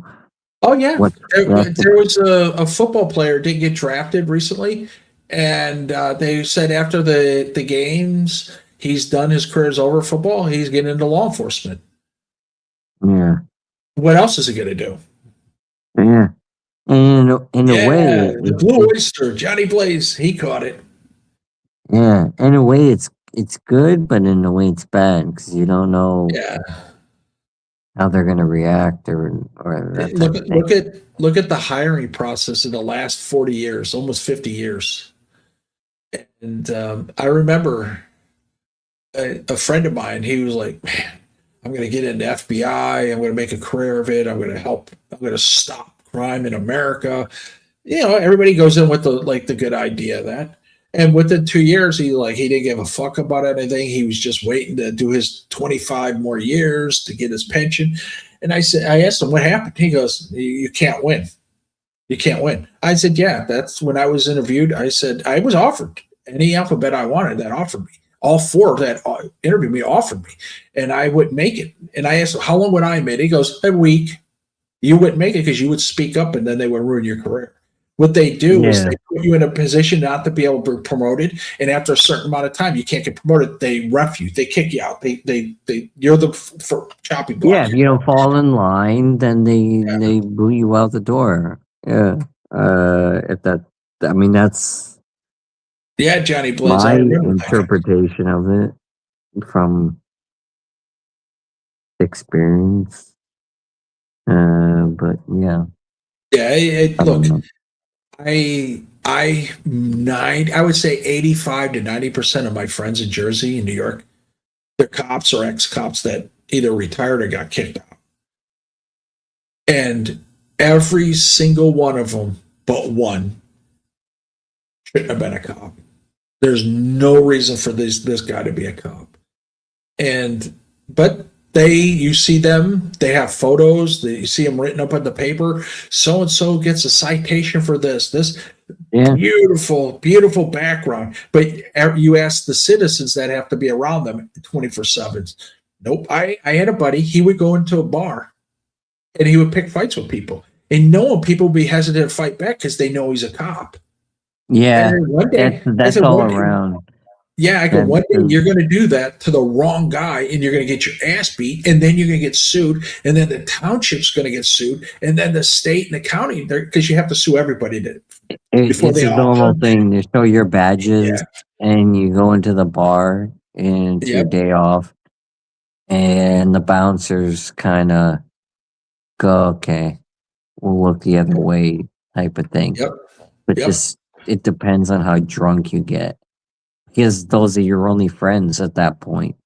You've lost all your Johnny other Blaze, friends. The cops in New Jersey they start out with like $70K a year, and within 5 years they're $150K with overtime. What better pay can you ask for? A cop should not make more than $50,000 a year. It's just my opinion. Look, you have some cops like the Lawrenceville cops, Lawrence Township, the Lawrenceville cops. They were making $120, $130K a year guarding the mall. You know how many people go to the mall now? Maybe 100 over a year's time. They lost their golden goose egg, and it's over.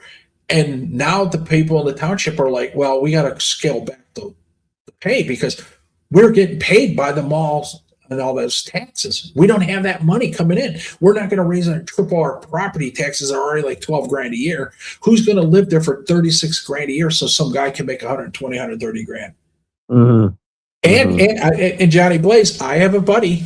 He just retired, and he's the one I said I have one that is he just retired. He was the legit cop that. He was a real cop. He used discretion if you were speeding. He used discretion if you were like arguing. He didn't just want to shoot you, beat you up, or throw you in jail, write you a ticket guy. He was the legit guy. 30 years as a state trooper. His pension's $175K a year. Well, he's lucky. And you know what he's doing? All that if he was using discretion like that. Yeah. He literally is selling his house and he's moving to another state. So the taxpayers of New Jersey are going to pay for him to live outside the state.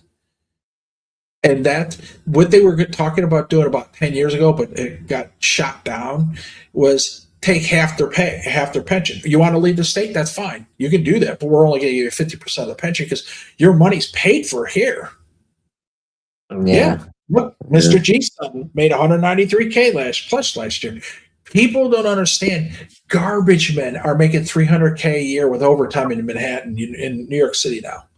It's out of control.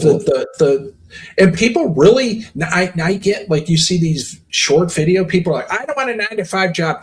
They're not starting out at 250K a year. And I'm thinking, you have a fucking worthless fucking marketing degree. And you want to be making $250,000 a year, and you're right out of college with no fucking experience. That's where we're at in this world. And I'm thinking, boy, I can only imagine how like demanding I would have been in today's world. It would be silly. I would be like, no, I'm not starting with anything less than $1 million, easy, $1.5 million, and I want to work 6 months on, 6 months off, and I want to pay for the 6 months off, and I want you to pay for my travel, my food, everything. And that's what people are doing, and people actually are getting that. There's a lot of variables, and it goes around the world. It was Silicon Valley ruined it because they created these daycare centers for adults, and you saw people on YouTube and TikTok and that. Here's my day at work. They show up at 11. They go to lunch at noon. They leave at 1. I was like, what the hell? And they had all their meals, breakfast, lunch, and dinner, all paid for. Their electric car was powered for free. They had charging stations, and all that went to the wayside because like Elon wiped out Twitter, and once Twitter went down, all the other ones said, hey, we could do it too. They were just waiting for the first one to do it, so they all did it. And you saw these people online. This woman, she had a viral video. She goes, here's my day at Google. And she did nothing. And it was like a daycare for adults. They were like, guys had scooters going to their offices. And I'm thinking, I thank God. God. I gotta go to the bathroom really quickly. Go ahead. Yeah, go ahead. Right. And I'm saying, thank God that I wasn't around this because I wouldn't have lasted. And it's weird. But then Elon came along and he got rid of 80% of the dead weight. And people are like, oh, it won't last. X won't last because he's got rid of 80%. It's thriving. Even with half the population not wanting it in the world, I'm talking half the world's population not wanting it because they disagree with his politics. But if they agree with the politics, they will all be there. Because proof, before he bought it, they were there. It's people are programmed to like and hate. And look at your streams. What are the first things people say? Hey, give me that thumbs up. Like my video. Like the stream. Come on, help me out. Because they're programmed to say that. Because the guy before him did that. The guy before him, all the way to the first guy ever streamed said, like. Please hit the like. And then eventually, I think I think it's back now, but they got rid of the down button. Let me check. I'm going to look at monsters. Give them a down. Yeah, they have the thumbs down button now, but even that doesn't matter. You know why? Because it's engagement. It matters if up or down. It doesn't matter. It's engagement, and that's what they're going on. In BYD, those cars are catching up fire. I March, I was in Udon, and a car was on fire, and I was like, anybody in that? And I looked, and nobody was in it. And I was wondering what happened. It just spontaneously caught on fire. I was like, holy shit. And then I did some research, and I'm like, BYD is a good car. I think it was the Dolphin, the version of the BYD Dolphin. And luckily, it wasn't inside the mall, because in Udon, in Central Plaza, when you first walk in, to the right is Ronald McDonald's greeting you. And then there's a little area, they'll have cars where they try to sell a car. 38% interest over 9 years. Oh, fuck.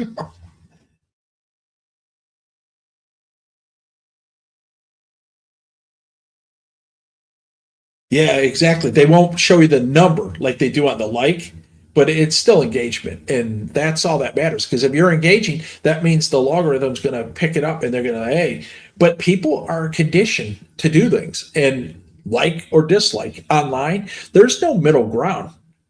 Either you like this person or you dislike this person. There's no middle ground anymore on YouTube, TikTok, Twitch, whatever the other ones are. I don't even know anymore.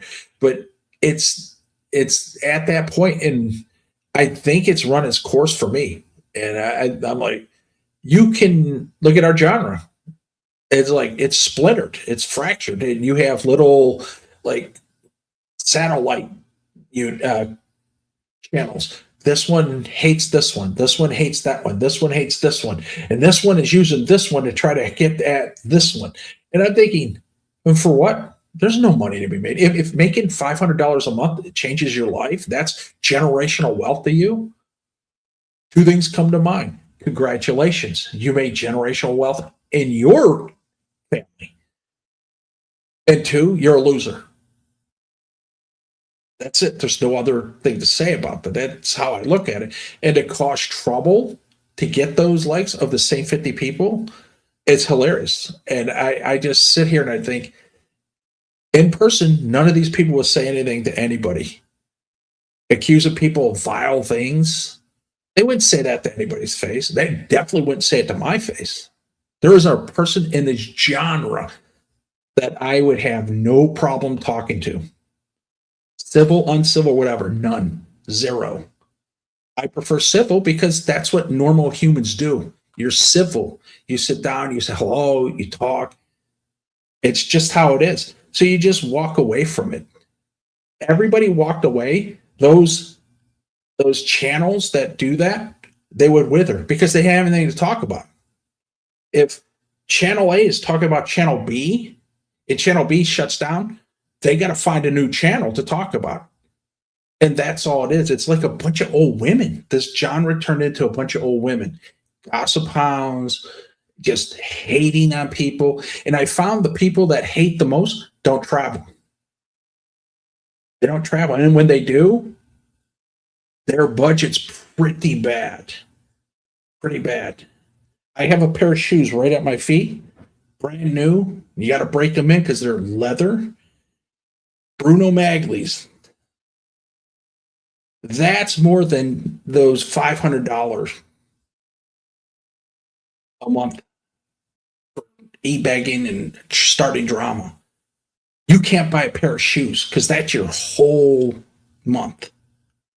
That's how bad things are. If you want to compare things, let's just compare everything. They won't go that route because they can't. They're not flying business class. They're getting the cheapest fare possible. They're flying. They go straight from Bangkok to Pattaya. They're predatory. They're predatory in nature. Their goal is to just go there and be a monger. If that's your life, you have a sad life. And I said it earlier, 15, you turn on that switch. Sometime you have to be able to turn that switch off and be a normal human male at that time. But they can't because they're brainwashed. Because again, you can see it because there are people using the same language as other people now. winner, dud. Nobody used that before one other person. And I just sit here and I laugh because these guys, they're not educated for one. They're really not. And they're not street smart, trust me, because you don't pick a fight with Superman. You don't spit in the wind, you don't tug at Superman's cape. You don't do that. And that's what they're doing. And then when they're gonna accuse the wrong person, and then there's gonna be discovery. And we're gonna find out they accuse the wrong person, and because their country's laws, they're not going to travel anymore because they're going to lose their passports. And the new laws in Thailand, I'm going to start going out and I'm going to absolutely just start making life miserable for people. Oh, I was threatened online. I was called a name online. I feel slandered. Actually, I think it's a joke, but I will use that. And I'll just tear people down. There's nothing people can do. Yay! Crockett and Jones. My favorite was Smith and Wesson at one time. Oh, wait. Those aren't shoes. I learned of Bruno Magli's when I was stationed in Vicenza. And I remember a buddy of mine goes, oh, I got to go to the store and get a pair of shoes for my dad. Send him home, and it's his birthday. I'm like, all right. And I went, and I was like, wow, those look nice. And of course, the salesman, hey, how you doing? What are you doing? And we sat down, we talked, and he goes, oh, you're going to have to try these. And I wore them, and I go, let me wear them for a couple of days because they're pretty tight. He goes, yeah. And then I used saddle soap and softened them up. And yeah, he did. OJ did. But he wore the loafers. He didn't wear the sneakers. I like the sneakers. I don't wear loafers. I wear the sneakers. Now you see that on all the sports show, the guys are all in suits, and with Bruno Magli's biting. They're all biting because I was. And Michael Jordan actually bit off of me. Everybody wore white sneakers, but me. I had Reebok. They were from England. I remember I went on in '87. I went over and we were talking with the guy, and he goes, oh, I got a pair of sneakers I can't wear anymore. I guess he called them runners. And he goes, I got a pair of runners. I can't use them anymore. What size shoe you wear? And I go 12 and a half. He goes, oh, these are, I think I forgot what they were. I think they're size smaller in the UK, whatever. And then I put them on. They fit fine. So he gave them to me. And I wore those. And people are like, why are your shoes black? Why are you wearing like dress shoes and like, running? I go, these are tennis shoes. These are sneakers. And then they look, they go, oh, hey, yeah, dad sneakers. Yeah. I try not to wear Adidas or Nike anymore. Matter of fact, I just bought 3 pairs of Skechers because I'm going through shoes like you can't believe when I'm walking. Well, because I'm walking. I wear those. And they're actually, Sean, I put these on there. It's like I don't even have shoes on. I'm like, holy shit.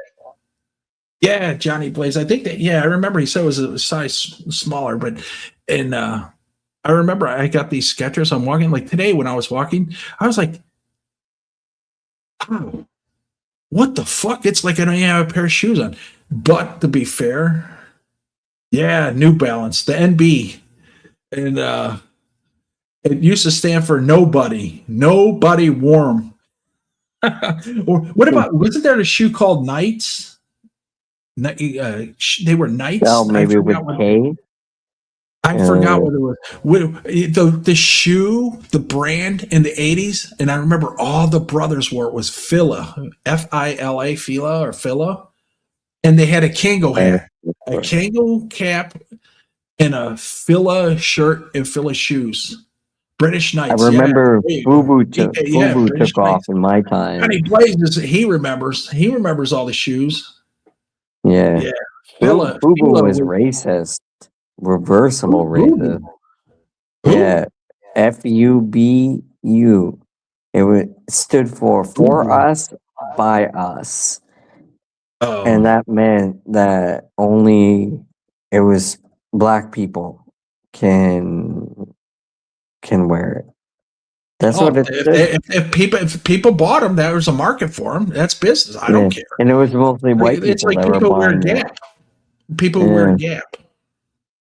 Yeah. And I remember, what's a Gap? And I remember a guy goes, gay and proud. I'm like, what? That's not what that means. And I never knew what it meant. I still don't believe it's gay and proud. LL Cool J promoted that brand. Yeah, LL.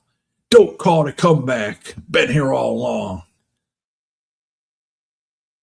Yeah. Wow. I remember I wore Chuck Taylor's All-Stars. I remember I got the #1 presidential physical fitness in the school.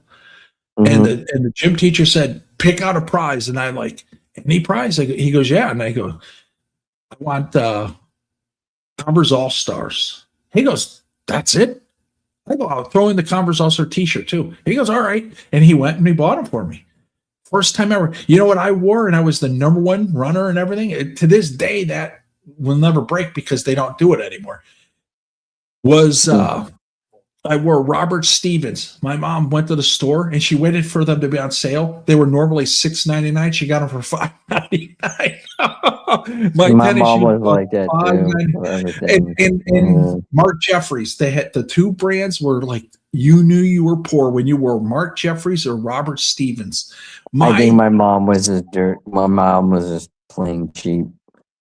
No, my mom just like she could get like $10 out of $1, and because she had to. But it was funny because I went to my cousin's house and my second cousin came over. He goes, I can finally make fun of you. I go, why? And he was like, you have on Mark Jeffrey tennis shoes. I didn't even know what the hell they were. I just knew they were tennis shoes. And then we went to the store and he showed me. It was a place called G.C. Murphy's. It was right next to the Woolworth. And we went in and I saw the shoes and they were $6.99. And I go, wait, my mom got it for $5.99. And I was like, holy shit. That's when I knew I was poor. But it didn't affect me because I was able to still run faster. But Princeton University did a study. They put Nikes, Air Jordans, and all these other shoes on kids, and 1.5% with the shoes had better performance by 1.5%. So it does LLB. Yeah, I remember when for me it was Eddie Bauer. Christmas time would come, and for like the month of December in junior high and elementary school, you're doing all this Christmas shit, and you're writing. One of the things you do, you write to Santa Claus what you want, and but you were in 9th grade, bro. But everyone got what they wanted. And then you get in the holidays, you get the 2 weeks off or whatever, and you come back. Did you when you had that 2 weeks off? And everyone got what they wanted, and I got fucking pajamas or some shit, and they go, Sean, Johnny Blaze. It's like 30 years old. They go, Sean, did you get whatever, the new Nintendo or something like that. And I go, uh-huh. And they look at me like they're like, we know you're lying. But we'll go along with it. Yeah. It was the shittiest feeling. Sean, when you had 2 weeks off at Christmas, was it winter break or Christmas break? Did they call it? What did they call it? I think it switched around, but from what I remember, it was Christmas break. Yeah, that's what we had. It seemed like forever. You know why? Because I was stuck over my grandma's house for like 2 weeks. Yeah. And all I did, I had to go out and shovel snow. I had to go do a bunch of shit. I'm like, everybody else is having a great time and I'm suffering. Finally, one time I told my mom, I said, listen, I'm just going to walk home. She goes, it's 13 miles. I go, I'm still going to walk home. I did it before. And she was like, oh, that's right. I walked. There was a creek by the side of my grandma's house. and it went all the way through, and it met another creek. And if you go to the right, it went to my town, which went right to the high school, well, the middle school, junior high, which was a mile from my house. So I could walk the creek and never get lost. And I was like, okay, that's what I did. I walked the creek one time. It never was over like 6 or 7 inches deep. Mm-hmm. Yeah. Yeah, Nintendo. I remember a buddy of mine. He bought one, and he bought one, and he goes, "You know what this is?" I said, "Nintendo." I said, "No, never heard of it." He goes, "It's a Japanese company. It's a wait till you see these games."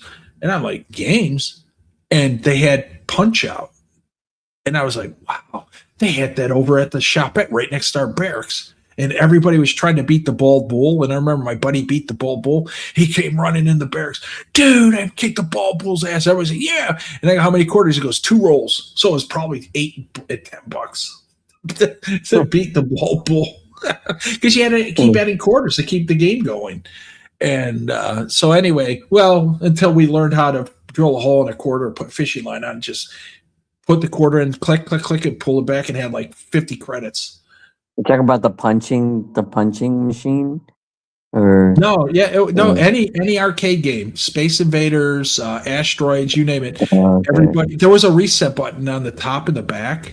That's how the guy who put them in there knew how to reset the game, and he would give you as many. And they could see that in the store lobby. They could see you standing up trying to press the button, but they couldn't tell if you were putting a quarter with the string on it and with the fishing string on it, and click, click, click, click, click, click, click, click, and then that was that. And we had I remember in high school we had Atari. Yes, I did.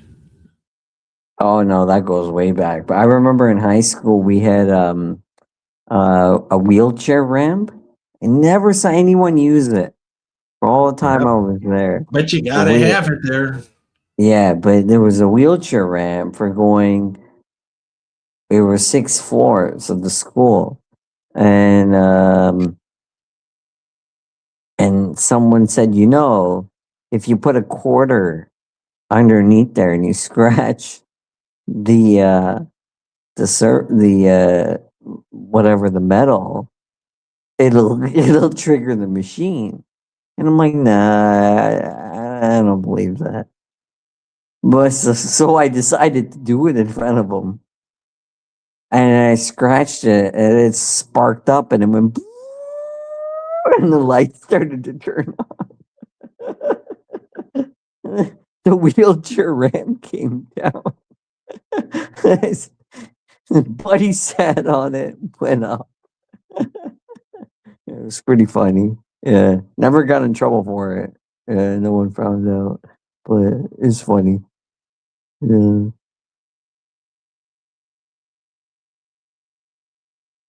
Hello?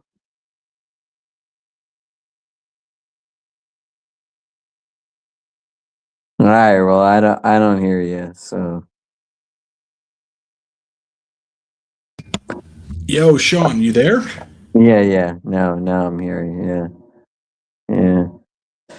I think I gotta go to bed. Yeah, you sound drunk. Oh, really? What is a surprise? Actually, I'm half tired, and half drunk. And half drunk. Yeah, we all played Atari, Johnny Blaze. And I'll be happy to say 2 of the games I was the best at was the track and field. I took that rubber piece off the controller and put it on the middle finger just underneath there so it wouldn't blister. And the other one was Raiders of the Lost Ark. I was the only one to finish that. He's like, holy shit, you finished. You had to figure out how to use the parachute to parachute into the time zone. The quick question for Sean. Here we go. Yes. Never mind. It says, hey, Sean, mate, why do you say you work in SeaWorld, mate? They're still trying to. There's some guy who thinks that he doxed me. Well, you're Asian Andy. Remember the photo? You were Asian Andy. Before that, I was some guy called Sean something that was a security guard that worked at SeaWorld in Florida. Even though I'm in the exact opposite side of the Yeah. fucking country. Complete opposite of the country.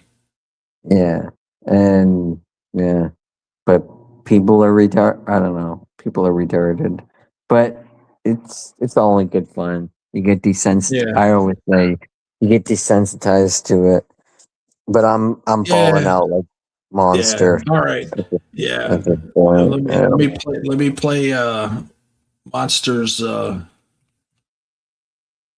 real quick here. That way we know.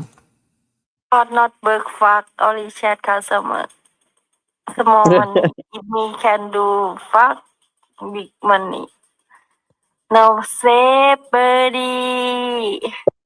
But anyway, guys, we are going to be leaving today's episode there. As always, don't forget to subscribe to the channel if you are new here.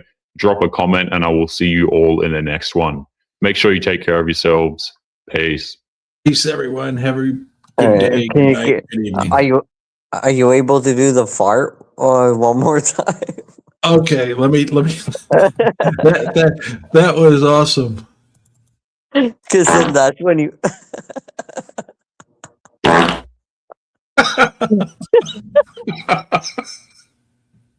That's when you woke up. He's probably awake right now, just shaking his head, doing I don't care. You schmeckleheads. All right, everybody, Yeah. cheers. All right, go. All right. Cheers, everyone. All right, Cheers. cheers.